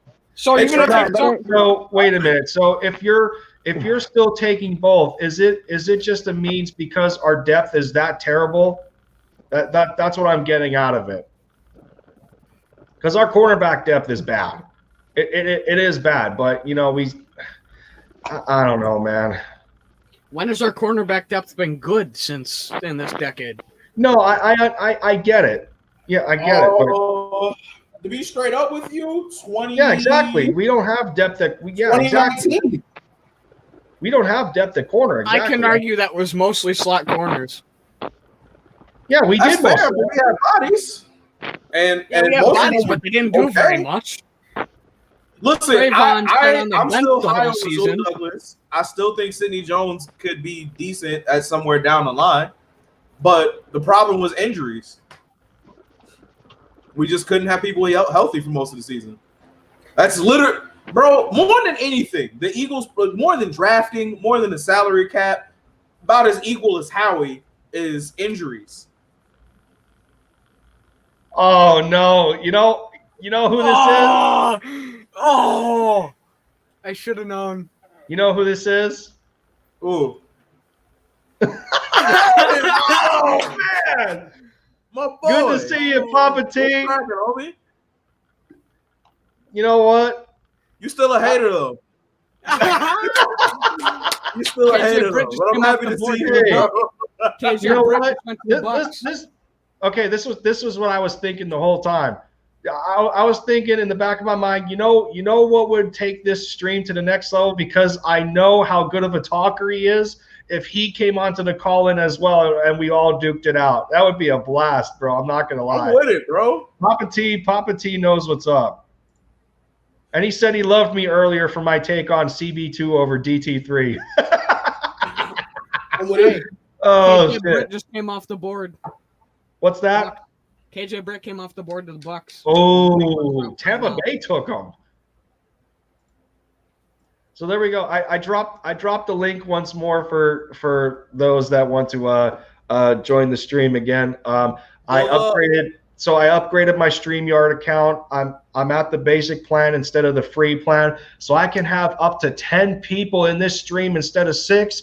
And we got unlimited streaming. There is no limit anymore. So for those watching in the chat, yeah, come on and hang out with Jordy, J Fizz, and I, AK Eagle, another big contributor to me. The support's been unbelievable. I can't thank y'all enough. So Cameron McGrone just went to the Patriots. Linebackers are dropping off the board now. Oh yeah. Moses Oh could be man, next.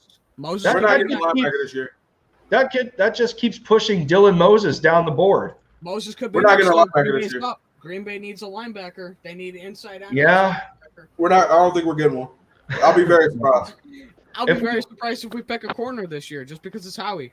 I don't know though, because we took Sean Bradley in the 6th. Watch how he's gonna go. We need an offensive tackle again in the 6th round. That's what Yeah, we need. right. He Yeah, will. right. Don't doubt him. He will. He will. I'm telling you, he's gonna draft an offensive tackle. We don't need a tackle though. That's We the could use thing. more depth, but it needs to be earlier in the 6th. What do you need more depth for? We got Mailata and Dillard. You got nobody behind. I was about to say, how do you guys feel about Dillard? Because I still think he can be okay. Trade him. You're not Yeah. gonna put him in front of Listen, Mailata. You're not. If To Dillard's be honest- not a crybaby, then I mean, yeah, see what he's got.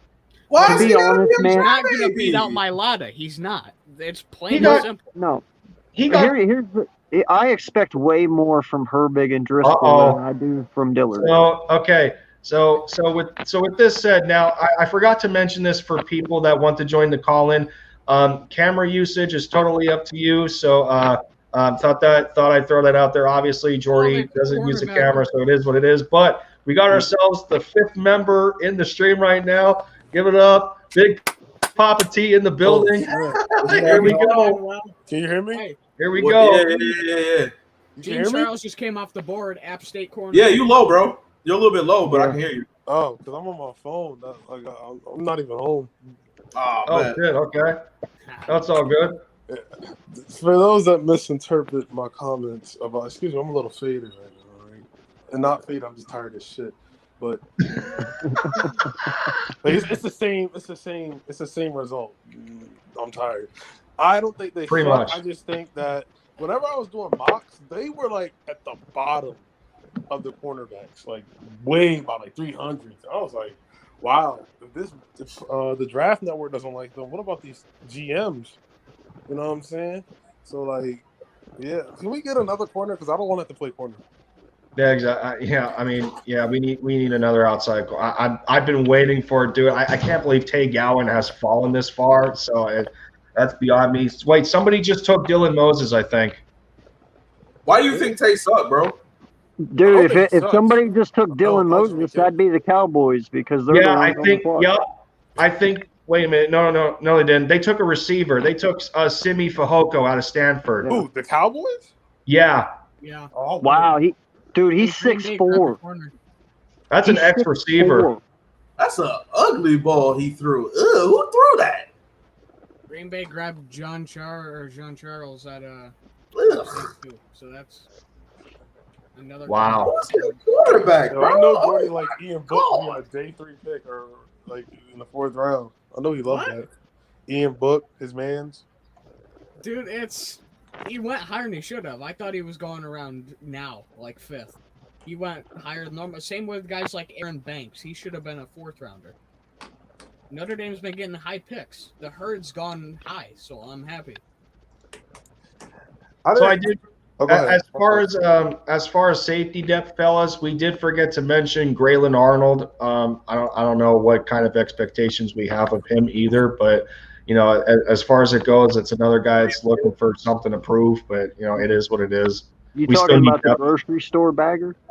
Yeah, exactly. We still need depth either way. There's so many holes. It's not even funny. Sorry, man. I call Future it as Hall of it Famer. is. I'm not nice to people. You know, I'm very blunt. Well, we dealt with that the last 2 years anyway, thinking we had Walmart workers on this team.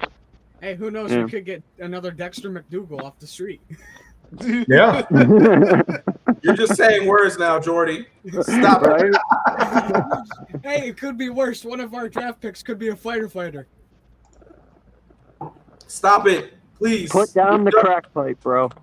Please stop. We didn't draft Quentin Miners because he's from Canada. What'd you say, bro? What is We didn't draft Quentin Miners because he's from Canada. Not again. How you So- feel about the draft so far, though?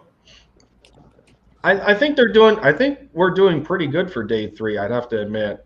I just don't understand why we couldn't do the same in day 2. But you know, that's been the Howie Roseman philosophy. He always seems to hit on day 3, and then he's been, I guess, par. He's been on par with day 1. He's like up and down in day 2, and then his best has been day 3 as of recently. If there's any happiness left in Philly fans, Howie will find a way to make it non-existent. Yeah, pretty much. He would trade it away for a 6th-round pick. I was He so would. hyped on It Howie, would. and then my heart just sank. That's what's going on. I feel bad that I got baited. He tricked me. Wow. So San I can't Francisco believe grabbed that. safety. The 49ers just took Hufanga from USC. how is Tay dude? What? Is Elijah Griffin still available? Elijah Bookings? Griffin, Elijah the corner Griffin, I from think. USC. Said the corner. Yeah, Hold on. I'm looking. it's spelled OLAIJH. Griffin's still on the board from USC. Yeah, he's still available. He's the 12th best corner available. Yeah. Yep. So it goes Tay Gowan, Shakur Brown, DJ Daniel, Rashad Wild Goose, Brian Mills, Kerry Vincent Jr., Israel Mukamu out of South Carolina, and then it just goes down from there. Rodarius Williams is still available from Oklahoma State as well. That would not be a bad one. That would not be bad. Yeah. Just Wow, grabbed Kansas City got Cornell Powell. That's a good pick. That's a real good pick. That's a nice pick for them. Yeah. He's a better receiver than McCole Hardman. Wow, good job, Kansas City. So the Falcons are back on the clock again. Where are we at here? Where are we at here in the 5th? Let me see. There's 4 picks in the 5th, and Atlanta has 2. Yeah, that's it. And then we start the 6th at 189. So that means we got 4 guys or 4 teams in front of us. Yep. The Falcons pick again at 187. And then it's the Chargers and Jets, and then the Patriots are just Hey. before us. Lenore just went for Morgan over Cohen. Over Tay Gowan. Oh, my. Or But the Gowan. Falcons have no more picks in the rest of the draft. These are their last couple, so they're going to capitalize. Well, they have one more. They have one more in the 6th at Yeah, they have 1 in 187. the 6th. That's it. Yeah. That's the last one. So the Falcons are going to be done. What about the Chargers and Jets? Not sure. Damn. Dumpster fire. Chargers staying sitting pretty. They had a fire draft. Damn, come on. Give me an outside corner, please. That's all I want. Oh, so I'm not good enough for you? Is that what you're telling me? Hey, listen, you had to go through Jay Fizz. He was asking all the questions. I'm with it. I'll I'm not sign good him. enough for you?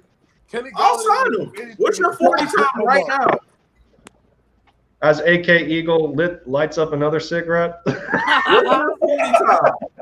Run a 4-4. See what happened. Ogundeji I just came actually off ran the a board. 4.5 my senior year of high school. Look, get it down to a Ogundeji out of 4-4. Notre- See what happened. Well, hell, bro, I run a 4.3.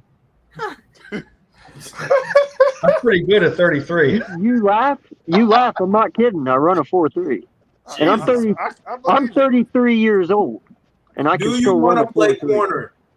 That's a Do good you call. want to play corner? You kidding me?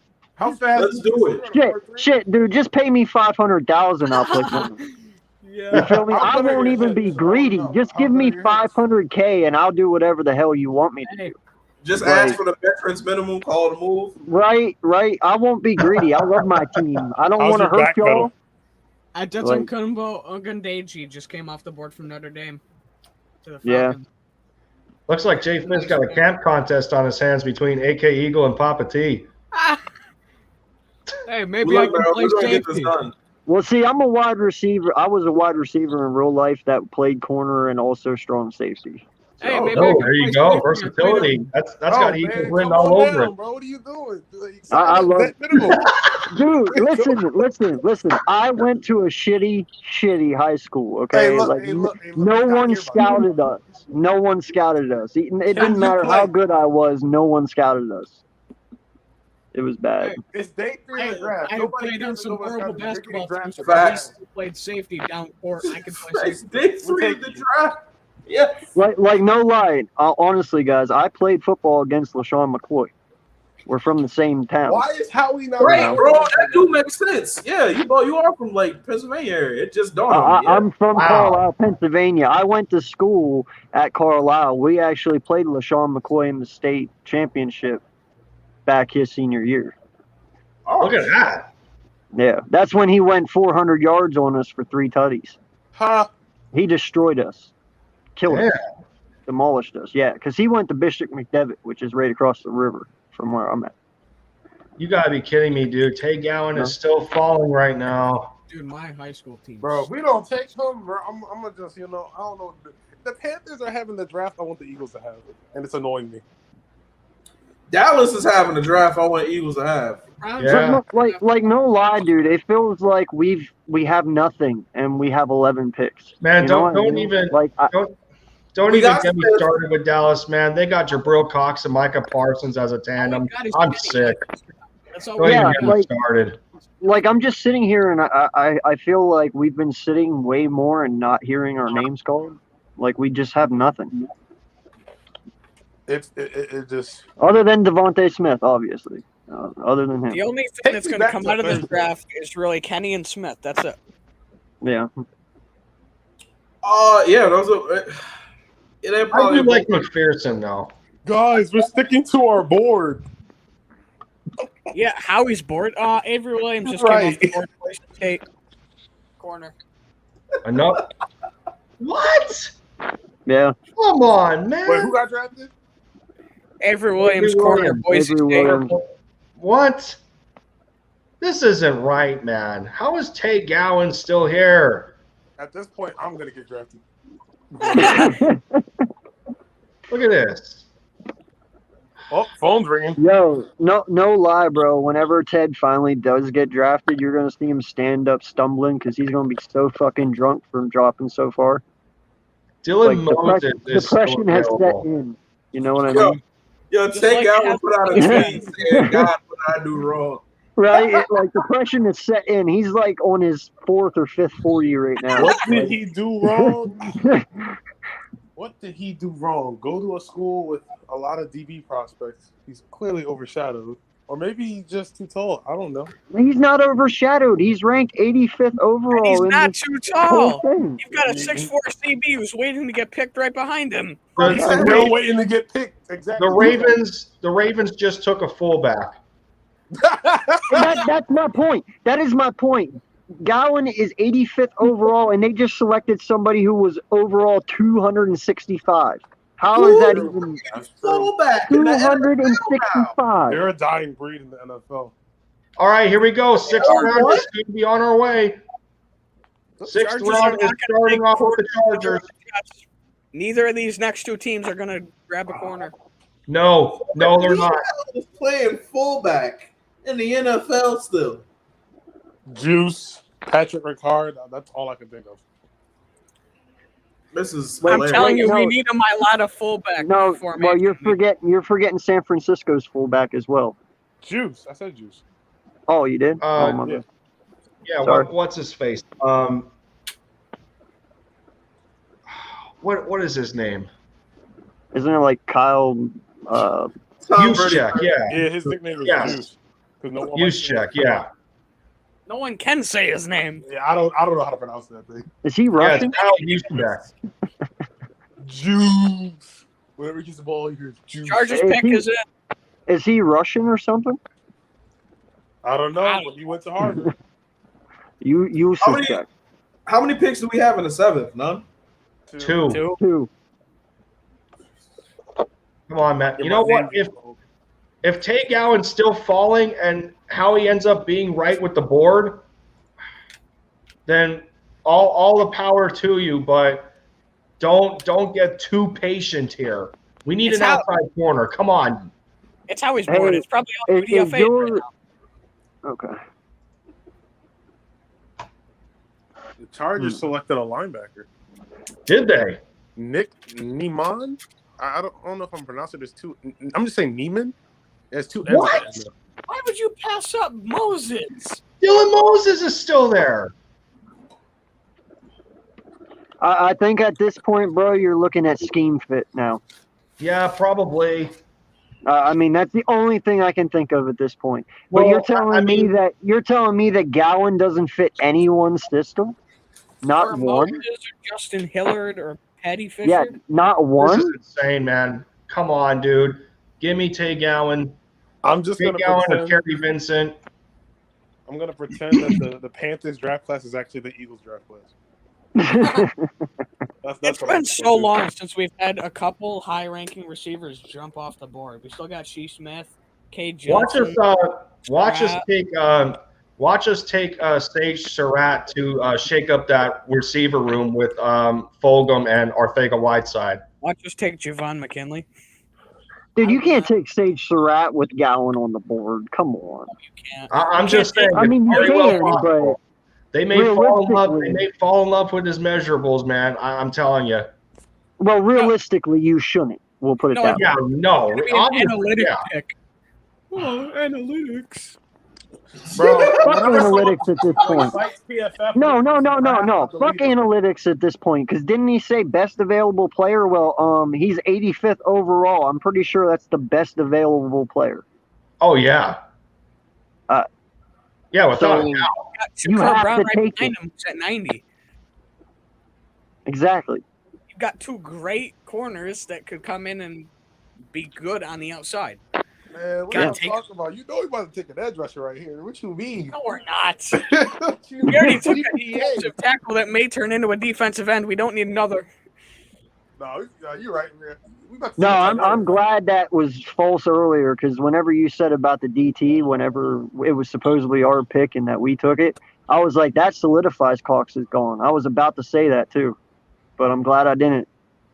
You know, it's because if they took 2 DTs, you can't tell me Cox stays. Well, I mean, day two for us was all about versatility, so that's what that pretty much was. Yeah. I mean, but you're telling me we're not going to have the versatility to build from the trenches next year when we should? Yeah, exactly. Bro, we're taking for Kayvon Thibodeau. What are y'all talking about? We should have built from the outside this year and built from the inside next year. That would have been perfect. Yeah, the stars aligned for it, and then we passed on Owusu Koromoa. Because that way, at least your corners next year have the experience. So whenever you do your interior next year, it won't be as bad. Yeah, So- and at least you have linebackers. Look at the experience. bright side. Look at the bright side. At least our draft class right now is better than last year's. Yeah. For sure. Yeah. For sure. Yeah. Can't knock that. Chargers took an inside linebacker.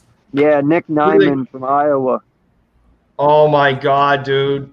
They're dropping so far. Jeez. This is, you know what? We pick at 189 and 191. This has to be common sense at this point to take a corner or linebacker. Like, Howie, he seriously. doesn't have common sense. I He's have got a his question. draft Oh board. yeah, I know. You're right. I have a Are question. y'all sure this year's draft class was better than last year's off rip? No, I have a question. I'm not. We still I got was about to say, like 'cause we- 66. We picked up Rager, who's a starter. We picked up Hurts, who's now our quarterback. Kayvon, who we all agreed could be something. And Jack Dorsey, too. Wasn't a bad What was pickup. that third pick? What was that third pick we had last year? Don't skip it now. We didn't have. Did we have a third pick? I don't think we Yeah, had. it was one. Davion Taylor. Davion Taylor was our third round pick, who Oh, was a yup, reach. yup. I like to Yeah, forget we picked Davion Taylor. Oh, safety just came off the board from Florida State. I was about to ask, how do you pronounce his name? I don't know. right, Yo. and- I gotta ask. Nazir Yo, Dean. yo, Hey, it's Nazir Dean. yo, Tay Nazir. Gowan. Tay Gowan just tweeted 15 minutes ago. He goes, God, what did I do wrong? That's what I'm saying, man. Come Right, on. right. Eagles, take this man. He about to go to the Falcons and the Patriots. What do you mean? Hell no. Stop that. Hey, The Falcons need stop a it. linebacker. Falcons already took a corner. Did By you the take way, another one? it's Nazir Dean. Nazir El-Dean. Okay. Yeah. Come on, let us be the ones to make Tay Gowan's dream come true. Come on, man. Just take Bro, him. we're gonna be real pissed when he takes a DN. I don't know, man. Packers could take him, honestly, because they still need a corner, even though they took one. Hold on. This says that the Patriots are up at 6-4 on ESPN, but it says on the. Yeah, no, that's right. Never mind. That confused me for a second. Let's see what the Falcons do. Rodarius Williams would be nice too at corner, I think. We needed to triple. Oh, dip. my We have my one shit's corner. all We need messed one. up. Man, Come on ESPN here, man. is glitching out. Yeah. I do like the Kenneth Gainwell pick. Falcons I really picks like in. Oh yeah, I love the Kenny pick. Yeah, no doubt. Falcons Falcons pick is in. Who'd the Falcons take? I'm on Twitter refreshing. Give me a second. Yeah, Watch so New am I. England's I'm gonna looking, corner. man. They took Frank New Darby. England's going to grab a corner if they need it. They took Frank Darby out of Arizona State. Oh my God. Frank Darby. I remember watching what's it, Brandon Ayuk's highlights, and Frank Darby Really? was just Steve Smith is still on the board. Why would you take him? I don't know. Jeez, dude. Yeah, Shee Smith is still there. Tay Gowan. Grabbed. all right. Let's go to the Patriots now. Let's see who they took because that pick was fast. Why is Dylan Moses still there? DJ Daniel. I mean, the only thing I don't like about DJ Daniel is that he hasn't recorded a single interception. But, I mean, I would say he's an Eagles guy, but Jim Schwartz isn't here anymore. Yep. I heard that joke. That was a good one. you make all great points. The Eagles have traded two of their comp picks, 225 and number 240 to Washington. For what? No way. Nobody knows yet. The Eagles traded number 225 and 240 for a. Oh, come on! They traded for a pick next year. Oh my God! Here we go. Oh, Brown. Told you. A 2022 fifth. Are you kidding me? Yep. That's not bad. Yeah. Wait a minute. Whoa. Time out. 225 and 240 are both 7th rounders, correct? Yes. Yep. Okay. Yeah, So that's fine. Okay, that's fine. I don't care. So, I'm all good right, with well, that. They, so we're gonna just pick these last 4 and be done then. Yes. So The we took. Patriots selected Yep. Cameron McGrone. Cameron McGrone. I don't know why I said McGrone. Oh, now it says they selected Joshua Bledsoe. There's conflicting reports. Let's see. Joshua Bledsoe. It's Joshua Bledsoe.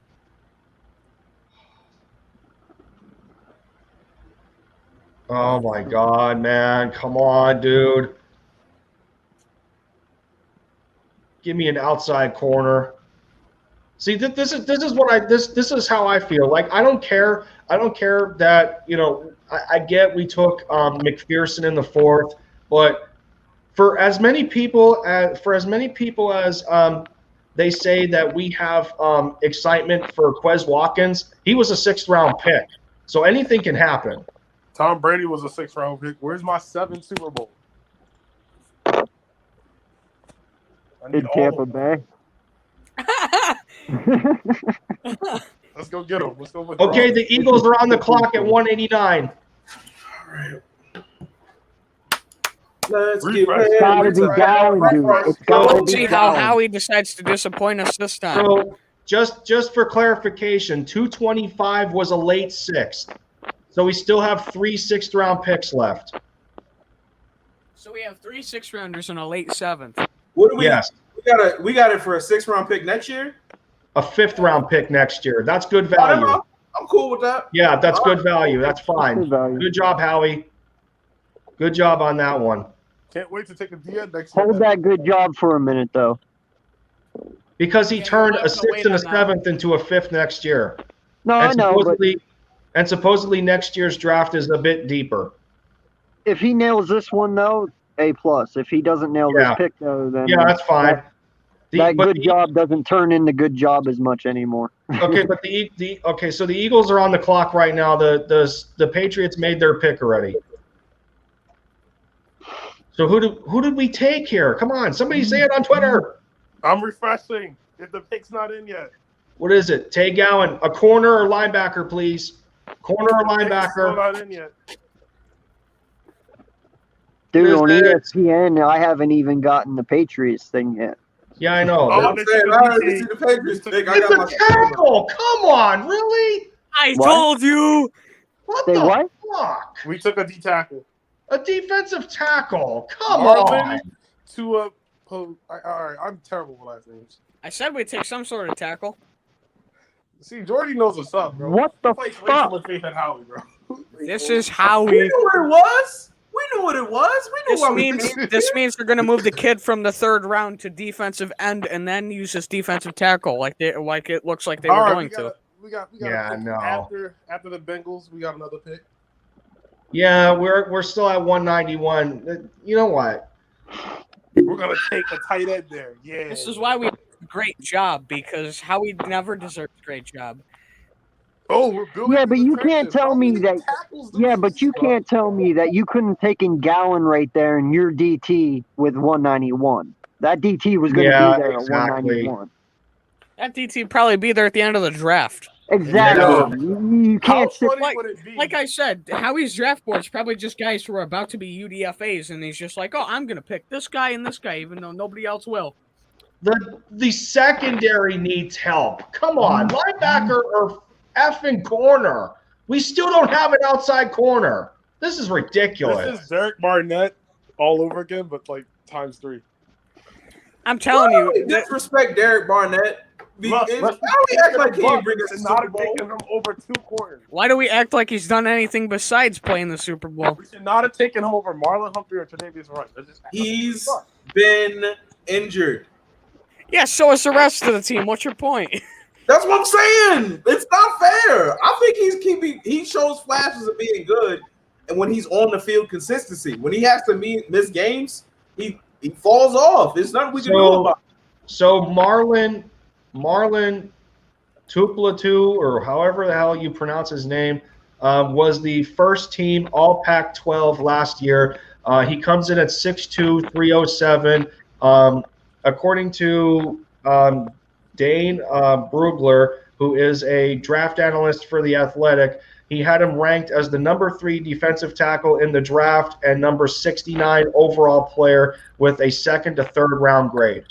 Okay. You sure these guys know what they're talking about when they rank prospects? Does he have better film okay. than Milton Williams? Let me put it this way. I've been doing this for like 3 months. I've been doing this for 3 months. I've never heard of this fucking guy. If he's the 3rd overall DT, why the hell am I just now hearing about it? Exactly. Yeah, exactly. And the Bengals are selecting Trey Hill. Yup. It's official. Oh my God, come on. Tay Gowan's sitting right there. And now we're back on the clock. Yes, come on. Tay Gowan. At or a this point, linebacker, Howie's like, please. hey, you see that impressive corner? We're going to take the complete opposite. Bro, sticking to the board. How is that? Come on, man. My lineman. To my big board. Dude, even take Wilson at this point. Fucking something. Howie, my big board's got all trench guys, nobody in the secondary.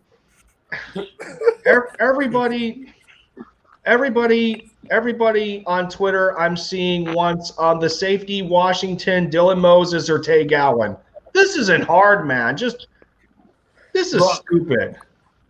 It's Can I not line hard. up Gowan in a 3 technique and a 5 technique? If not, I'm not taking him.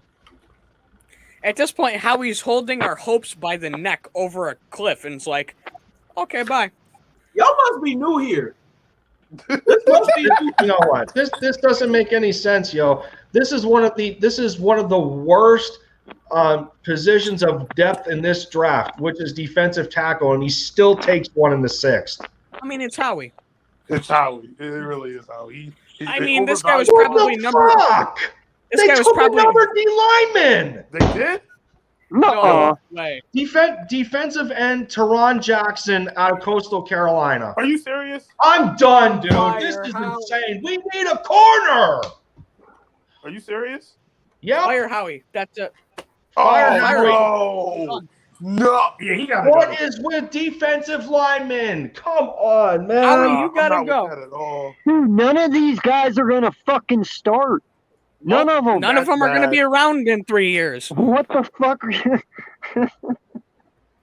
At this point, I hope the door hits Howie on the way out soon, because I can't do this anymore. He's killing Philly fans slowly.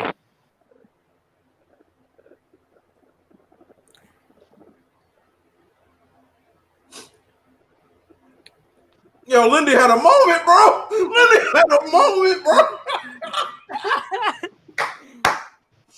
Lindy had a I moment, feel bro. his pain, bro. I feel his fucking pain. I didn't mean to do that, y'all. Nah, bro, go ahead, get it out of your system. Oh my God. No, we feel your pain. This is retarded. Like, How is Kenny Yeboah still on the board? dude, next year I want them to let us do the picks. Let the fans pick the fucking picks for them because we will do so much better. Oh my God. This is terrible. Somebody needs to drop kick Howie out of Novacare Complex. I All don't right, Look you at- know what? I'm look taking at back what I this. said about the last draft. This last Look draft at was this. You had to say it. ESPN had our next 3 needs as linebacker, quarterback, which I don't give a shit, but safety. Linebacker, safety, and you need another corner. This is ridiculous. This is bad. This is actually bad. Look, All right. here, Y'all new here. Well, Welcome to the Philadelphia Eagles. We really don't like drafting people in positions we need. All right. Nope. We just draft guys because we can. so here's the thing. Here is the thing with Teron Jackson. He's 22 years old. He comes in at 6'2", 254. He was a consensus All-American last year with 8.5 sacks. He had 18.5 sacks during the past 2 seasons. So he gets to the quarterback, but in in a lower program school, big deal. What is he going to do against NFL linemen? Aren't there not better gonna win. D tackles coming out next year? And we're Bro, doing we this could have now? just traded up 2 firsts for Kayvon Thibodeau if you really wanted a DN. I don't know why The you D did. line's going to be way deeper next draft. The trenches in general are going to be way deeper next Howie draft. Roseman. You could have did this next year. Howie Roseman. It's Howie. All these picks could have been done next year. And I wouldn't be mad, bro, Single because you would have one. fortified the back end. You would have Right. made sure we got a linebacker. And if you want to go crazy on D and O line with better prospects, go crazy, homie. I'm with it. But Guys, Howie Right. Roseman you choose started this. off so hot and it just dropped off a cliff. That's the problem. Guys, it could have been worse. He could have done Mike Ditka and traded his whole draft for one running back that stayed there for a year. Yeah, but I mean, Ricky Williams is Ricky Williams, all right? Come on. Yeah, but he didn't do anything in New Orleans. That's because New Orleans didn't do anything. That's not New Orleans' fault. He was so good. But that's not Ricky's fault. Suspended all the Excuse me. time. That's not Ricky's fault. But you They see, he don't went to even- Miami and figured his life out. And Baltimore figured his life out. So we're just not Really, going I wish I could hug you, bro. You look like you got news that they got to take your foot. I'm so sorry, bro. Man, you know what? I'm just going to swap the Eagles draft class with the Panthers in my head. Had a fire draft. What are you guys talking about? 3 defensive linemen. It's been fire 3 out. defensive linemen. Please don't extend this, man. Lurie. Okay. At this point, the fight. Why the hell did we re-sign Hassan Ridgeway then? Tell me that. Ooh. Why Why? Why did you go out and spend $30 million on Hargraves? Freaking yes.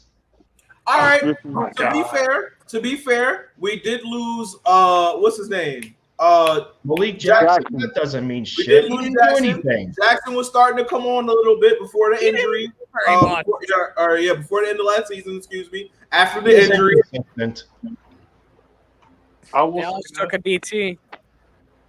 Ohana out of Kentucky. 2019 is a prime example of no matter how good your D-line being, if your first read is always open, they're not going to do anything. Exactly. It's a passing league. God, nobody can And- understand this. And All I right, made but the point. hold on. And I made the point last night too, bro. We were second in the league in sacks last year. You can sit there and say, "Oh, well, if the defensive line don't give them any time, they can make any corner look good." No, we proved that wrong last year. We were second in sacks, and we still look like shit. I mean, look at someone like a Roethlisberger, who, even though he's old and can't throw more than 10 yards, he got the ball out in under 2.5 seconds. Yeah, they tore our asses up. You're telling me our edge rushers and DTs are going to hit the quarterback in 2 seconds? No.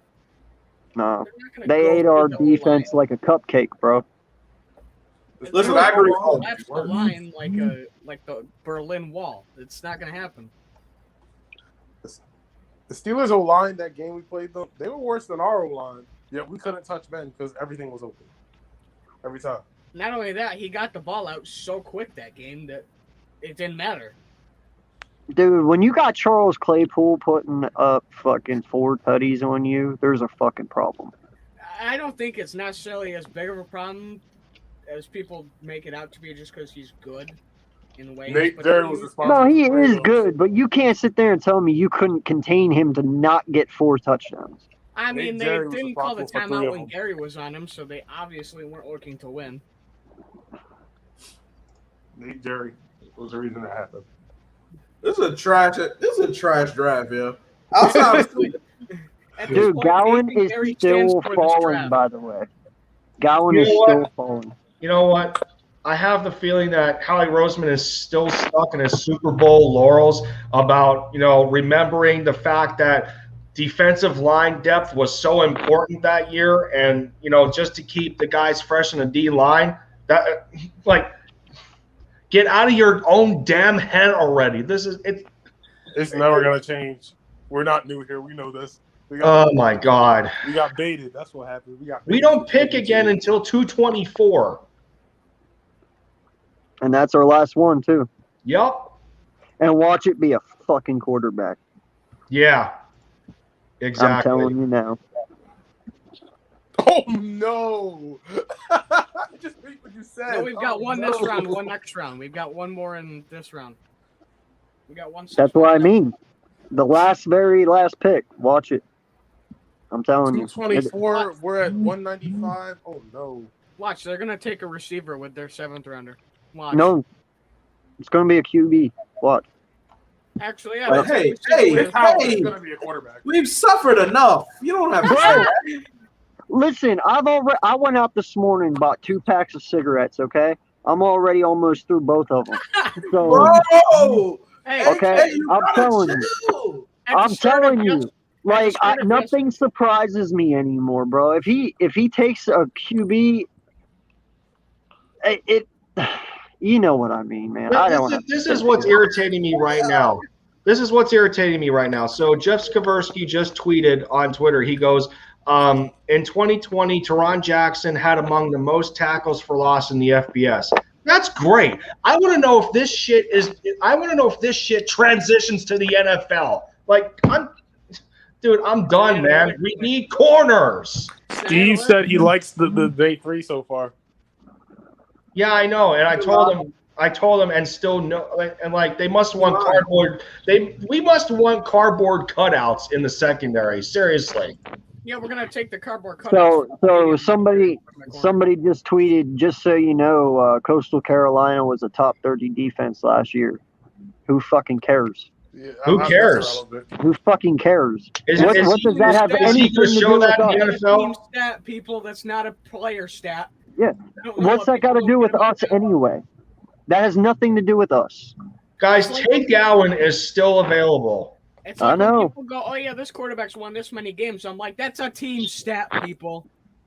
Yeah, Trevor Lawrence didn't win all those games. No, the team did. Yes. So the Like, Eagles I have don't 2 know. picks left in the draft at 224 and 234. Well, San Francisco went with the running back, Mitchell. Oh man. We're gonna draft the. We're gonna have to sign a free agent corner. So y'all got any ideas? Because that's how this is gonna go. It's probably either going to be Sherman or Burns, man. Or Honestly. Steven Nelson. Or Nelson, I mean. Yeah. Nelson or Sherman. That's the only 2 I can think of. Those are the breaks. And that's fine. Honestly, that's fine because waiting this long to try and get a corner was a setup. We should have got one yesterday if we were going to get one.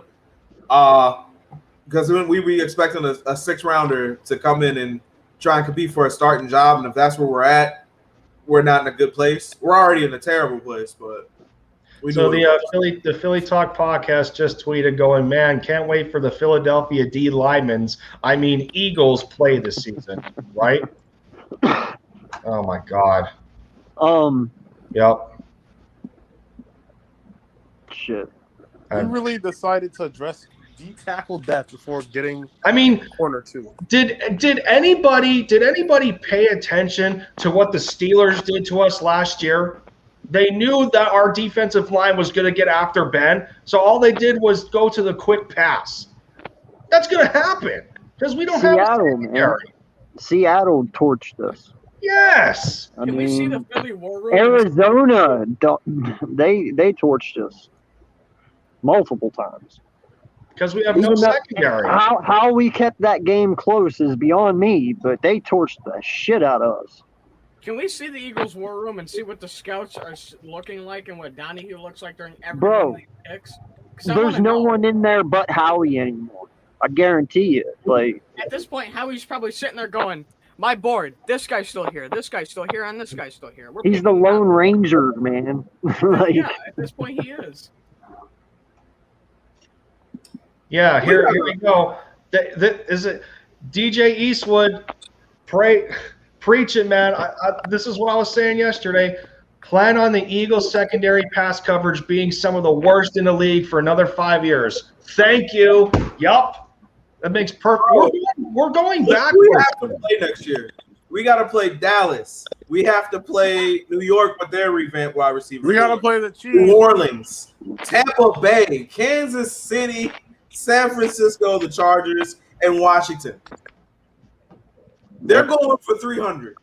Off rip, started the game, 300 yards. Justin Patrick. Yep. So Thomas Peterson doesn't like this pick either. He goes, while I really like Tehran's raw pass rush ability and strength as a edge rusher, I think the Eagles passed on better options. Yes, linebacker and corner. Exactly. Yep. I'm sick of this, dude. Hey, Dylan Moses is still there. Tay Gowan is still there. I don't understand. I really don't. you know the bright side to this though. I don't think Ertz is going anywhere now. Oh yeah, definitely not. Can't. I think we have him one more year at least until week 9, week 8. So that's a good thing. And we didn't take a tight end, so that kind of shows we're probably not gonna get rid of him now. So that's just another good thing for Hurts. Just point that out, you know. Do y'all think the situation is savable though, where we could try to get him to re-sign for a lower contract, or you think he's ready to go? I believe that all depends on Hurts, honestly. If he Fair. likes playing with Hurts, maybe they can. I don't know though. Howie seems like he's still being a tool, so probably not. I wonder what quarterback we're gonna take. Man, if Jamie Newman's still there, I'll take him. We're gonna take Zach Thomas. That's the Philly way right now. That's what they're gonna do. If somebody's not even on the board, No, it'll probably be another offensive lineman. so I ran into somebody last night, and I can't tell you how dumbfounded I was when I read this. So I need to find it again, but. Yeah, I'm not happy about these picks, man. He basically said something like, I'm with you, why brother. I don't think anybody's, but he basically said something like, why have Donahue in there if nobody's going to listen to his opinion? And I'm like, and he said he shouldn't be in there, basically. And I'm like, well, that's like paying a chef, having the chef cook food, and then making your own food. See that here. So I'm in talks with Hunter. I'm in talks with Hunter Doyle right now for the Philly Insider podcast because I tweeted to him because he likes the Tehran pick and I understand why. And I told him, I says, and still no linebacker or a corner. So he goes he would have taken over he would have taken a corner over Milton. But he said this is a great value for Tehran, especially when we need edge for the future. I get all that. But I told him, I says, I'm still not convinced keeping a D-line fresh is a great benefit in a passing league when you can scheme to counter pass rush. A smart team is going to exploit your biggest weakness, and once again, it's going to be the secondary. Well, and that's a valid point, bro. I mean, think about the words you just said. For the future. Well, you need cute cornerbacks now. I don't think they care about this year. That's where we're talking about. Pass rushers are for future. You need the corner now. I think they're treating this year like we treated 2016, where they're going, you know what, listen, we don't really expect the most out of it. We'll see where we're at and what we have. We'll grab whoever we can that we think can eventually be something major, and then we'll just take the L for this year. And then we'll just use the draft picks hopefully next year in a smarter manner, so that way we don't got to worry about anything. I don't know what they're showing the draft room for, but they just show. There's no way we come out of next. There's no way we come out of next year with less than 2 DBs. There's no way. I hope so. There's no way. There's no way. There's no way. At worst, because if Jalen comes in and he stinks up the joint, we're going to use one of the first rounders on a quarterback off rip, without a question. Well, depending on what happens with Carson, we'll either have a high first or a low first, mid first, like a high mid first, or a low mid first, or a high second. There's no way you come out of next year without 2 corners. Jordan, by the way, your mic's low, bud. It's hard to hear. Uh, isn't Coastal Carolina a smaller program in college? Yes. I was gonna say. They just came in a couple of years ago from the FCS. Are you serious right now? No, Yeah, he's right. We just got a startup college D tackle. Hmm. but here's the thing: they were somewhat good last year in a weird year, so I'm not going to discount that. But I wouldn't consider talent from there for picks. What I do you wouldn't. want from me? Yeah, but that's what I said earlier, man. That doesn't mean shit. That's one player. It takes the whole team to be the 30th Exactly. overall. What do you want from me, Howie? No. What do you want from me? You want me to yell? I can yell. One of our guys Dude, at said- this point, I'm willing to sell my soul to the devil to get Howie fired next year. Like, Well, hey, let's not do that. no, dude, that's how desperate I want my team to be good. Well, it's not. And as long as he's I in need command, it ain't gonna happen. We ain't gotta sell nothing. Nothing gotta be sold yet. We'll just let nature take its place. Hopefully. And if it doesn't, we all just show up at the link and we just start asking some questions. That's it. We just ask some questions. In the end, dude, Jeff don't give a shit as long as he gets his money at the end of the year. So somebody in the PSN Discord said, to be fair, we really needed a CB2, and McPherson might be just that. He's a Wait, Jordy, I can barely hear you, bro. Yeah, that's what I was saying. Your mic's low, man. Yeah, I'm working on that. There we go. So somebody said that we just needed a CB2, and McPherson could be that. He's a 5th round pick. Let's not go that far. Facts. Yeah. And we need more than one CB. We need safety depth. We need more than 2 CBs that can actually play on the outside. We need help at the linebacker core. We can't just bolster our defensive line and call it a day. I mean, wouldn't you take Gowan just for safety measures, just in case McPherson can't handle the outside? That way Yeah. you can be like, hey, Gowan, here you go. You can handle that, and we'll put McPherson in the slot. And Adams, well, whatever. I don't know. But, I'd take him as a backup just in case he can't do it. I mean, it's just better be safe than sorry, right? Let me see. So Y'all get ready for a bunch of So, clutch let me see. here on defense, bro. Hunter- We're not going to be able to stop anything. So Hunter goes on to say, he says, also, I'm not disagreeing with the secondary. We've beat that point down to the core for months now, but if we're being fair, you can also scheme to counter elite pass coverage. Well, our secondary has been arguably bad for 3 years in a row. Are teams scheming against our pass coverage? Absolutely not. They haven't been for years. Nobody's afraid of our secondary. So why hasn't it been the point to want to bolster that up? Why is it always about the defensive line? This isn't old school football anymore. Yeah.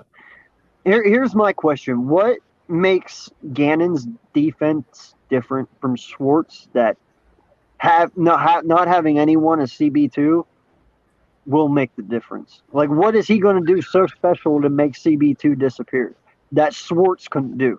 You know what I'm saying? Like, if you honestly can sit there and say that, then I want to know Gannon's mindset, why he thinks he can do it whenever Schwartz couldn't. You know what I'm saying? Yeah. I don't know what he thinks he sees. I don't know what they're seeing. Again, The only thing in my mind is that they understand that we're going to be bad through the defending through the air next year, and we're just going to go in and pick up at least 2 corners. That's the only thing that makes sense here. Or unless Gannon sees And then something we'll just from have one to of our young free corners agency. at the end of the year last year, and he really thinks he can get something out of him, and we don't know it yet. Like Craig James. Daniel. I don't know, man. I don't know what they're thinking. I'm just giving hypothesis right now. I don't know what's going on. Listen, I'm not upset with you, but let me find out how he's like, well, Craig James is out here. Like, No. I'm not saying Howie. I'm saying maybe Gannon's seen it because he likes the taller ones, and I think Craig James is 6'1", You know, maybe If Gannon sees Craig something in him. James is Maybe being good, then Gannon is blind. Craig James is a bum. I don't know, man. I that's what I'm Bro, saying. we're I'm just searching throwing for anything answers. out there at that point. I'm trying to tell you, bro. We Yeah. can get you on the team. We got to start looking at us for answers because they ain't giving it to us. This is ridiculous. Well, and that's what I'm saying. I know, and you know that he ain't gonna be shit. But Not a thing, bro. Hold on. Let me look at these free agent corners.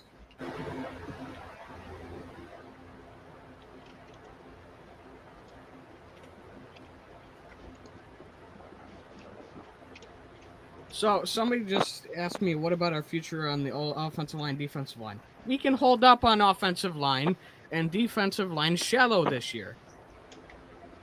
You couldn't have grabbed offensive line late this year and then gone into next year and grabbed some good defensive linemen with what you've got in place right now to hold the fort, like a T.Y. McGill and a Josh Sweat. And people do realize we had 3 of our 5 offensive linemen injured last year, right? Yeah. Like that wasn't our starting offensive line. That's not what we imagined going into week 1 with, or and our even backups 2, held 3. up very well at times. Yeah, so I think people are forgetting that Lane Johnson exists and Brandon Brooks exists because, yeah, they might be getting up there in age, but they haven't shown any signs of falling off either. When they play, they still play, you know, so I'm not worried about that. That's not my worry. And like you said, Driscoll and Herbig, they showed me enough last year. A couple more years behind these big boys and let them learn. They'll be good, you know. And Stoutland, he's the best that there is. He'll teach them. You know, we don't need to fear our offensive line. Yeah, at least right now. We call Stoutland one of the best O-line coaches in the NFL. So why not let him develop these late-round guys and see what we get? And we pay him like he's one. Yeah. Let's not forget that, too. So, let him do what he does. I'm not worried about the O-line as much. We have way bigger needs, man. Way bigger needs.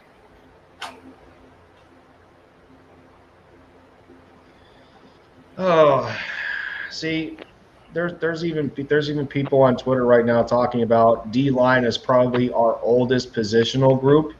I could argue offensive line is the oldest, but you know that's not the here nor there. So it seems to me that they're banking on 2022 because we're going into next year with 10 picks as of right now. But yeah, I don't know. It is what it is. Wait a minute. Hold on. I'm gonna clear this up for you real quick.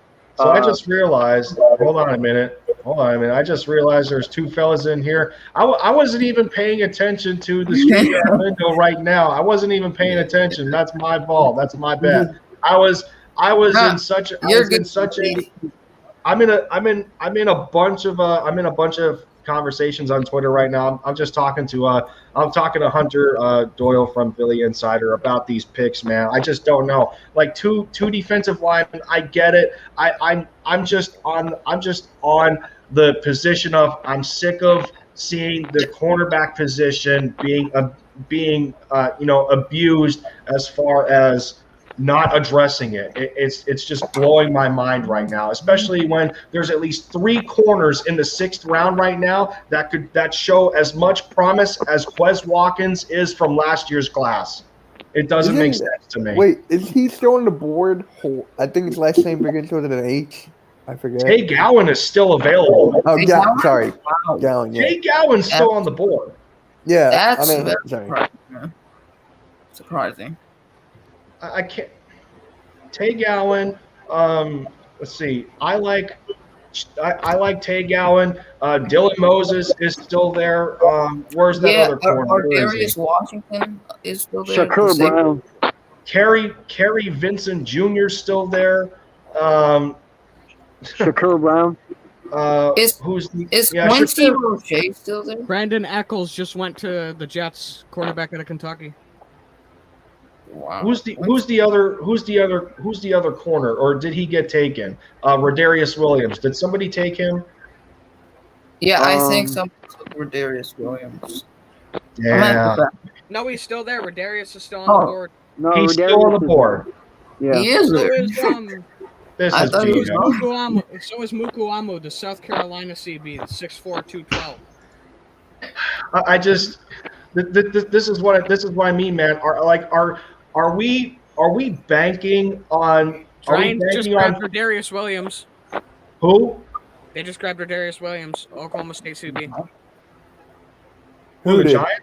Yeah. Cincinnati. Gowan and Brown and Daniel are dropping still. Oh my God. We have to take Gallon if he's there. He's We're not going five. to. He's It's a Howie. big athlete.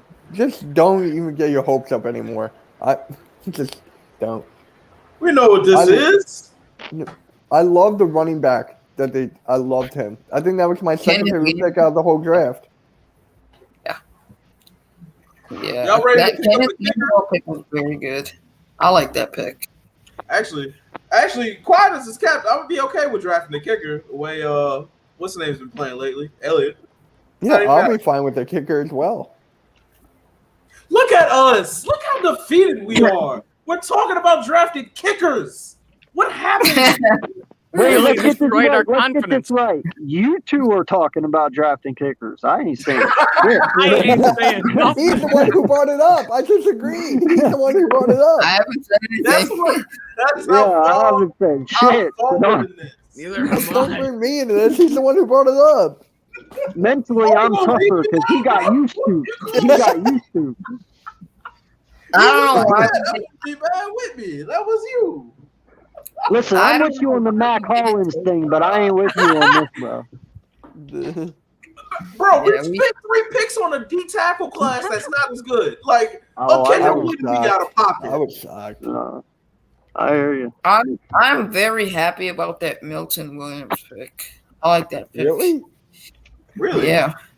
It's Why? it's not I even know. that like I think he's like a mauler. Like I think he has like all the intangibles and like measurables to dominate in like the next level. And he's a freak athlete too. Like he can get mentored by Fletcher Cox and still learn under him with the defensive pass rushers that we have right now. I think it's exciting right now. Yeah, but after what Donahue did in that draft room, I'm not sure. Hey, Wait, do we even I'm know just if saying that Donahue right is now. in I the showed my draft room dad right that now? video, and he was like, "What the hell is this?" Chris Are we Evans sure just went Donahue to the hasn't Bengals. walked out yet? Chris He's Evans not gonna funny. walk out because he's We getting don't paid. even. He's not We walking Chris don't out. Evans have is a the corner Bengals. right now either. Wow. Like AK Eagle said yesterday, why aren't the scouts just going, why do you pay me if you're not going to listen? Right? It's to that Wait, point where has- I'm seriously questioning this. These guys spend a year away from their families, and this is what we get. Yeah, Like, I'd be depressed. I'd be livid. I would have walked out by now. Yeah.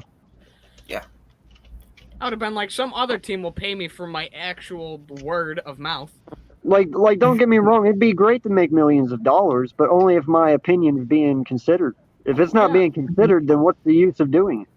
Y'all got so Yeah. much more pride than me because I would sit right in that office and let you get my You don't check have to and go pick home. shit. Just give me my money. Bro, Now, I would literally devour Howie if I didn't get my opinions on that. Like that dude is just not gonna let you have any say in anything. He wants all the say in Now- the world. I is mean, he's this got his one of the own board worst for a drafts reason. in history? You think That's one of the worst crazy, drafts? dude. You said Yeah. this is the worst draft in history? No, I said one. I So- said one. Oh, So that here we 2016 go. draft is looking It worse. by the depends. day. It definitely Bro, depends. everything after Devontae Smith is suspect. We'll just Even put it the- that way. No, I wouldn't say that. I No, don't- not I the running think back. Yeah, I agree with I that. have to disagree. No, with that. the only reason that I say the halfback is because, like we talked about earlier, that's not a dire need. We have people there. I love him. He's going to be great. Don't get me wrong. Gainwell is awesome, but that's not what we needed No. right now. I That's agree. the only reason Yes. I'm not. Also, we can use There him goes in Rodarius different. Williams. Yup, he went to the We can Giants. use him in Wow. tactics. I'm not even watching the draft. I'm just waiting for your guys' reaction. Bro, I turned it off after we picked that damn D tackle. I was like, man, I ain't gonna keep getting my heart broken like this, man. Like, I had I was just hope. like, I had enough. I threw the remote. I love that. Can we I throw love that Howie? that Landon Dickerson pick was very good. Can we throw Yeah, Howie off the you roof? know of how many Novacare? Eagle fans are probably on Xanax right now? Just look at Eagles Twitter and you'll find out. No lie, like everybody's panicking. It's our last pick. How bad's it gonna be? Drugs. No one could do the drugs. How many more picks do we have? Yeah, 2. We have 2 more. we have a couple One left. next, one seventh. Yeah. When Yeah, is the Ertz only, getting like- traded? They He's said not by- going to. I He's guess gonna He's sit- not getting traded. He's going to He sit ain't pretty getting for another year. Yeah. Well, I think it's kind of suspect that Howie Roseman didn't draft a singular corner in the first 3 rounds. It's Howie. He's got his own draft board for a reason. Yeah. At this point, I'm surprised one of the scouts hasn't thrown it out of the Novacare complex window. I told you, bro. We should have drove to Philly last night and threw him in a fucking trunk. We should have. Let's Lock him up But for, lock him up after for a that Devontae 24-hour period, man. Like, we So should have let's threw him go out of on, the. So here's house. here's a tweet for Les Bowen. He goes, no linebackers, no difference maker at corner, in a good draft to find that, and just one wide receiver in a historic wideout draft.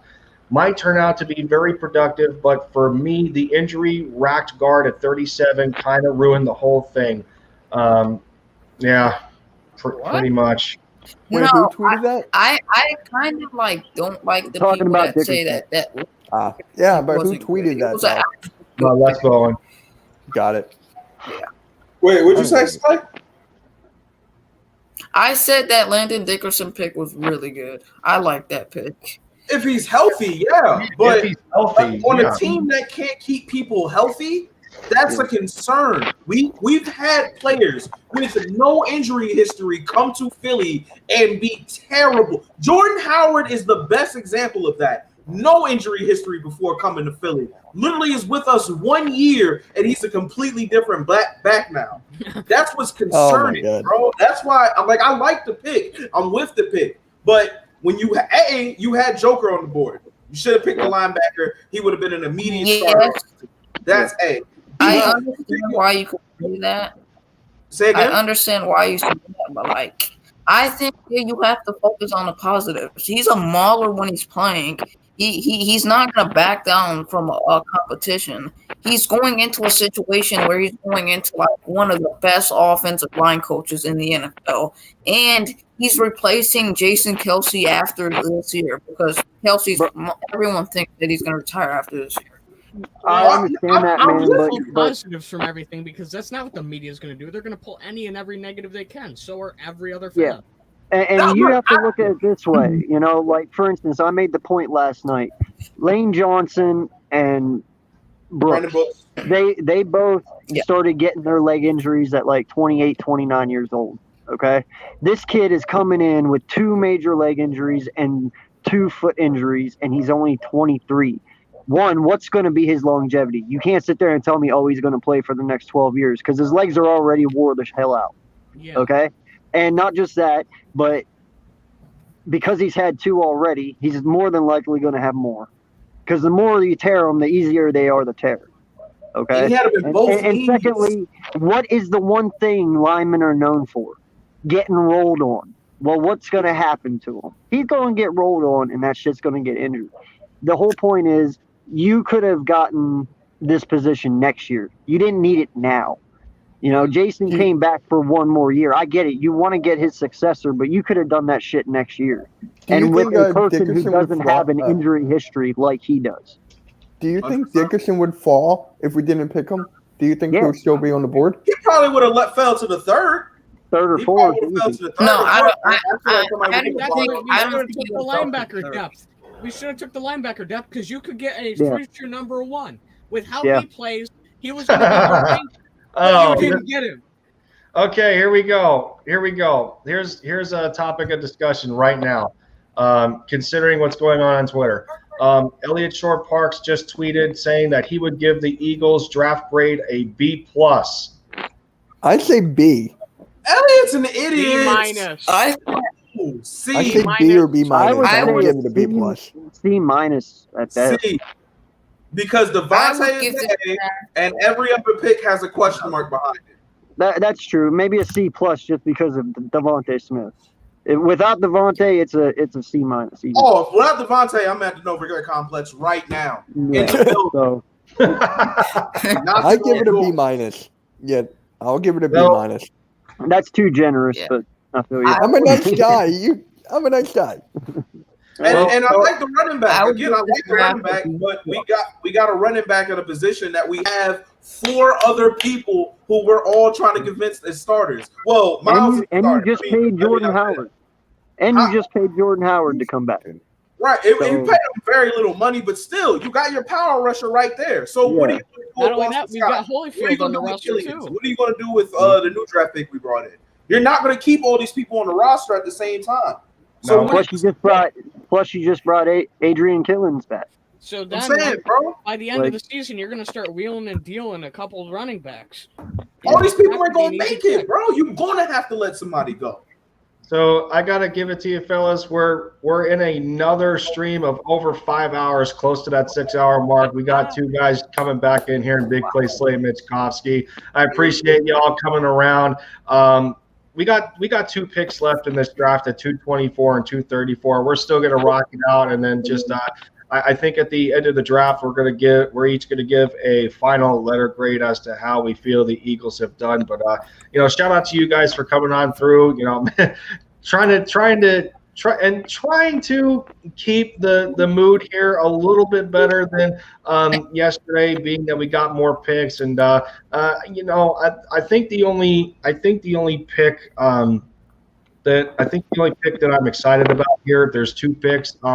I do like Zach McPherson. I'm hoping that he's going to bring something to the secondary. I do like him. So I know you weren't in here before, Mitch, but reason being is that he's showed a little bit of ability to be an impact on special teams. He's recorded. This is a kid who started his career at Penn State. They didn't give him really the time of day.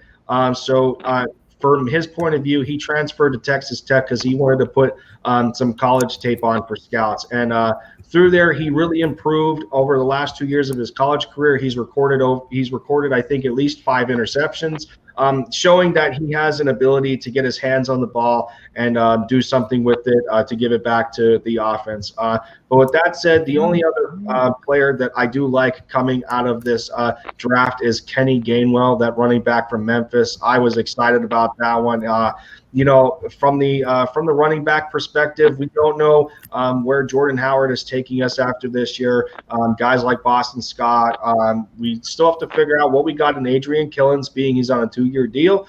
Not to mention guys like Jason Huntley and Elijah Holyfield are still in here. So from a competition perspective, I think Kenny Gainwell is going to bring it, especially the fact that he's probably going to be one of the top guys in this room as far as pass protection goes. Yeah. And that's one big thing that our running backs are lacking right now, between the struggle that Miles Sanders had in 2019. There was miscommunications there, with the offensive line as to who his assignment was going to be in pass pro. The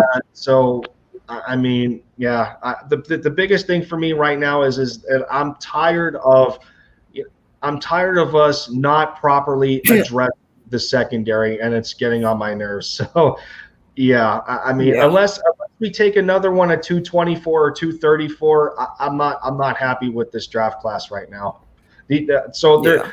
Out of our picks, I'm okay with 4 of them. So obviously Devontae Smith is an A+ to me. We traded up to get him. We needed that difference maker, a wide receiver that can make the rest of our guys on that squad better. He gives them more opportunities. He gives Jalen Hurts a consistent weapon, who was his teammate to begin with at Alabama. I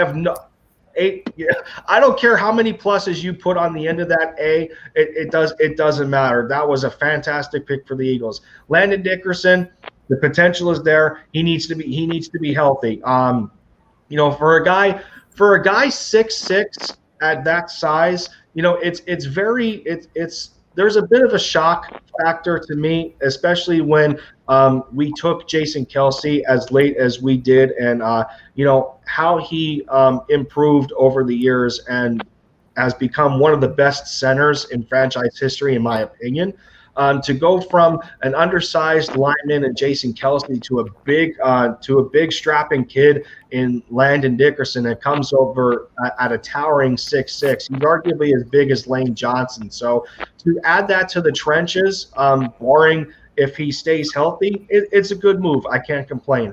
I didn't like Milton Williams at the what was it, 73. I did not like that pick. I think that was where you needed to get an outside corner. But, at the same time, we just took 3 defensive linemen and, a class that did not have depth. But I feel the thought process here was that they needed to give guys, they needed to give guys like Javon Hargrave and Fletcher Cox some help along that line, not to mention Brandon Graham's 33 years old. So do we really want to see a situation where Michael Bennett back when he was on the Eagles was taking, when he was taking limited snaps just due to age and his body wearing down on him? I don't think so. So I get it.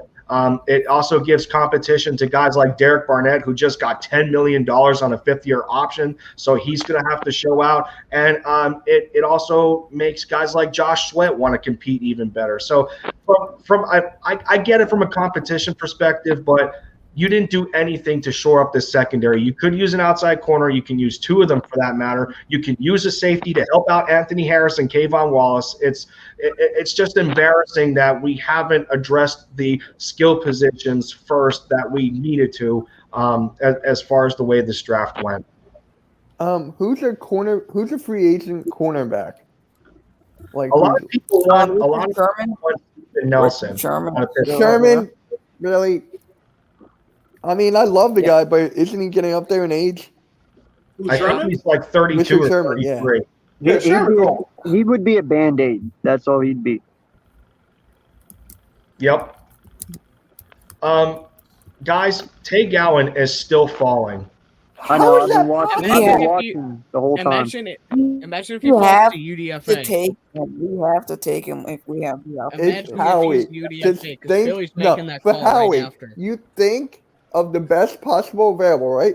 Then you turn around and just go, oh, we'll take that guy.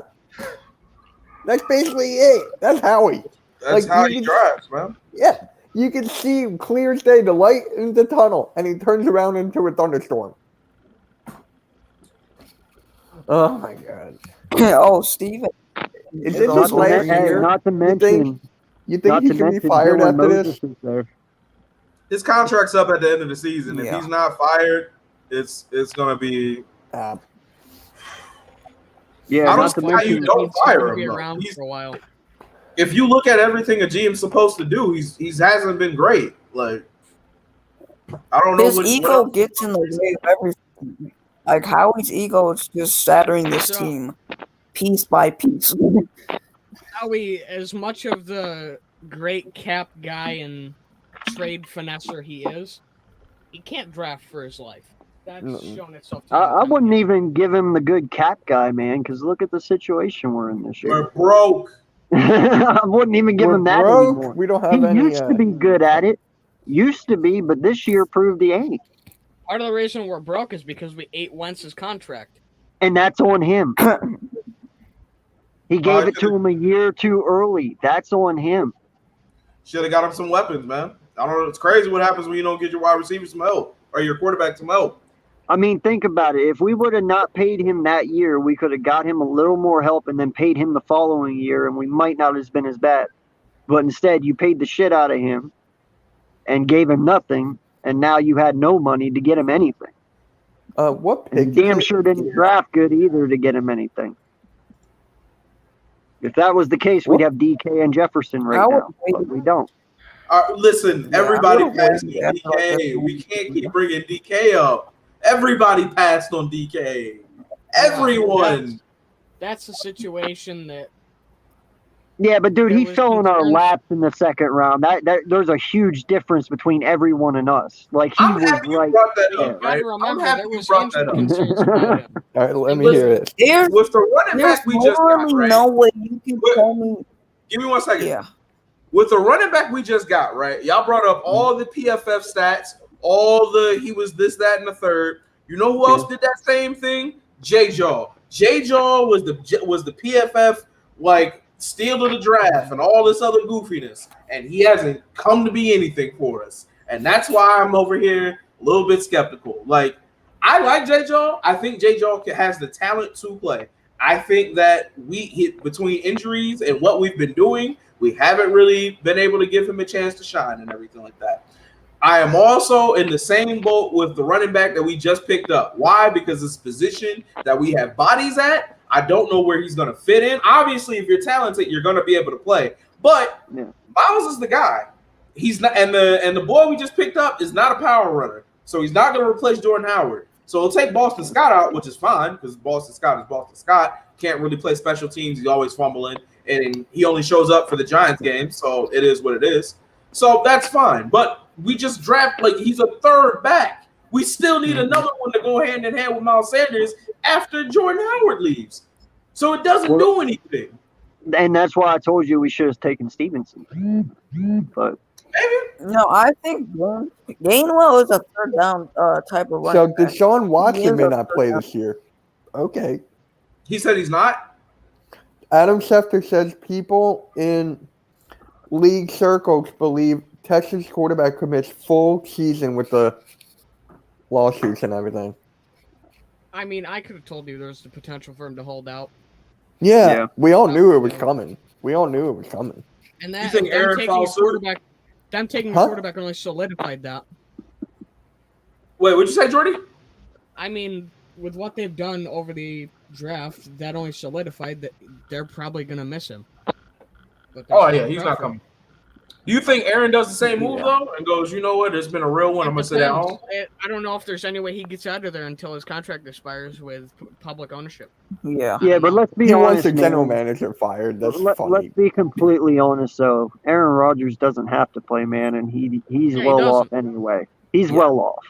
Like He he's could not just hurting. retire right I now. find He Exactly. could walk away right Yeah. now and potentially get in the Hall of Fame. I find- First ballot. Yeah, let's not lie to doesn't- ourselves. He could doesn't walk need to stay away in the tomorrow NFL. and still be He's- wealthy the rest of his life. Yeah, and he's Wait. done everything he needs to in That's the with NFL. every He's player, he's pretty had much. the biggest career he could have had. No. No. Aaron Rodgers has endorsements other people ain't got. Yeah, I know. Not But only I'm just that, saying with the contracts people get. Rodgers he's had such a career that he could walk away today and he still could make it to the Hall of Fame first, What- second ballot. Like I Oh, guarantee no. you, if he don't stay on Jeopardy, he'll get an analyst job. Like Yeah, he's you're going to have work. There's That's going what to a be lot of things. The first ballot That's real what a quick. lot of I former just wanna quarterbacks put do. that They out go to there. analytics. Hell, I'm just gonna say this right now. If Paul, I know this is completely. If Paul Pierce had a job, then Aaron Rodgers is not gonna have a hard time finding work. I'm just saying. Yeah. that Hey, right don't there. diss I mean, the don't truth. even be. Don't Don't diss even I'm be allowed. I'm a surprised. Sixers fan. Damn it, I'm allowed. Hey, I'm a Celtics fan. You don't diss the truth. Hey, don't be He's surprised. the worst if he would NBA even get- analyst of all Hey, time. hey, bro. Thank you. Billy Kendrick Perkins is worse. Don't get me started. And he's a No. Paul Celtic. Pierce, No, no, There no. you go. Paul Pierce is looked so the camera bad. in the face and said he was better than D Wade straight up and meant it. I'm not having And he it. This doesn't man know better than literally LeBron. LeBron You is brought the up what top Kendrick 5 player Perkins in the said NBA. earlier this week. Come on. Kendrick Perkins should be drug tested. I'm not saying that he shouldn't be. I'm not defending him in any way. Definitely see where he at. But what's the name? Paul Pierce should be greeting him at the door of the rehab. Like he's obviously lost his damn mind. But Paul Pierce is getting a job If currently. he lost his mind, he had a potential Hall of Fame career. I'm okay with that. Bro, no, he was in Boston, not doing That anything, is the loser. and then got hot when KG and them pulled up. What? Yeah. He was in Boston.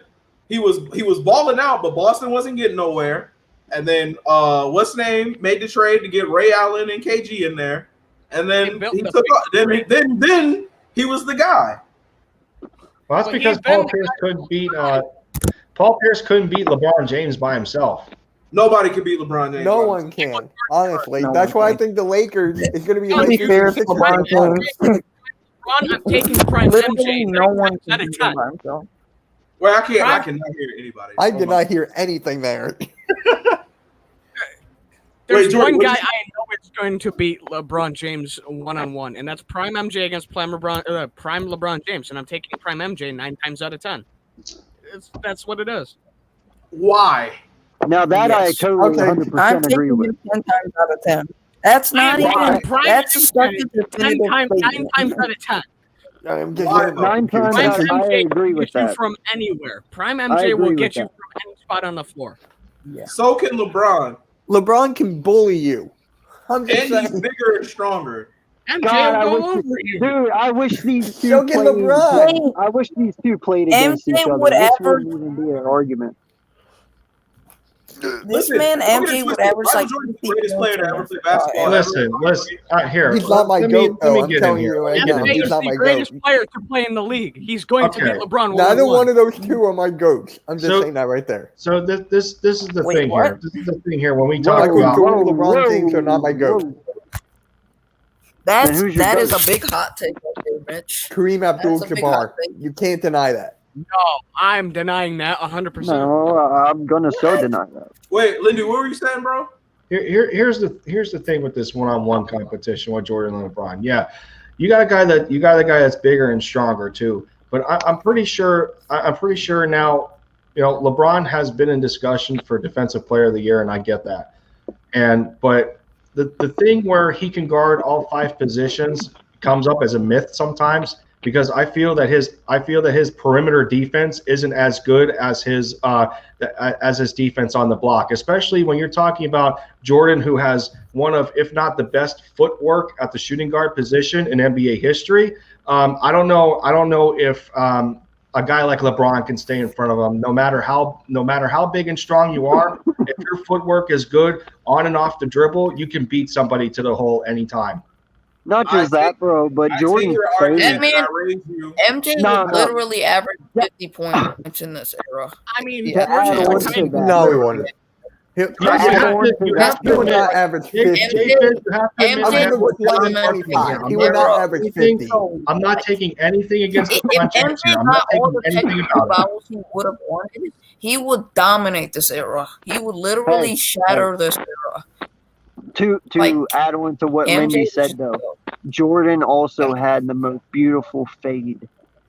in That's the what I league. was gonna say. He had I one of mean, the best fades, and then he It hit you don't with a matter drop. how tall you are. When Michael did that fade jump shot, I don't care who you were, dude. That was buckets every fucking Yeah. time. Who And you did- can't. And Wait, you can't I don't walk care. does he have a better fadeaway than Dirk? Michael. Yeah. Yes. What? Yes. Yeah. That isn't no. even a debate. I'll take That is Dirk's not a fadeaway debate. over Michael Bro, Jordan's I any can, day. okay, hold up. I'm pretty sure Dirk did not have a fucking camp that millions of kids my age went to every summer. Like, I know Michael Jordan's basketball camp was the hugest thing in America for the longest time, where you went to learn how to play ball just like Michael Jordan. I mean, he was the best. I'm He is still the best. saying. Wait. Oh, you're right over there. Jay Fizz freaked out so bad he lost his camera. Yeah. Wait, Yeah, what that- draft That pick could are we be on? an What argument. draft pick are we I had, on? to, I, had to, I had to close my entire camera. I lost my Yo, mind. Fizzle, you heard me though, right? Wait, He did. can we go back real quick? I just want to make sure I heard right before I go crazy. You heard him right. You said Jordan or Dirk had a better fadeaway shot than Jordan. Yes. That's what he said. Lindy, get Mitch off. Mitch has been great. It's been nice meeting you, homie. But Oh my you goodness. gotta get out. Well, No. and that's what I said. This is Fizzle, how old definitely are here. you, bro? I- How old I- are I'm you? 26. 26. Me? I'm 28. No, you're 28. All right, so you're roughly around there because I'm 33. It's like I Yeah. told him. I'm pretty sure I didn't see no Dirk basketball camps going around when I was a kid. I Millions don't of even kids care about went to basketball. Michael Jordan Damn, camp. I got you Listen, Michael right now. Jordan camp was the huge thing. I got You you know? right now. It doesn't even, you don't even have to take it from a perspective of camp. This is the thing. This is the biggest misconception right here. Dirk's fadeaway was legendary in itself because it was hard to block, because of the angle that he took off of 1 foot and fading it the way that he did, especially with the wingspan that he had in combination to his height. It's hard. It's very difficult to block, especially in a defensive rotation where you're chasing the center away from the basket, and he has to try and get it hand in the face. That's the thing. Jordan's from a pure shooting perspective was clearly better than Dirk's. Yeah.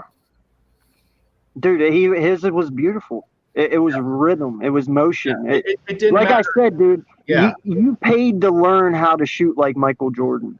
Kids all over the world wanted to play like Michael Jordan. They didn't do that for Dirk. Man, I don't even care about how the fans felt. Just from a basketball standpoint, Dirk's like Lindy said, Dirk's fadeaway was Dirk's fadeaway because he's a giant 7-foot caveman, and he had to figure out how to make some offense.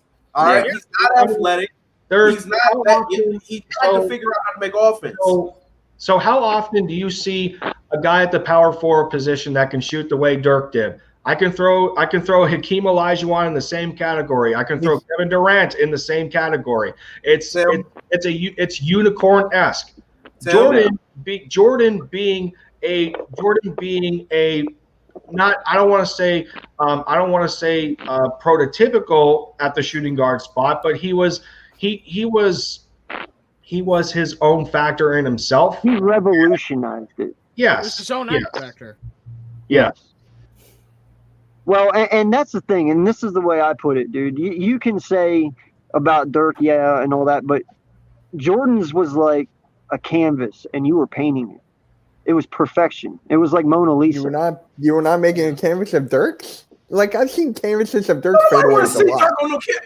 No one wants to see Dirk on a canvas. Exactly. Are you kidding me? I can look it up right now. What I'm saying is I've seen that's what plenty I'm of them. saying. His was like rhythm and motion. It was poetry. Jordan's was just you could paint it, and it's like Mona Lisa. You know, it was beautiful. Yeah. I'm sorry, I can't say that about Dirk. So this is the thing right here. This is the thing. Okay, so you mean to tell me that at Michael Jordan's frame, would 6'6"? he was on average for his career, Jordan was 6'6" at about 200. The leanest he weighed was around 190, and his heaviest was 215. So when we're talking fadeaway between Dirk and Jordan, you mean to tell me that at Jordan's frame, Dirk's fade would be just as efficient? No, it would not be. I'm sorry. No, your shot works for you. That's how the NBA is. You can base your shot off of a fundamental standpoint, but you grow into the player that you are. You're not a clone of anybody else. Your shot works for you. So as far as a fadeaway works, Jordan's at his size was more efficient. It was more fundamental. But that's why that's why I said Dirk's was legendary, because it was hard to block by the way he took it with the angle off of 1 foot, how tall he was. There's a lot of factors that go into it. But from a fundamental standpoint, Jordan's fadeaway is better than Dirk Nowitzki's. Yeah. I'm a Mavericks fan. I'm telling you flat out. There you go. Now, hey, I got to ask you this: who's your favorite dunker of all time? My favorite dunker, easily, Vince Carter. No question. You can go anywhere with that. You can go There's anywhere. multiple ways you could go with this. Do you want to know? I'll give you mine, and it's only because of who it is, man. Yeah. Lil Muggsy Mo. Vince Carter is the Who? greatest I'm sorry, dunker. what'd you I say? don't care who you are. Muggsy Mo. Oh, okay. Little Muggsy Mo. my- And it's only because of how small he was, dude. What he I'll could give do. you that. Like, Yeah, I gotta agree with you, that's man. ridiculous. I I mean, gotta he agree with was you. awesome. Who? Spud Yeah. Webb? Muggsy. Yeah. Muggsy Bogues? He wasn't My much of a favorite dunker. dunker was What? He won the dunk contest one year. Yeah. That's Spud No, Webb. that was Spud That was Webb. Spud Webb. Well, then that's what. Yeah, that was Spud Webb. Webb won. I'm pretty sure Sorry. Spud Webb You won meant the to dunk say Spud contest. Webb. maybe. The little good. dude. Mine is Whoever the Dr. little J. dude was. Yeah. Mine is Dr. Yeah. J. No, when you're talking Mine's just, when you're talking a perspective here between in-game dunking and dunk contest dunking, you know how much, and I understand for people that want to say Julius Erving, but from an athletic standpoint and the amount of revolutionizing that Vince Carter has done to the game of basketball and being the athletic dunker as he is, between his full extension windmills going between the legs off of a bounce in the dunk contest in 2000, what he did against that 7-footer in the Olympics, jumping completely over him without bracing himself on his shoulders, barely. No, there's no question in my mind. Vince Carter's the greatest dunker in the NBA and in NBA history, and I'm not saying it's not even close, but you can mix and match whoever you want, and everybody's opinions are going to differ. But for me, Vince Carter is the top. I agree with. I mean, I like but I completely agree with you. Dominique Wilkins was a great. Is that also in-game dunker as well? In game, yes, Vince Carter's the best. Yes. Absolutely. Dominic, I love how Dominic. Full extension windmills, 360s, you name it. Vince Carter can do anything in game that he wanted to do. What do you mean by in-game dunker? All right, let's during a full game. During a full game. In a regular season, in a regular season. You're gonna say in-game dunker and not bring up Shaq? This is ridiculous. All right. Good Shaq. I remember watching. Hey, I remember watching him break a couple backboards. Yeah. I remember that one he overbroke on Wells Fargo years ago. Yeah. A while. No. Hold on. We want to contrast the idea that Shaq is a better in-game dunker than Vince Carter. Yes. Whoa. It's a lot easier. If we're looking at beauty, are you looking at beauty or are you looking at raw power? Because if you want to look at beauty aspect, it's going to be Vince Carter. But if you're looking at power, it's definitely going to be Shaq. I'm looking at the entire package. Okay. The entire package? The entire package is Vince Carter, and it's not even close. Vince Carter.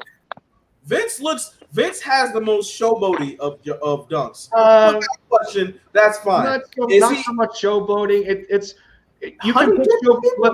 Listen, hold on. It's not so much showboating. There is showboating involved, but it's the fluidity and the perfection that he did with his dunking with showboating. Like his 360s were they were so fluid and graceful, and he made it look so easy. I don't think I've seen a better windmill done by anyone else other than Vince Carter. He always got full extension. The amount of force that he was able to put in some of his dunks, the amount of big men that he posterized. I mean, he made guys like Dikembe Mutombo look like a bomb. He made Alonzo Mourning look like a bomb, postering them. I mean, come on, the entire package. It's Vince Carter. I'm sorry. Okay, I think Dominique Wilkins has a good chance over Vince Carter. You said that power. I can see Dominique no one was stronger than Shaq in the paint. Yeah. 2, you said that he made Alonzo Mourning look like a bum. So did Shaq. Shaq also made Yao Ming look like a bum. Shaq also made. Okay, but this is a poor. No, this is a poor comparison though, because you're taking a shooting guard, small forward to a center. That's my whole point, though. Is that Shaq? That's not a good comparison. More dominant than anybody ever. So I'm not talking about dominance. I'm not talking about dominance. I'm just talking about from a dunking standpoint, right? From a dunking standpoint, you could go up with Vince if you wanted to and try to defend it out. Now you're probably going to get on. You're going to be put on a poster. I agree. Vince was a beast. But okay, but dunking, Shaq, bro. But dunking, no. Dunking is a common theme with centers. What center do you know? What center do you know that can't dunk? Tim Duncan. I think pretty much what he's saying. Tim Duncan could dunk it. He could dunk, but he wasn't doing it as regularly as he could have. Hey, I think what Lindy's point is, and what I think he's trying to get at, is the reason he's not putting Shaq in this category is because it's kind of his job to do that. Am I getting this right? I mean, Yeah, you're. but I- I mean, where else? Yeah, this is. Yeah, this is. I mean, this is what I mean. You know, Vince Carter can. Set up and get a dunk anywhere on the floor. And I agree to the point. Shaq was able to do that in his early years playing with Orlando when he was the most athletically gifted in his career. So I mean, yeah, but he came into. No. He was.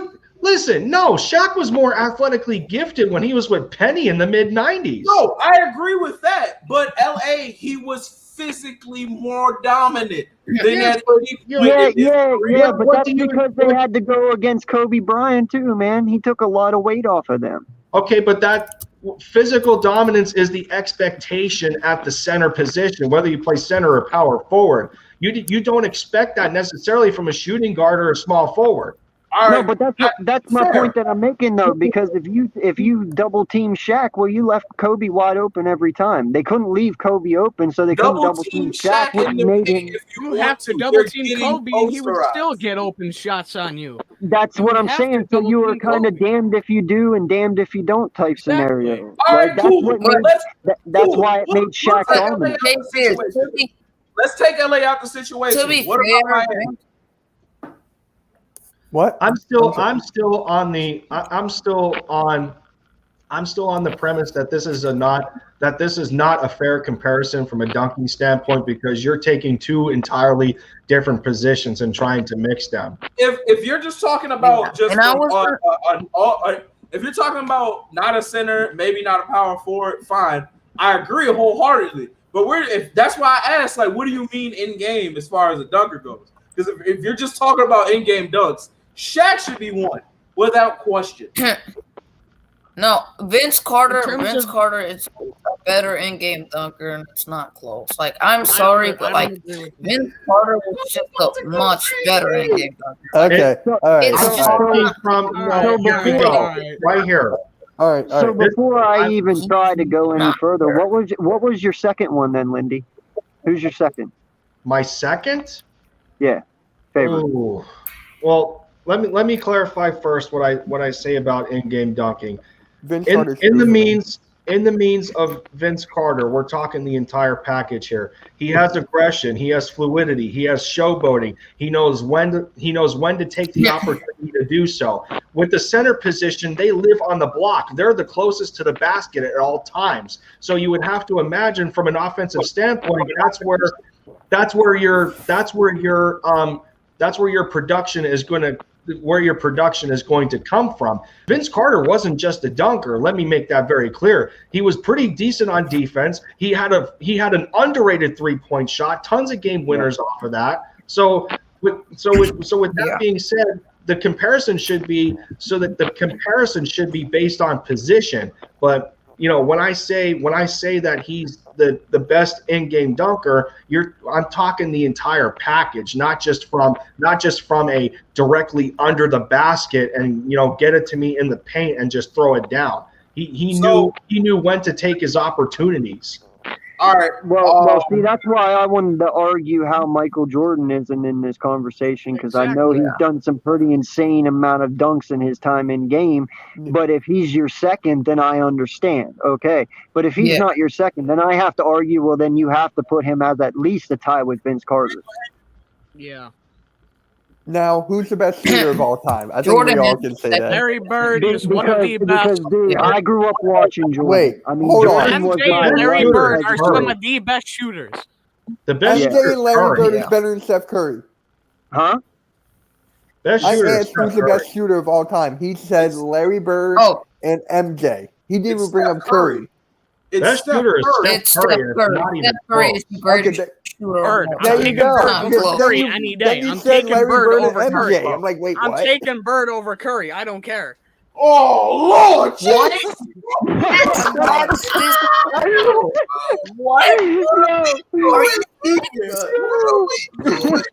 Wow, Mitch literally just. I'm being honest here. I was trolling with the dark thing. I was trolling. You guys could tell, but come on now. All right, Lindy, Time out. Jordy, Jordy, this better But not that be is- Celtic that bias. is That's a all I want to know. This better not be Celtics I'm not bias. carrying Celtic bias. I try not to. Curry's Okay, the best shooter. so why then? Give us your Curry logic is to the this. best shooter. I'm telling you. I All would right, even well, put, I want to hear why. I would even put Ray Allen over Larry Bird at 3-point I I shooting. don't agree. know Larry about that. Bird's As three. much- Larry As Bird's much three. as for I me. like Ray Allen, and honestly, he was one of my favorite players coming into the NBA, I don't know if I would put him over Bird. Is this from a pure shooting perspective or a clutch perspective? A little bit of both, because Larry Bird, he would go, I'm going to do this to you, and then he's going to drop him on you. Literally, Not only Steph Curry can didn't shoot Larry from Bird win a anywhere. 3-point contest in his He's warm-up clothes? The only He's I made, know I Steph know the Curry story. has Okay, literally made a living off of the shooting biggest threes. thing, the from biggest thing half- going against Larry Bird right now in 3-point shooting is longevity because his back gave out on him too early. If Here's he, my if thing, he but played here's the thing, he longer had than- nobody around him for his longevity either. Late What? in his Wait. career, it was just him. I don't know about I'm that. going Curry here. For me, it's Curry, But here's Ray the thing. Allen, Larry Bird, Here's the going thing. Kevin Curry's Durant there. in a time in the league where you're shooting threes a lot. Bird wasn't. There was not Bird much. was there mostly known for his mid ranges. He was mostly known for a mid range. This is my issue too. When you talk about 3-point shooting, so put Larry Bird in today's league. Steph Curry is more athletic in terms of lateral quickness to get open off of screens and get quick release threes. Are you seeing Larry do that? No, you're not. So from the perspective of being able to shoot a three at any given point, whether it's off the dribble, a quick release, or taking it off of the screen, Steph Curry can do it all. Larry Bird is limited in that respect. So the best 3-point shooter is Steph Curry, and it's not even close. Not even a conversation. It's not even close. It's not. It's not. And It's, I will it's tell you just this. the definitive I will answer. also tell you It's this. literally not even. It's not even a Yes, consideration I for will Larry Bird. also tell you this. If Klay Thompson was healthier, he could very well be in that category as well. Oh yeah, He's he definitely two. is. He's 2. Yeah. They're 1 and 2. Yeah, That's Curry's bad. 1, Yeah. Clay's 2, Ray 3, Larry Bird 4, Yeah. Kevin Durant And then- 5. And then let me give you another name that I would take personally over Larry. Yeah. Reggie. Reggie Why Miller, did I yes. talk about Reggie Miller? Reggie Miller was that Yeah, guy. he's underrated. Yeah, as he well. made 8 threes in like what? How many points did he make in like 30 seconds? He had 12 points in like 6 seconds or something like that. It was something Hey, can disgusting. I throw another name in here? Nash, Kevin Durant, Go for it. Reggie Miller. Scottie Pippen. There's so many shooters. Scotty, you lost me. I wouldn't say He had, no, I'm just saying he had a nice 3-pointer. He did, but that wasn't his go-to. yeah. Mark He didn't Price, shoot the three. he was a pretty solid 3. I mean, there wasn't many times you're gonna see Pippen shoot the three. I mean, you could put. Oh, yeah, you can you put did. so when you mentioned Scottie Pippen, you can put Chris Mullin in the same category. That's basically the comparison there. Okay. Chris Mullin and Scottie Pippen, from a 3-point perspective, at their respective positions, it's basically the same. I think Chris Mullin was a little more efficient, though. Wait. The coach took a quarterback? Yeah, they No, took they Sam didn't. Ellinger. They took Sam Ellinger out of Texas. Oh, I don't have the draft on. Yeah, they They- took Sam Ellinger. Yeah. Well, I guess it's not in the second, so it shouldn't mess with him too bad. Yeah, I know. I just still think it's funny. What? Yeah. They took. So what? We have 4 picks to us, But right? don't they have? I think we have 2 more, They right? have. Two. They have Jacob No, Eason. we've got a couple. Here's a good story for Teron Jackson. According to Brandon Lee Gowton, the D lineman that we took recently in the 5th, Teron Jackson, or the 6th round, excuse me. Teron Jackson says he grew up being a big Tom Brady, Randy Moss fan. He used to talk some mess with his uncle, who was a lifelong Eagles fan. Jackson's uncle passed away, but always wanted to see his nephew get drafted by the Eagles. Good story there. And I think that's been commonplace for a lot of our draft picks, is that they're all good stories. But when you when you boil down to it, that doesn't matter because the NFL is a business, and you have to show your story on the field. Hey, just want to point something out that Gowan and Moses are still there.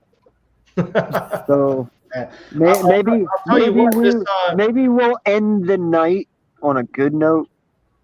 If that happens, I'll forget the fact that he took Larry Bird over Steph Curry. I'm just saying that right there. Wow. Ooh, shots fired, Jordy. Sixers, I'm telling you. Why does everything stick with me? From the take on pineapple on pizza to the take on lasagna. Wait, you like pineapple on pizza? No, I hate pineapple on pizza. Thank you. Thank you. Yep. And me and Jay Fizz don't like lasagna. In the chat now, because I ain't got time. I ain't got time. Pineapple me and Jay, delicious. All right, God bless. I'm gonna be on my way. and then me and Jay Fizz don't like lasagna, and everybody drags us through the mud for it. Lasagna's trash. Let's all be honest. I agree. No, I can't. I'm Italian, so I love lasagna. So I'm Italian, but I can't eat lasagna. Listen, that don't make you love this delicious food, bro. Oh, but I do. I do. No, you don't. You just think you do. You just don't, though. What? I'm being brainwashed to love lasagna? Really? I'm trying to tell you, bro. It's a whole thing where people try to get now you. You're making me feel like Garfield the cat. Okay. I love that movie. Think about that. A cat loves lasagna, bro. It's a weird concept. It's a very weird concept. Yeah. Spaghetti, fire. All right, you can do it a whole bunch of ravioli, honestly, top tier. But what are you supposed to do with like leftover lasagna noodles? Nothing. Oh, dude, bro, lasagna is even better the second day. What are you talking about? I'm telling you, dude, it is. Now, hey, you know what it is? You just haven't had the right person cook it for you. That's what we've been told. That's the problem. That's I'm telling you right now, if my wife, I'm serious. If my wife cooked y'all lasagna, you would love that shit. Don't put that on me, bro. Don't do that. I love how this. It's been put on, bro. It's been put on. I love how this stream over the course of almost 6 hours. So this stream over the course of almost 6 hours has transitioned from a bunch of negativity, a bunch of negative draft talk. Well, that's a given. It goes from negative draft talk to NBA debates to what I we like the NBA debates. I do. I mean, to lasagna. I mean, is anybody going to complain about the NBA debates? No. I do NBA content on my channel. Why would they? I do too. I just did a Sixers video a couple hours ago. So let me see. Let me bring up the draft because it's all. I mean, we're getting toward. How much longer is the draft? So there's going to be 3 more rounds. So we have 2 picks left here. We pick at 224 in the 6th, and then in the 7th we pick at 234. For whatever reason, Tay Gowan and Dylan Moses are still available, and it's beyond me. How is that possible? Can someone please explain that to me? Like, are they injured? Like, is there something going on with them, like, off the field? So the Packers just made their pick at 220. So we're 4 picks away from 224, and two of my. I think it's for Dylan Moses. I did after 20. I still need an outside corner here. It's got to be Tay Gowan for me. Yeah, I'm with you on that. I still need an six. I still need an outside we're gonna corner. get one in the 6th. The way he's been doing this shit. I mean, if we get, that's the main guy I want. Is Yeah, that's the main guy I Yeah, want. okay, well, that's the thing. Take who you want and go complete opposite of what you want. That's exactly what I said earlier about the lion and tunnel. You have to fill needs. So- it literally doesn't matter. You have to fill needs and just like So, build a team. Dude, we've right? been saying that since Focus yesterday, on- and guess Wow. what? We're still saying that. the Packers just passed on Dylan Moses, so the Bears are now on the clock. So with that said, Who did the Packers take? they took an inside linebacker, but it wasn't Dylan Moses. So while we're at it, since our pick is close, I'll give you guys some names. Elliott Shore Parks just tweeted. He tweeted to Eagles Twitter, who do we want to take? These are some of the names out here that people want. I'm seeing Dylan Moses, looking at that. Darius Hold on. Washington, Paris Ford, Tay Gowan, Kerry Vincent, Tamori and Terry. I'm seeing a lot of Dylan Moses and Tay Gowan. Jonathan Cooper's in there, Darius Watt. Yeah, so Dude, I wouldn't even be mad at Washington. it looks like I wouldn't be mad at Washington. It looks like the consensus here from a lot of Eagles fans is that they want a corner, safety, or a linebacker, and that makes perfect sense. Yeah, exactly. Oh, What I did our wouldn't be too secondary mad at- rank? What was our Tamari and secondary Terry. rank? Were we like dead last or close to it? Huh? the pick is in for the Bears right now. So we're getting close. We were like in the top 15, top 20 range. We were in that like category. Well, hey, man, I'm going to let you know right after this pick here, I'm going to get off. I got some stuff I got to do. Yeah, I would figure all of us I got stuff to do, especially that my stream lasted another 6 hours. I'm good, honestly. Until I the just Eagles walked make a in. draft pick and I make a reaction to it. That's like the only thing. I just walked in and my wife gave me that look, if you know what I mean. Yeah, So, we got 2 more picks left. Yeah, they just took 2 more Daz picks Newsome. left, and then the Eagles pick. Yeah. Oh Wow. that's what they traded up for. Okay. We're 3 picks away, and 2 of my players are still on the board that I want. Man. Daz Newsome goes to the Bears from North Carolina. Shaka So Tony the was Panthers are- a late round prospect that a lot of people liked as well. Yeah. So let's see here. Nothing's going on Twitter at the moment. Nope. I don't even know how Dylan Moses and Tay Gowan have fell this far.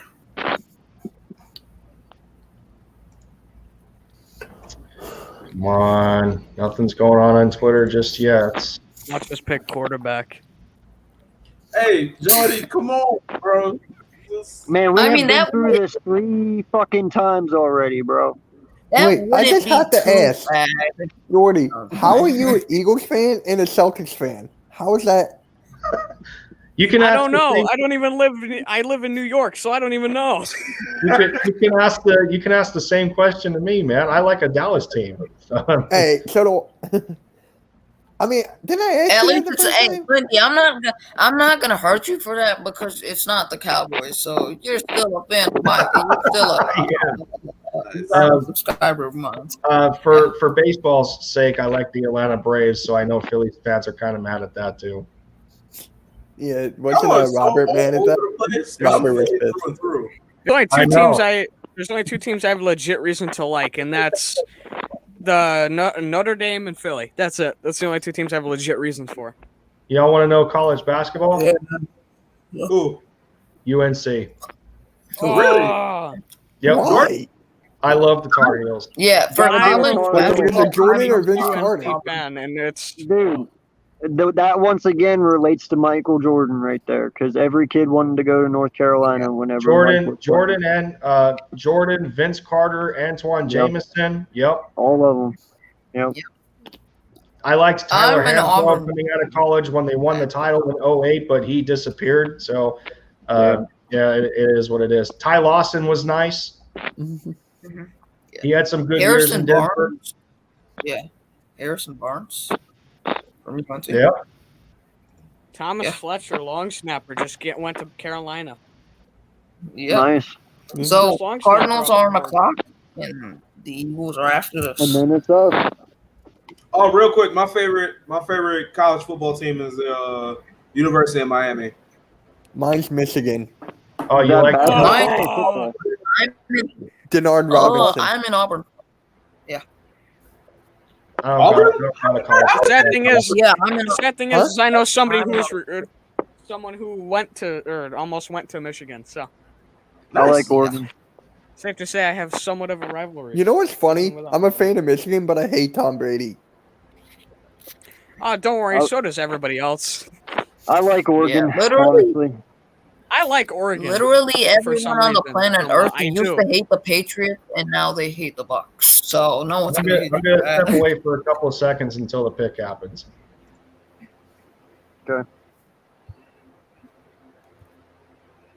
Alrighty then. I still can't believe you take Larry Bird over Steph Curry. I'm sorry. This isn't going to be let go, is it? No, not really. Maybe you know me. I see you a little bit different now, Jordy. Not gonna lie. Anytime Hey. I hear the name Jordy, Hey, I'm still Fighter a Discord OG. Look, I love you. I love you. Don't trip. You still my guy. Really? You to the world grow up. But you know, I'm a little bit farther away from you now, just because you said that. Like I'm with you, but I'm over there with you. You know what I'm saying? Oh, Tay Gowan just went. God damn No! it! No! God damn it! No! Where'd he go? Damn it! Arizona. Just grabbed Arizona. him. No! Arizona. What? Oh. So it looks like we're taking the other Get it. guy, whatever his name is. Looks Moses. like we're taking a fee too. Well, it could be Brown though from MSU. True. Or it could be someone completely out of the ordinary. Dude, if we take the South Carolina corner, I would be fine with that. 6'4", 212. I'm fine with that. If they take another corner, I'll be fine with the corner, linebacker, or safety. It's I'd getting be to that fine as long as we don't pick a quarterback, kicker, or punter. All right, so the Eagles are back on the clock now. Yeah, Tay but Gowan. Gowan just went. Yeah. Tay is Gowan off the just board, went? by the way. Yep, he went to the Cards. Arizona just took him. Damn it! Right before us. Come on, dude. Oh my god. I mean, Why do we have two we've picks had back how to many back? chances now? Does that mean we didn't trade our sixth? Wait, are we picking 224 and 225? We didn't trade our other sixth. What? No, No, we we were didn't always trade going all. 224, No, 225. Washington has it. Yeah, doesn't Washington have it? Washington Yeah, has it. Washington has it. Oh, Yeah. did I? Well, why does it say Philly? 224, 225 on here. It's And I showing looked it up. It said Washington 224, on 225. ESPN. It says Washington on mine. Come on, man. Dylan Moses. Well, it's set on the draft. Or It another says both corner. Philly. Although ESPN it says Washington. I don't know. Moses or Browns. That's what I. Remember what happened last time we did this in the draft one? And ESPN didn't. Are Darius Washington, Dylan Moses, and Tamarian Terry are all there? Take one of them. I wouldn't be shocked at a tight end here either. I wouldn't either. No one But would be who? shocked at a wide receiver. Watch it.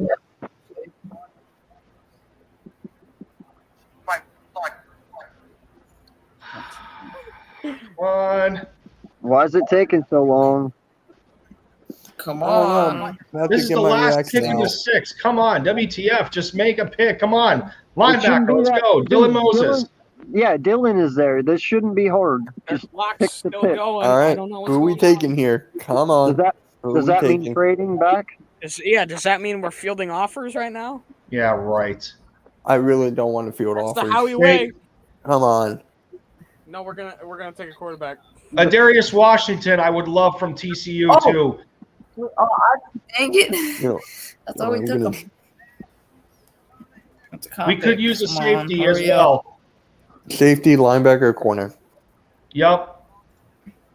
Come on, what did we Wait, take here? We didn't take anything Sean- yet. We're still going. I would have got an alert. Son of Going to a. the Ravens. Nah, dude, I think we're trading out. I do too. Come on. The Do best- it already. Do you think Ertz could be Look at traded here? Look you at think what have Ertz I should been be saying? traded? The There's best no way fit. they wheel and deal Ertz right now. There's no way. Look at ESPN. It says the best fit for us is Dylan Moses. Come on, man, make it happen. Right? I actually Make like it watching happen. the You're saying Who else? Unfortunately, we're trading out, dude. It says the Howie, best stop. available is Shakur Brown. I'm I calling don't it. know. They're gonna- Nothing's coming up on Twitter right now. Yeah, I'm mean, it's- calling this. No, They're the gonna pick is trade it in. to the Pick Cowboys. is in. The pick Oh, is God, in. the pick is- Okay, Why'd thank that God. take so long? What the hell? Never Who should is have it? taken that long. How does Who did nobody they know take? on Twitter right now? Because Really? Howie's the only one in that draft room. Come on, man. Who is it? Come on, hurry the hell up, Eagles. Make me happy, please. Come on, man. Corner or linebacker? Trey Smith, Marvin Wilson, Darius Washington, David Moore, all there. I would love a 8-1. safety too. Yup. Come on, man. Do it, Howie. Come on, you're wasting time. Oh, this is, yes, Jay Stevens. Jacoby Stevens. Good pick. Let's go. Oh, Yes, sir. A safety. Let's go. Nice. What was his go. name again? Let's go, Jacoby man. Stevens, Jacoby LSU. Stevens. Jacoby. How Now we're did that guy drop? safety. Now we're gonna take a quarterback in the 7th. Wow. All right. You know what? Yeah, it's Washington's pick right now. LSU safety to Jacoby All right. Stevens. Hold on. Everybody All likes right, the guys. pick so Jacoby far. Stevens, LSU. Oh. 6'1", he's 212. He has He's small. Man. 6'1"? 63 tackles, 0 interceptions, 4 P. You guys think this is somebody that could Yeah. like outside corner for every time? We'll see what happens. See, Yeah. you know who I just thought of with this late round pick at LSU. Who everybody Mills. hates him. Jalen Everybody hated him. Jalen Everybody Mills. hated Jalen Mills. Yeah, I'm just saying. everybody Newman's still on hated the him. board. Look, I gotta check, guys. It's been nothing but a pleasure. Yeah. I've had nothing I gotta but get fun. going too. Lindy, as always, appreciate the invite to come on, bro. It's been a genuine good time, bro. I'll get up with all you guys later. AK, good seeing you Yo. face to face, brother. You too, brother. Nice meeting you. Take it Hope easy. we get something together soon. Y'all, when Mitch come back, tell him I said it was good. Big Play say it was nice meeting you. Jordy, Big love Play you. says- You're No, crazy. You too. I still love you very much. We gotta stop going there. All right, you brothers have a good day, man. You You too, too, man. buddy. I'll see you. Pleasure, Jay Fizz. Yo, Yes, and Lyndon, sir. thanks for Man, having me what a on, brother. blast, y'all. Thanks for having me on, man. I appreciate it. Yeah, definitely, Everyone man. in here, please Yeah. like and support this channel. Lindy, he's a good guy, great content. Can't say anything more about him. He's just a really good guy. So, There's a I bunch enjoyed of it, hot man. takes that I 6 like that hours Big Fizzle strong. said. It was a pleasure talking to you, man. yeah. Two straight days on a 6-hour stream in a row, man. I love Yeah. the commitment, dude. I No love problem, man. Anytime, Appreciate dude. it, man. Anytime you want to do this, hit me up. We'll do it. Well, I got a better subscription to StreamYard now, so I can stream as long as I want. This is All for right. the channel. This is for y'all. So All right. there you go. Sounds good, brother. Well, you take Take it care, easy. man. God bless See you, everyone. man. And Jordy, take it easy, buddy. You too. You guys have a good one. Later. Later. Fly, Eagles, fly. See ya. That's right. Later, big play. Yep. There we go. Damn. All right, we still down to 4 here. It's all good. It's all good, man. That's the that's the biggest turnout I've had so far. The biggest turnout I've had so far, and especially for the amount of time that I've been in this stream. That's 2 days in a row that I've went for 6 hours. So at least at least day 3 started at noon, which is a little bit easier. But man, my Saturday is gone away quite quick. It's already 5:30, but it's all the draft is only once a year. It doesn't matter. This is for my channel, you know. There's not much more I can say at this point other than the amount of contribution that I have received in just for doing this 3 days in a row. Just guys, like I keep saying, whether it's for 5 minutes, 50 minutes, or in the respect of today, 6 hours for that matter, I appreciate anybody coming on through at this point. Like I said, 6 hours into this stream, this is unbelievable. I guess I can honestly say I've lasted a little bit longer than Mitch. I didn't. I knew that was coming. Yeah. I freaking knew it. I know, man. I know. It's all good. Dude, this is my 4th video today. I know. Listen, man, fifth. I get it. Like- you got a channel, you got a podcast, you got your man Tyler with you. It's still a big responsibility either way. I mean, you're already close to 1,200 subscribers. I can only imagine how it would be for me at that point. Especially for the You'll amount get there, bro. You'll get there.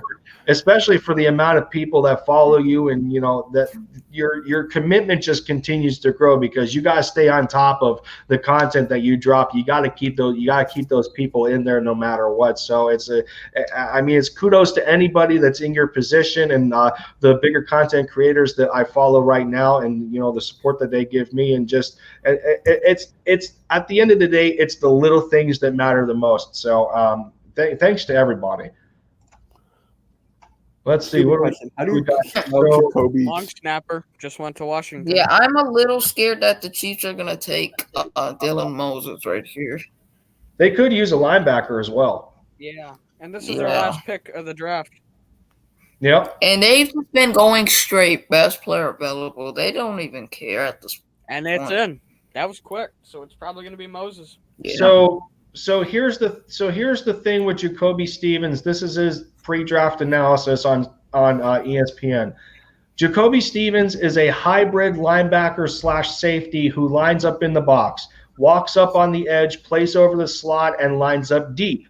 He reads the quarterback in underneath zone, and he's got the length, range, and instincts to cover a deep half. He's an effective wrap-up tackler. What has been the big thing in our secondary? People cannot tackle. That is a great sign to hear, especially for a guy that's a 6th-round pick. How did he drop?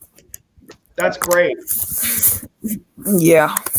Unfortunately, our draft grade for this was only a 49, but his overall rank in the draft was 205. We grabbed it at 224, so I guess I can't complain.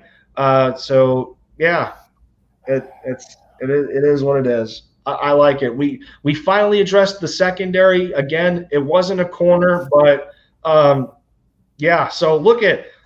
Jordy, Steve is freaking out about us getting Jacoby Stevens. And so the Eagles are calling him a linebacker. What? No. There's absolutely no way they're calling him a linebacker. He's undersized. Are we? He's like an edge? I'd Wait a rather put minute. him at corner than linebacker. Time out. Let's not read into this completely, because didn't Jalen Mills at one point line up in a linebacker role before in the secondary between safety position as well? I think he's lined up in a like an outside linebacker spot. I mean, we've seen Malcolm Jenkins do the same thing. So That was just packages where they bring the safety down, though, more or less. Okay, well that's what I'm thinking here. But this pertains to what we've seen with this pertains to what we've seen at day 2 when we talk about guys with versatility. I mean, you look at Landon Dickerson. So yeah, his best year was at center, but he played every position on the offensive line before. You look at Milton Williams. I think he's a smaller DT, but I think he's been an edge rusher before. Teron Jackson, I think he's played both positions before. So it still looks like it's common theme going into day 3. And I'm not going to look. I'm not going to look too deep into it, to be honest. But it is what it is. I still like the pick. Yeah, and I could even call him undersized at putting him on the outside in the corner spot. So Yeah. I'd rather put him in that corner spot, because if you put him at linebacker, at times you'd have to try to line him up on a tight end or a big receiver. Steve is absolutely in love with the Jacoby Stevens pick. Yeah, man. It's a great pick. LB seems to like it too. Yeah. So yeah, he's a hybrid safety and linebacker. What's up, my man? So if he turns out to be better than Nate Gary, then I don't care. Because Nate Gary gave some production to us. You got to admit, he gave us some production. Yeah, just not enough, especially in coverage. But you got to admit, for a 7th round converted linebacker, he did decently well. Yeah, well, I can argue Jalen Mills as a 7th gave us more contribution than He's Nate an Gary. anomaly at the same time. You're not going to see too many 7th round, 6th round guys come in and perform, at least at a decent level. Yeah, I know that's the argument that's the argument I'm taking again. That's the argument I'm working against your point that you want to talk about what Nate Gary did. Well, I can say the same thing for Jalen Mills, because he played both the safety and corner position. Wait, what are you guys talking about? We're talking about how Dylan Moses. We're talking about how Jacoby Stevens is a hybrid safety / linebacker, and we brought up the idea on how the Eagles utilized Nathan Gary as a 7th round pick in the same regard. But for as much as we want to talk about the contributions that Nathan Gary made, I can still say the same thing for Jalen Mills as a 7th round pick from I LSU agree with of that, all 'cause schools. So Mills just got a payday with the Patriots, so he's obviously Yeah. not better than your average 7th rounder. and Jalen Mills is on the street right now. Or no, not Jalen Mills. Nathan Gary's on the street right now. The I think- Cowboys got Israel Mukwamu. Ah, they got him. They got the guy. Dang it. They got That's the the 6'4" guy guy out of South pretty high Carolina. on. Yeah. Damn! I Wow. really was hoping he'd fall even Yeah. more. So let's see. There's one pick left in the 6th here. The Chicago Bears own the last pick of the 6th round, and into the 7th, we pick in the 6th spot at 234. So who's left on best available? Shakur Brown, the corner from Michigan State, is still available.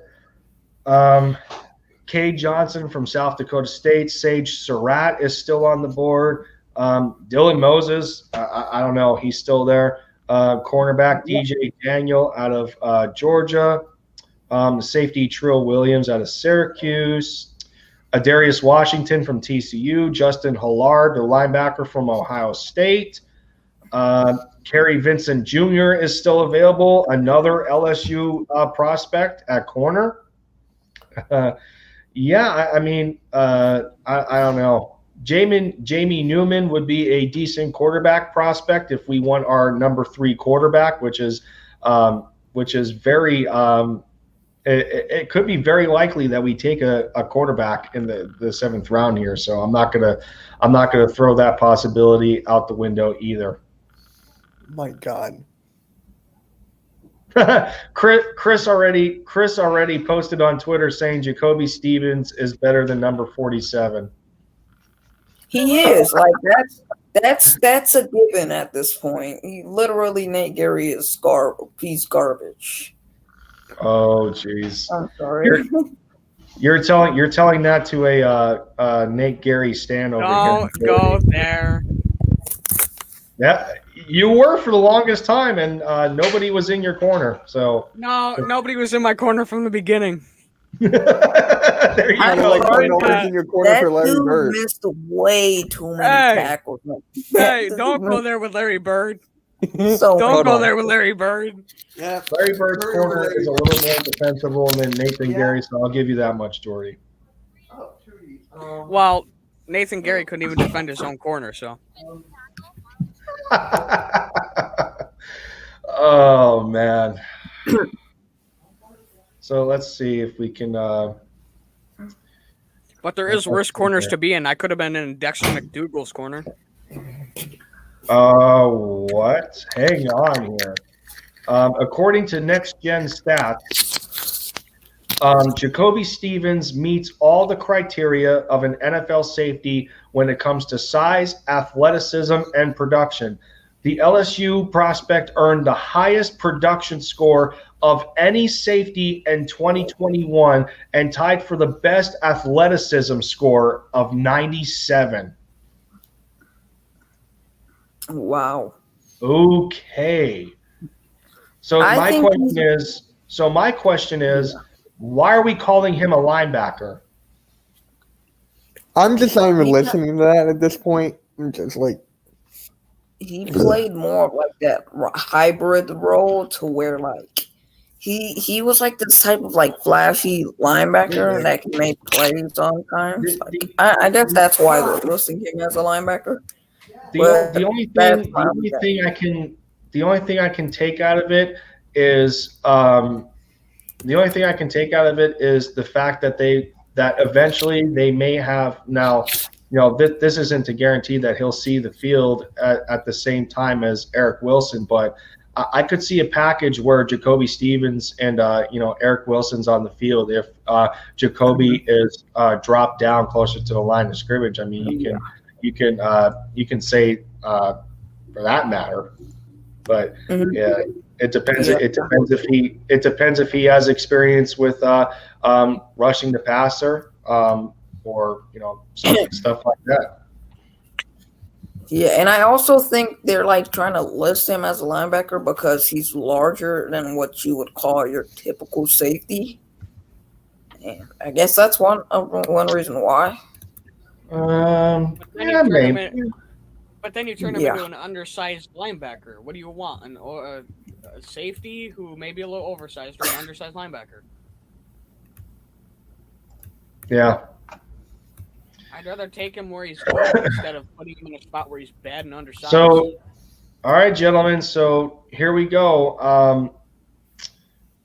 We are at pick 231. The Dolphins are on the board. We are 3 picks away of the Eagles making their final pick of the 2021 NFL Draft, and we're going to be here live to react to the final pick and either laugh about it or be somewhat okay. Because, man, I mean, as of late, the Jacoby Stevens pick I really like. I do like the Zach McPherson pick. I'm kind of okay with the I don't know. Nightings. I like that too. I just made a reaction video to that. So, I can't believe I made like 5 videos today, 4 to 5. Night Ink's back in the building. Good to see you, man. We're still kicking here with over 6 hours on another stream, man. Giving you guys my live coverage of reaction to the NFL Draft on day 3, with us coming to a close, making our final pick with 3 picks away.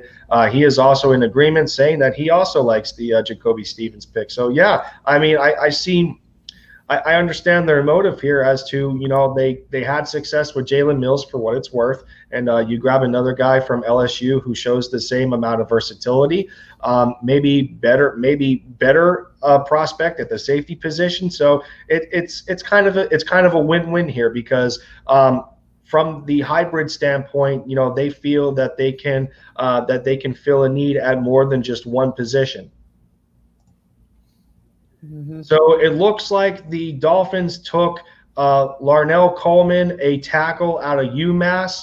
So the Panthers pick is now in. So that Yeah. would the Rams next before us.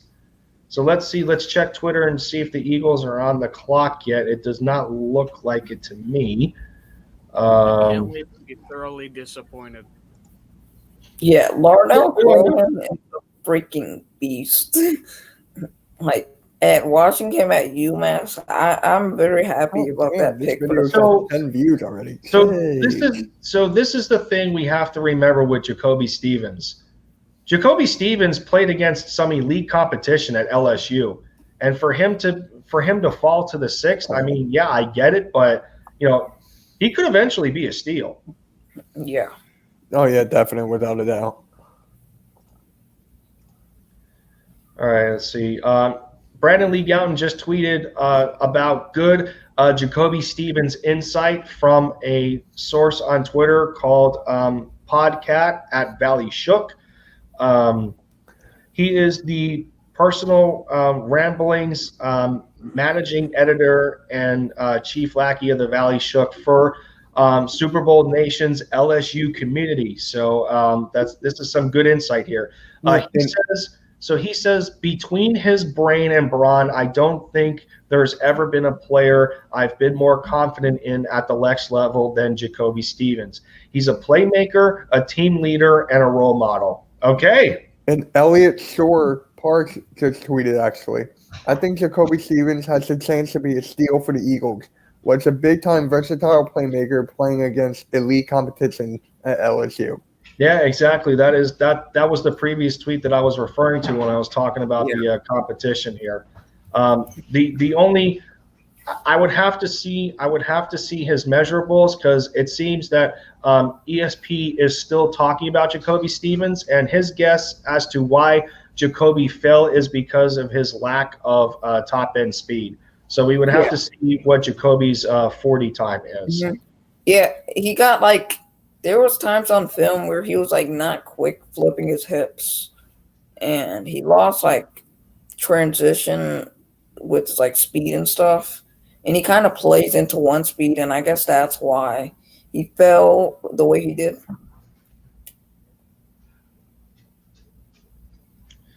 So let's see here. It looked like I don't know if that was a lag or not, but because I don't know if Big Play Slay cut himself off or not, but so let's see. So with that said, You just commented We are on my on the video. clock Thank right you for that. now, according to Zingaro. okay, so we're on the clock right now. Yeah. All right, so fellas, what's the pick here? Are we thinking? I don't want to make another reaction video. Come No, on. we It's have the to go last one. home here. It's the last one. Actually, no, it's a pick here. punter.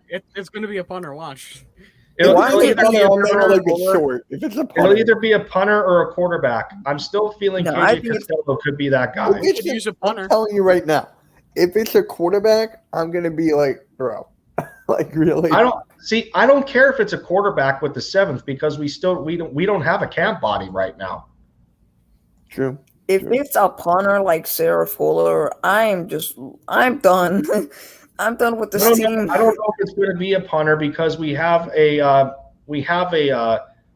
punter. I forget his name, but he is I don't know if it's another. Yeah, I don't know Aaron, if it's another rugby player or not. he's from Australia, Aaron Yeah. or something. Yeah. Yeah, that's telling you guys, yep. As soon as this pick is made, I'm making my reaction video. I'm putting my computer down and no more electronics for like a couple hours.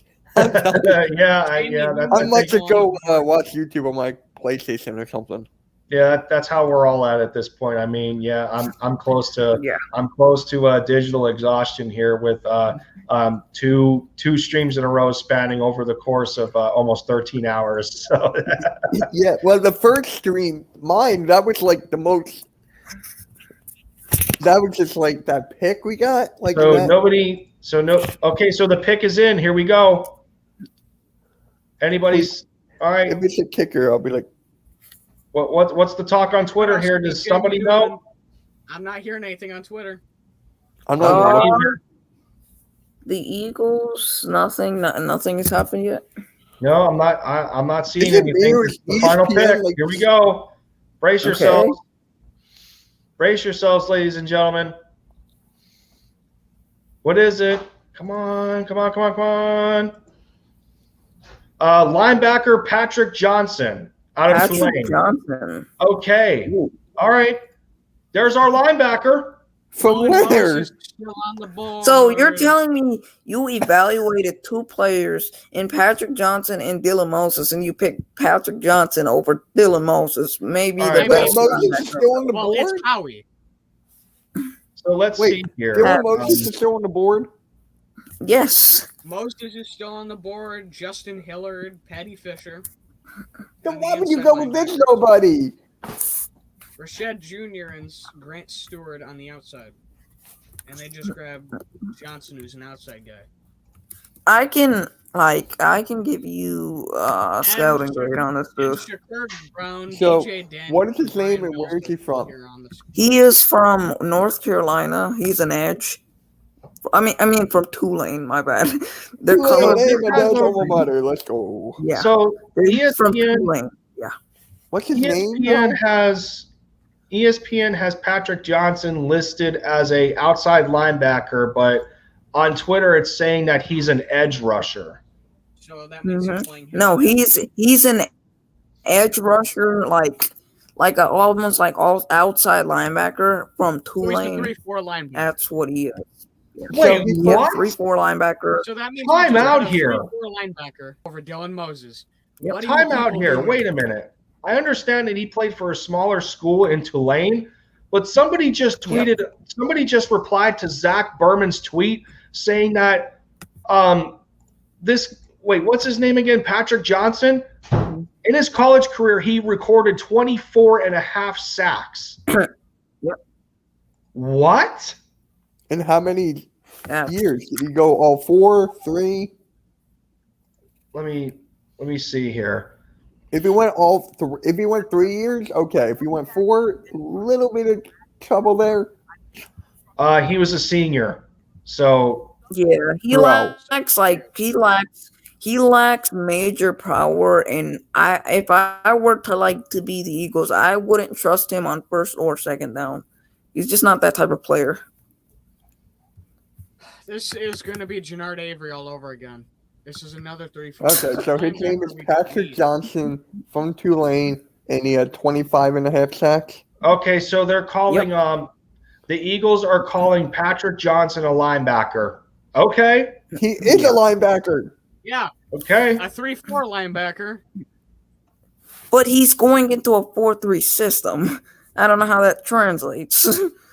So the word He's on more of an edge rusher than a linebacker. so the word on Dylan Moses is that a lot of teams took him off their board due to medical concerns. Okay, that makes sense. Okay. That makes sense. Philly likes drafting injury. That guys. makes sense.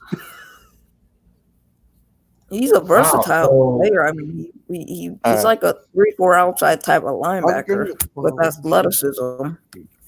So it's a good pick. So I'm gonna make my reaction video, my last one, and then good seeing you guys. I'll catch you all around. Yo, Lindy, if you're down, we'll collab sometime this week. Yeah, sure. Yeah, absolutely. Yeah, no big deal. Actually, I had, Robert's doing a podcast tomorrow. I'll ask him if he wants you in. I'll ask him. You mean regarding post draft? I think so. Yeah. Okay. All right, that's fine. I'll talk to him. Yeah, I'll let you know if I'm not streamed out. Yeah, so I'll let you know. Dude. Imagine me doing MK Power Hour 5 days a week, each one of them an hour. Well, I mean that equivalates to one of my streams in the last 2 days. So there you go. Oh, one more thing before I go. Curry's better than Larry Bird. No.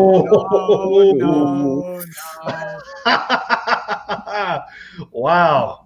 Shots fired, Jordy. He just that was a drive. I mean, by. he's got Hey, a Notre point. Dame's better than Michigan, so I'll take it. Oh, okay. I mean, he's got a point. Steph is better than Larry Bird. So let's see here. Anything on Patrick Johnson on Twitter? People like the pick. Some people say that he's a steal. Let's see here. I'll do you guys due diligence, and we'll look up his statistics here. His name is Patrick Johnson. See if I can find him on Pro Football or Sports Reference here. Yeah. Okay, here we go. So he was a full commit to Tulane from 2017 to 2020. He only played a minimum of 7 games in 2017 as a freshman. He still recorded 12 total tackles, 1 tackle for loss. He had no sacks. Nothing much doing as a freshman. His sophomore year was kind of a breakout year for him. In a total of 13 games, he acquired 49 total tackles, 14 tackles for loss. He recorded 10 sacks, 5 passes defensed, a fumble recovery, and 4 forced fumbles. As a junior, he didn't necessarily do much in the course of 12 games. 35 total tackles, 8.5 tackles for loss, 4 sacks, 4 passes defensed, no forced fumbles. In 2020, he played a total of 9 games. So remember what I just said. This is in 9 games. He recorded 36 total tackles, 11.5 tackles for loss, 7 sacks, 2 passes defensed, and 2 forced fumbles. So I don't know. I mean, the production's there, especially for a 7th round pick. I kind of like it. Yeah, I do too. But the problem is he's coming out of a 3-4 2-lane scheme. That's my only problem with this pick. That and his injury history. Yeah, that's injury probability, which we don't know what it could be next year. But judging based on how it's gone, he's going to be injury prone potentially. Yeah, I get it. That's true. But When did Vincent Jr. get pulled off the board? Oh, he just did. Wow, he's not going to drop. I thought he would. Oh, wow. So Steven's happy again, Jordy. He goes, I effing love Patrick Johnson. So versatile. He can play as an edge, off-ball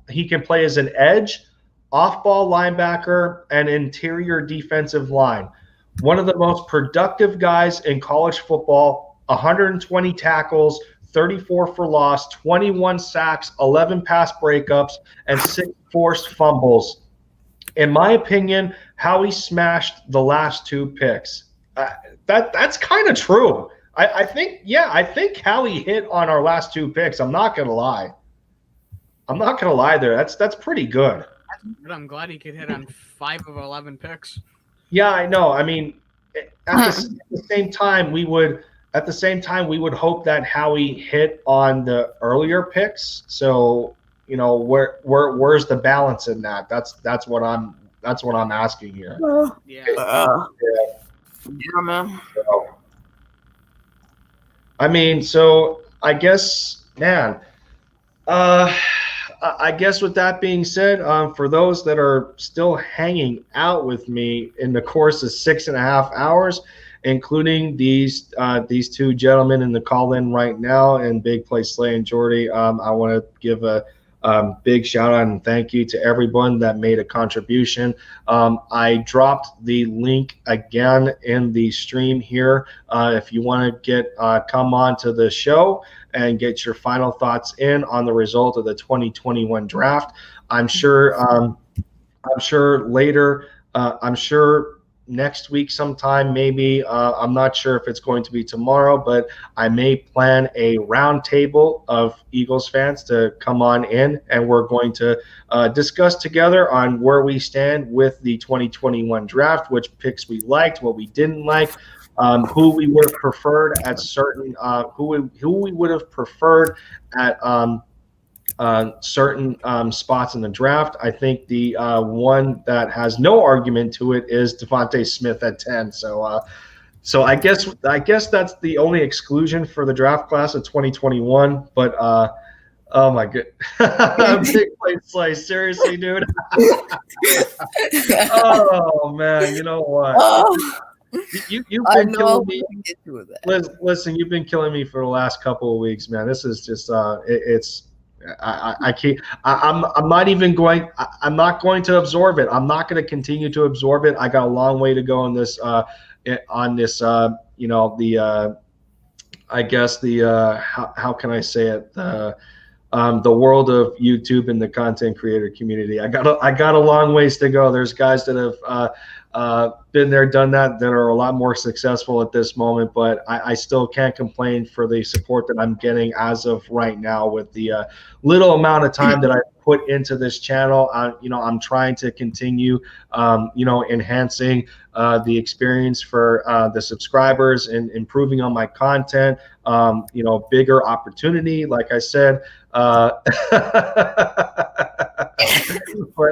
you know, at the same time, like I said in the beginning of the stream and a couple of other times before, I do now have a basic subscription to StreamYard that I will be paying monthly to enhance the experience and to get more opportunities for live call-in shows, you name it, roundtables with more than 6 people. It doesn't matter. So yeah, I mean, with that said, it doesn't look like that we're going to have any more people come onto the show, since it looks like that Nightings is the last one in here. Him saying, I also got a very long way and I don't think I'll make it all. Well, you know, what is the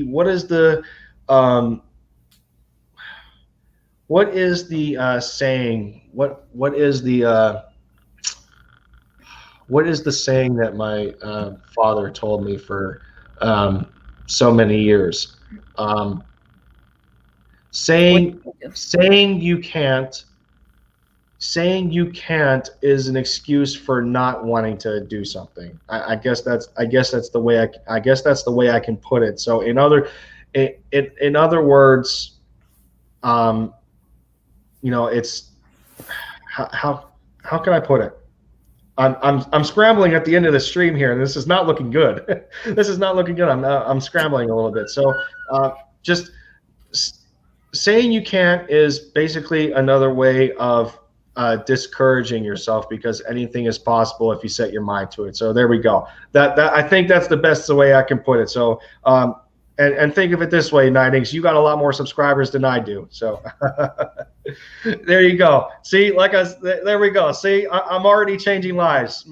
Your father is very wise. I will be more confident from now on. Exactly. You gotta have the determination for what you want to accomplish. Otherwise, you're not gonna like the outcome when it's all said and done. So, with that said, it looks like the waves for Twitter here are coming to a close, with everybody just diagnosing the last pick of Patrick Johnson in the 2021 NFL Draft. So to close the stream out finally after 6.5 hours, Jordy, I guess I'll start it with you. And I later down the road, I'll probably get a more in-depth roundtable about this. So Jordy, I'll leave it to you if you want to give a final grade on the a premature final grade on the 2021 NFL Draft.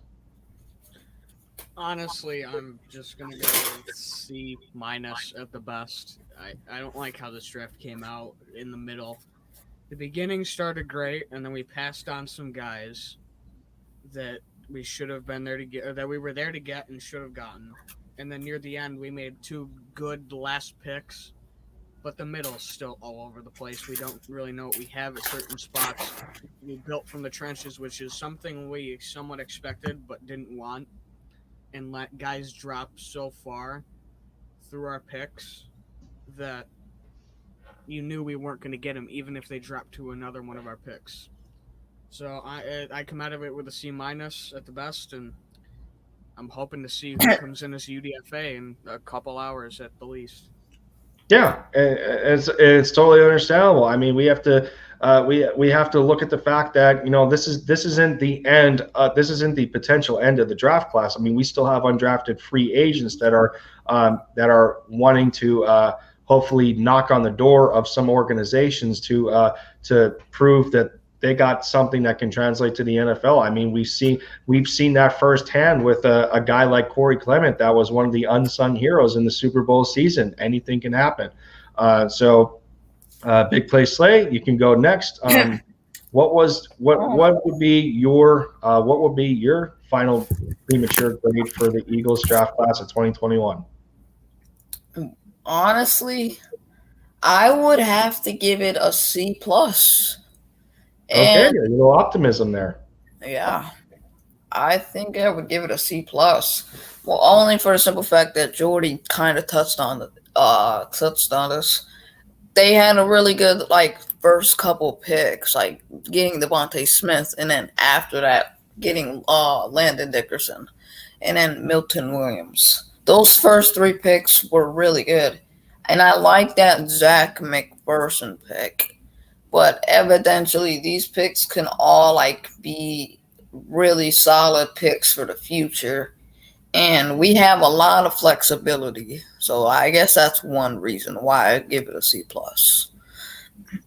Yeah. So okay. So that's also very fair. I think I'm going to meet you guys in the middle here, and I'm going to go with a grade of C. And to basically to repeat reasoning amongst you two, it's just to the sole fact that this draft class is pretty top heavy. Outside of Devontae Smith and Landon Dickerson, minus the injury concerns with both of his knees, I feel that they're both very good prospects, and I have no questions whatsoever about Devontae Smith. I mean, I don't think anybody does when a receiver wins the Heisman, that it takes over 2 decades for it to happen once again. And we're talking a kid that's going to lead the wide receiver room and give opportunities to those that didn't necessarily have them from last year, especially when there wasn't a difference maker on that roster. You look at guys like Jalen Reagor, who's going to eventually improve. You're going to look at guys like him. You're even a quote unquote veteran, and Greg Ward is going to look better in this offense. John Hightower is going to get his chances. Quez Watkins is going to get his chances. For the perspective of receiver, Travis Fulgham is going to get his chances even more. And this is all barring undrafted free agency and free agency as well. But with that said, the only problem I would have is in the third. I feel that you can swap. I think you can swap Milton Williams for a corner instead. It is still a dire need at the position, regardless of how the draft class turned out.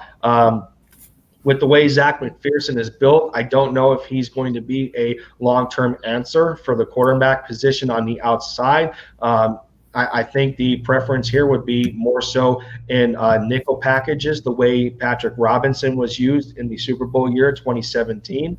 And again, this is all based on theory on how they're going to develop in the system, how well Jonathan Gannon is going to present the scheme to them, how well they fit into it. And so yeah, with that said, if I can describe this draft class, it would be it's a steady top and bottom, but no foundation in the middle. I think that's the perfect description of the 2021 draft class for the Eagles, and I don't think anybody is in disagreement with that. Yep. Both of you guys went silence for about 5 seconds, so I got a little bit awkward. I felt that I should have continued to speak there. So yeah, I think, but yeah, like I said, I feel that was the consensus, theory based on what we have seen from this draft class. Yeah. It is also easy to describe some of the. It's also easier to describe some of the moves in this draft class that are, they're based on versatility and in regards to that, we all know Nick Sirianni is big on competition, and he brought guys in that are going to show that competitive edge. They are guys that love the game of football. There is a common theme here that even I could remember at least 4 players that I could think of at least 4 players that have familiarity with fandom for the Philadelphia Eagles in the first place. Kenny Gainwell was a big Eagles fan. The tackle out of USC that I can't remember his name right now. Family members something like that. Yeah, family members of his, specifically his uncle, was an Eagles fan. Who else here? But I could keep going on and on about it, and if I keep going, I'm going to be in excess of 7 hours because I'm 18 minutes away from that in the first place. So I was going to say one more thing before we go. Like something I realized heavily in this draft that was a consensus in a lot of drafts in the past years is that Howie liked to reach on a plenty of guys before this draft. Like Jalen Reagor, I had him graded in the 2nd or 3rd round last year.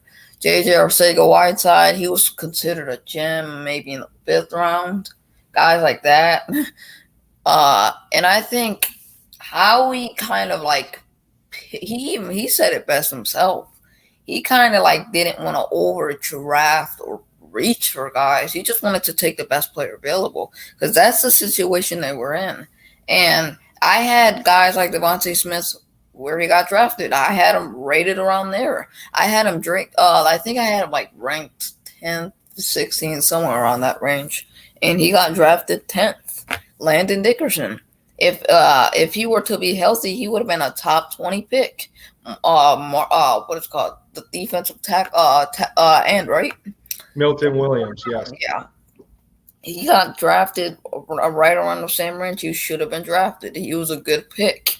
And I feel like Howie Roseman he kind of knew that he had to take the best player available, and he kind of did it this year. Kenneth Gainswell, if best, he got underdrafted, and we took him. That's surprising to me.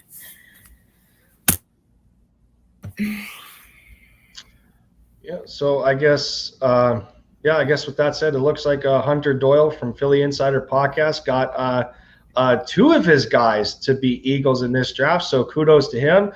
Patrick Johnson was the 2nd guy that he wanted for this football team. So man, I guess you got to be excited there. So Patrick Johnson and Kenny Gainwell, 2 of Hunter Doyle's biggest draft targets for the Eagles, eventually become Philadelphia Eagles. So I guess that's good for him. But being that I'm not sure where I should end this stream at, since we're 6 hours and 45 minutes through, I guess I'll close it out here. That will conclude the 2021 NFL Draft for the Philadelphia Eagles. I've been your guy, Lindy Endzone, giving you live reactionary coverage for all 3 days. It's been quite a journey. I know day 1 was through Mitch Kofsky's channel. You can find me as a special guest over there. If you want some reaction to that, I streamed day 2 and day 3 over on my channel here, leaving the opportunity open for anybody to come in and hang out and turn them into live call-in shows. I have to say that they were pretty successful for the most part, regardless of the amount of time that I have invested into this stream in the first place. But yeah, it doesn't matter to me. I guess it was at the point where it didn't matter whether it was 1 view, 10 views, or 100 viewers at that moment in time. But it was, I think it's more important to say the value of the subscribers or supporters that have come in and just hung out with me, could equal that amount of contribution. And I can't thank everybody enough for, wanting to support the channel in the way that you do. So big shout out to Jordy for hanging with me once again. Big shout out to AK Eagle that was here for a combined 10 hours. Big Play Slay, you came in late here. You made your man. I tried giving my support. You're a great man. You have a great channel. You're a legend. You're a freaking goat, man. I have to say it. I can't say it once enough. Well, I guess I can't say it enough. At the same time, the amount of support that I've been getting, and especially the fact that subscribers to my channel also, support a bunch of other content creators in the Philadelphia Eagles community. That's already tight-knit the way it is. We're a family. We bleed green. We want this team to succeed, and we're all here to root for the Eagles and watch them fly. So with that said, this has been Lindy Enzo, giving your coverage of obviously the Philadelphia Eagles, and for those that are big into the NBA, the Dallas Mavericks are my squad. So with that said, this has been me, Lindy, Jordy, for this stream. Big Play Slay. I'll catch you guys all later. To those watching, take care of yourselves. Fly Eagles, fly. And I'll see you next time.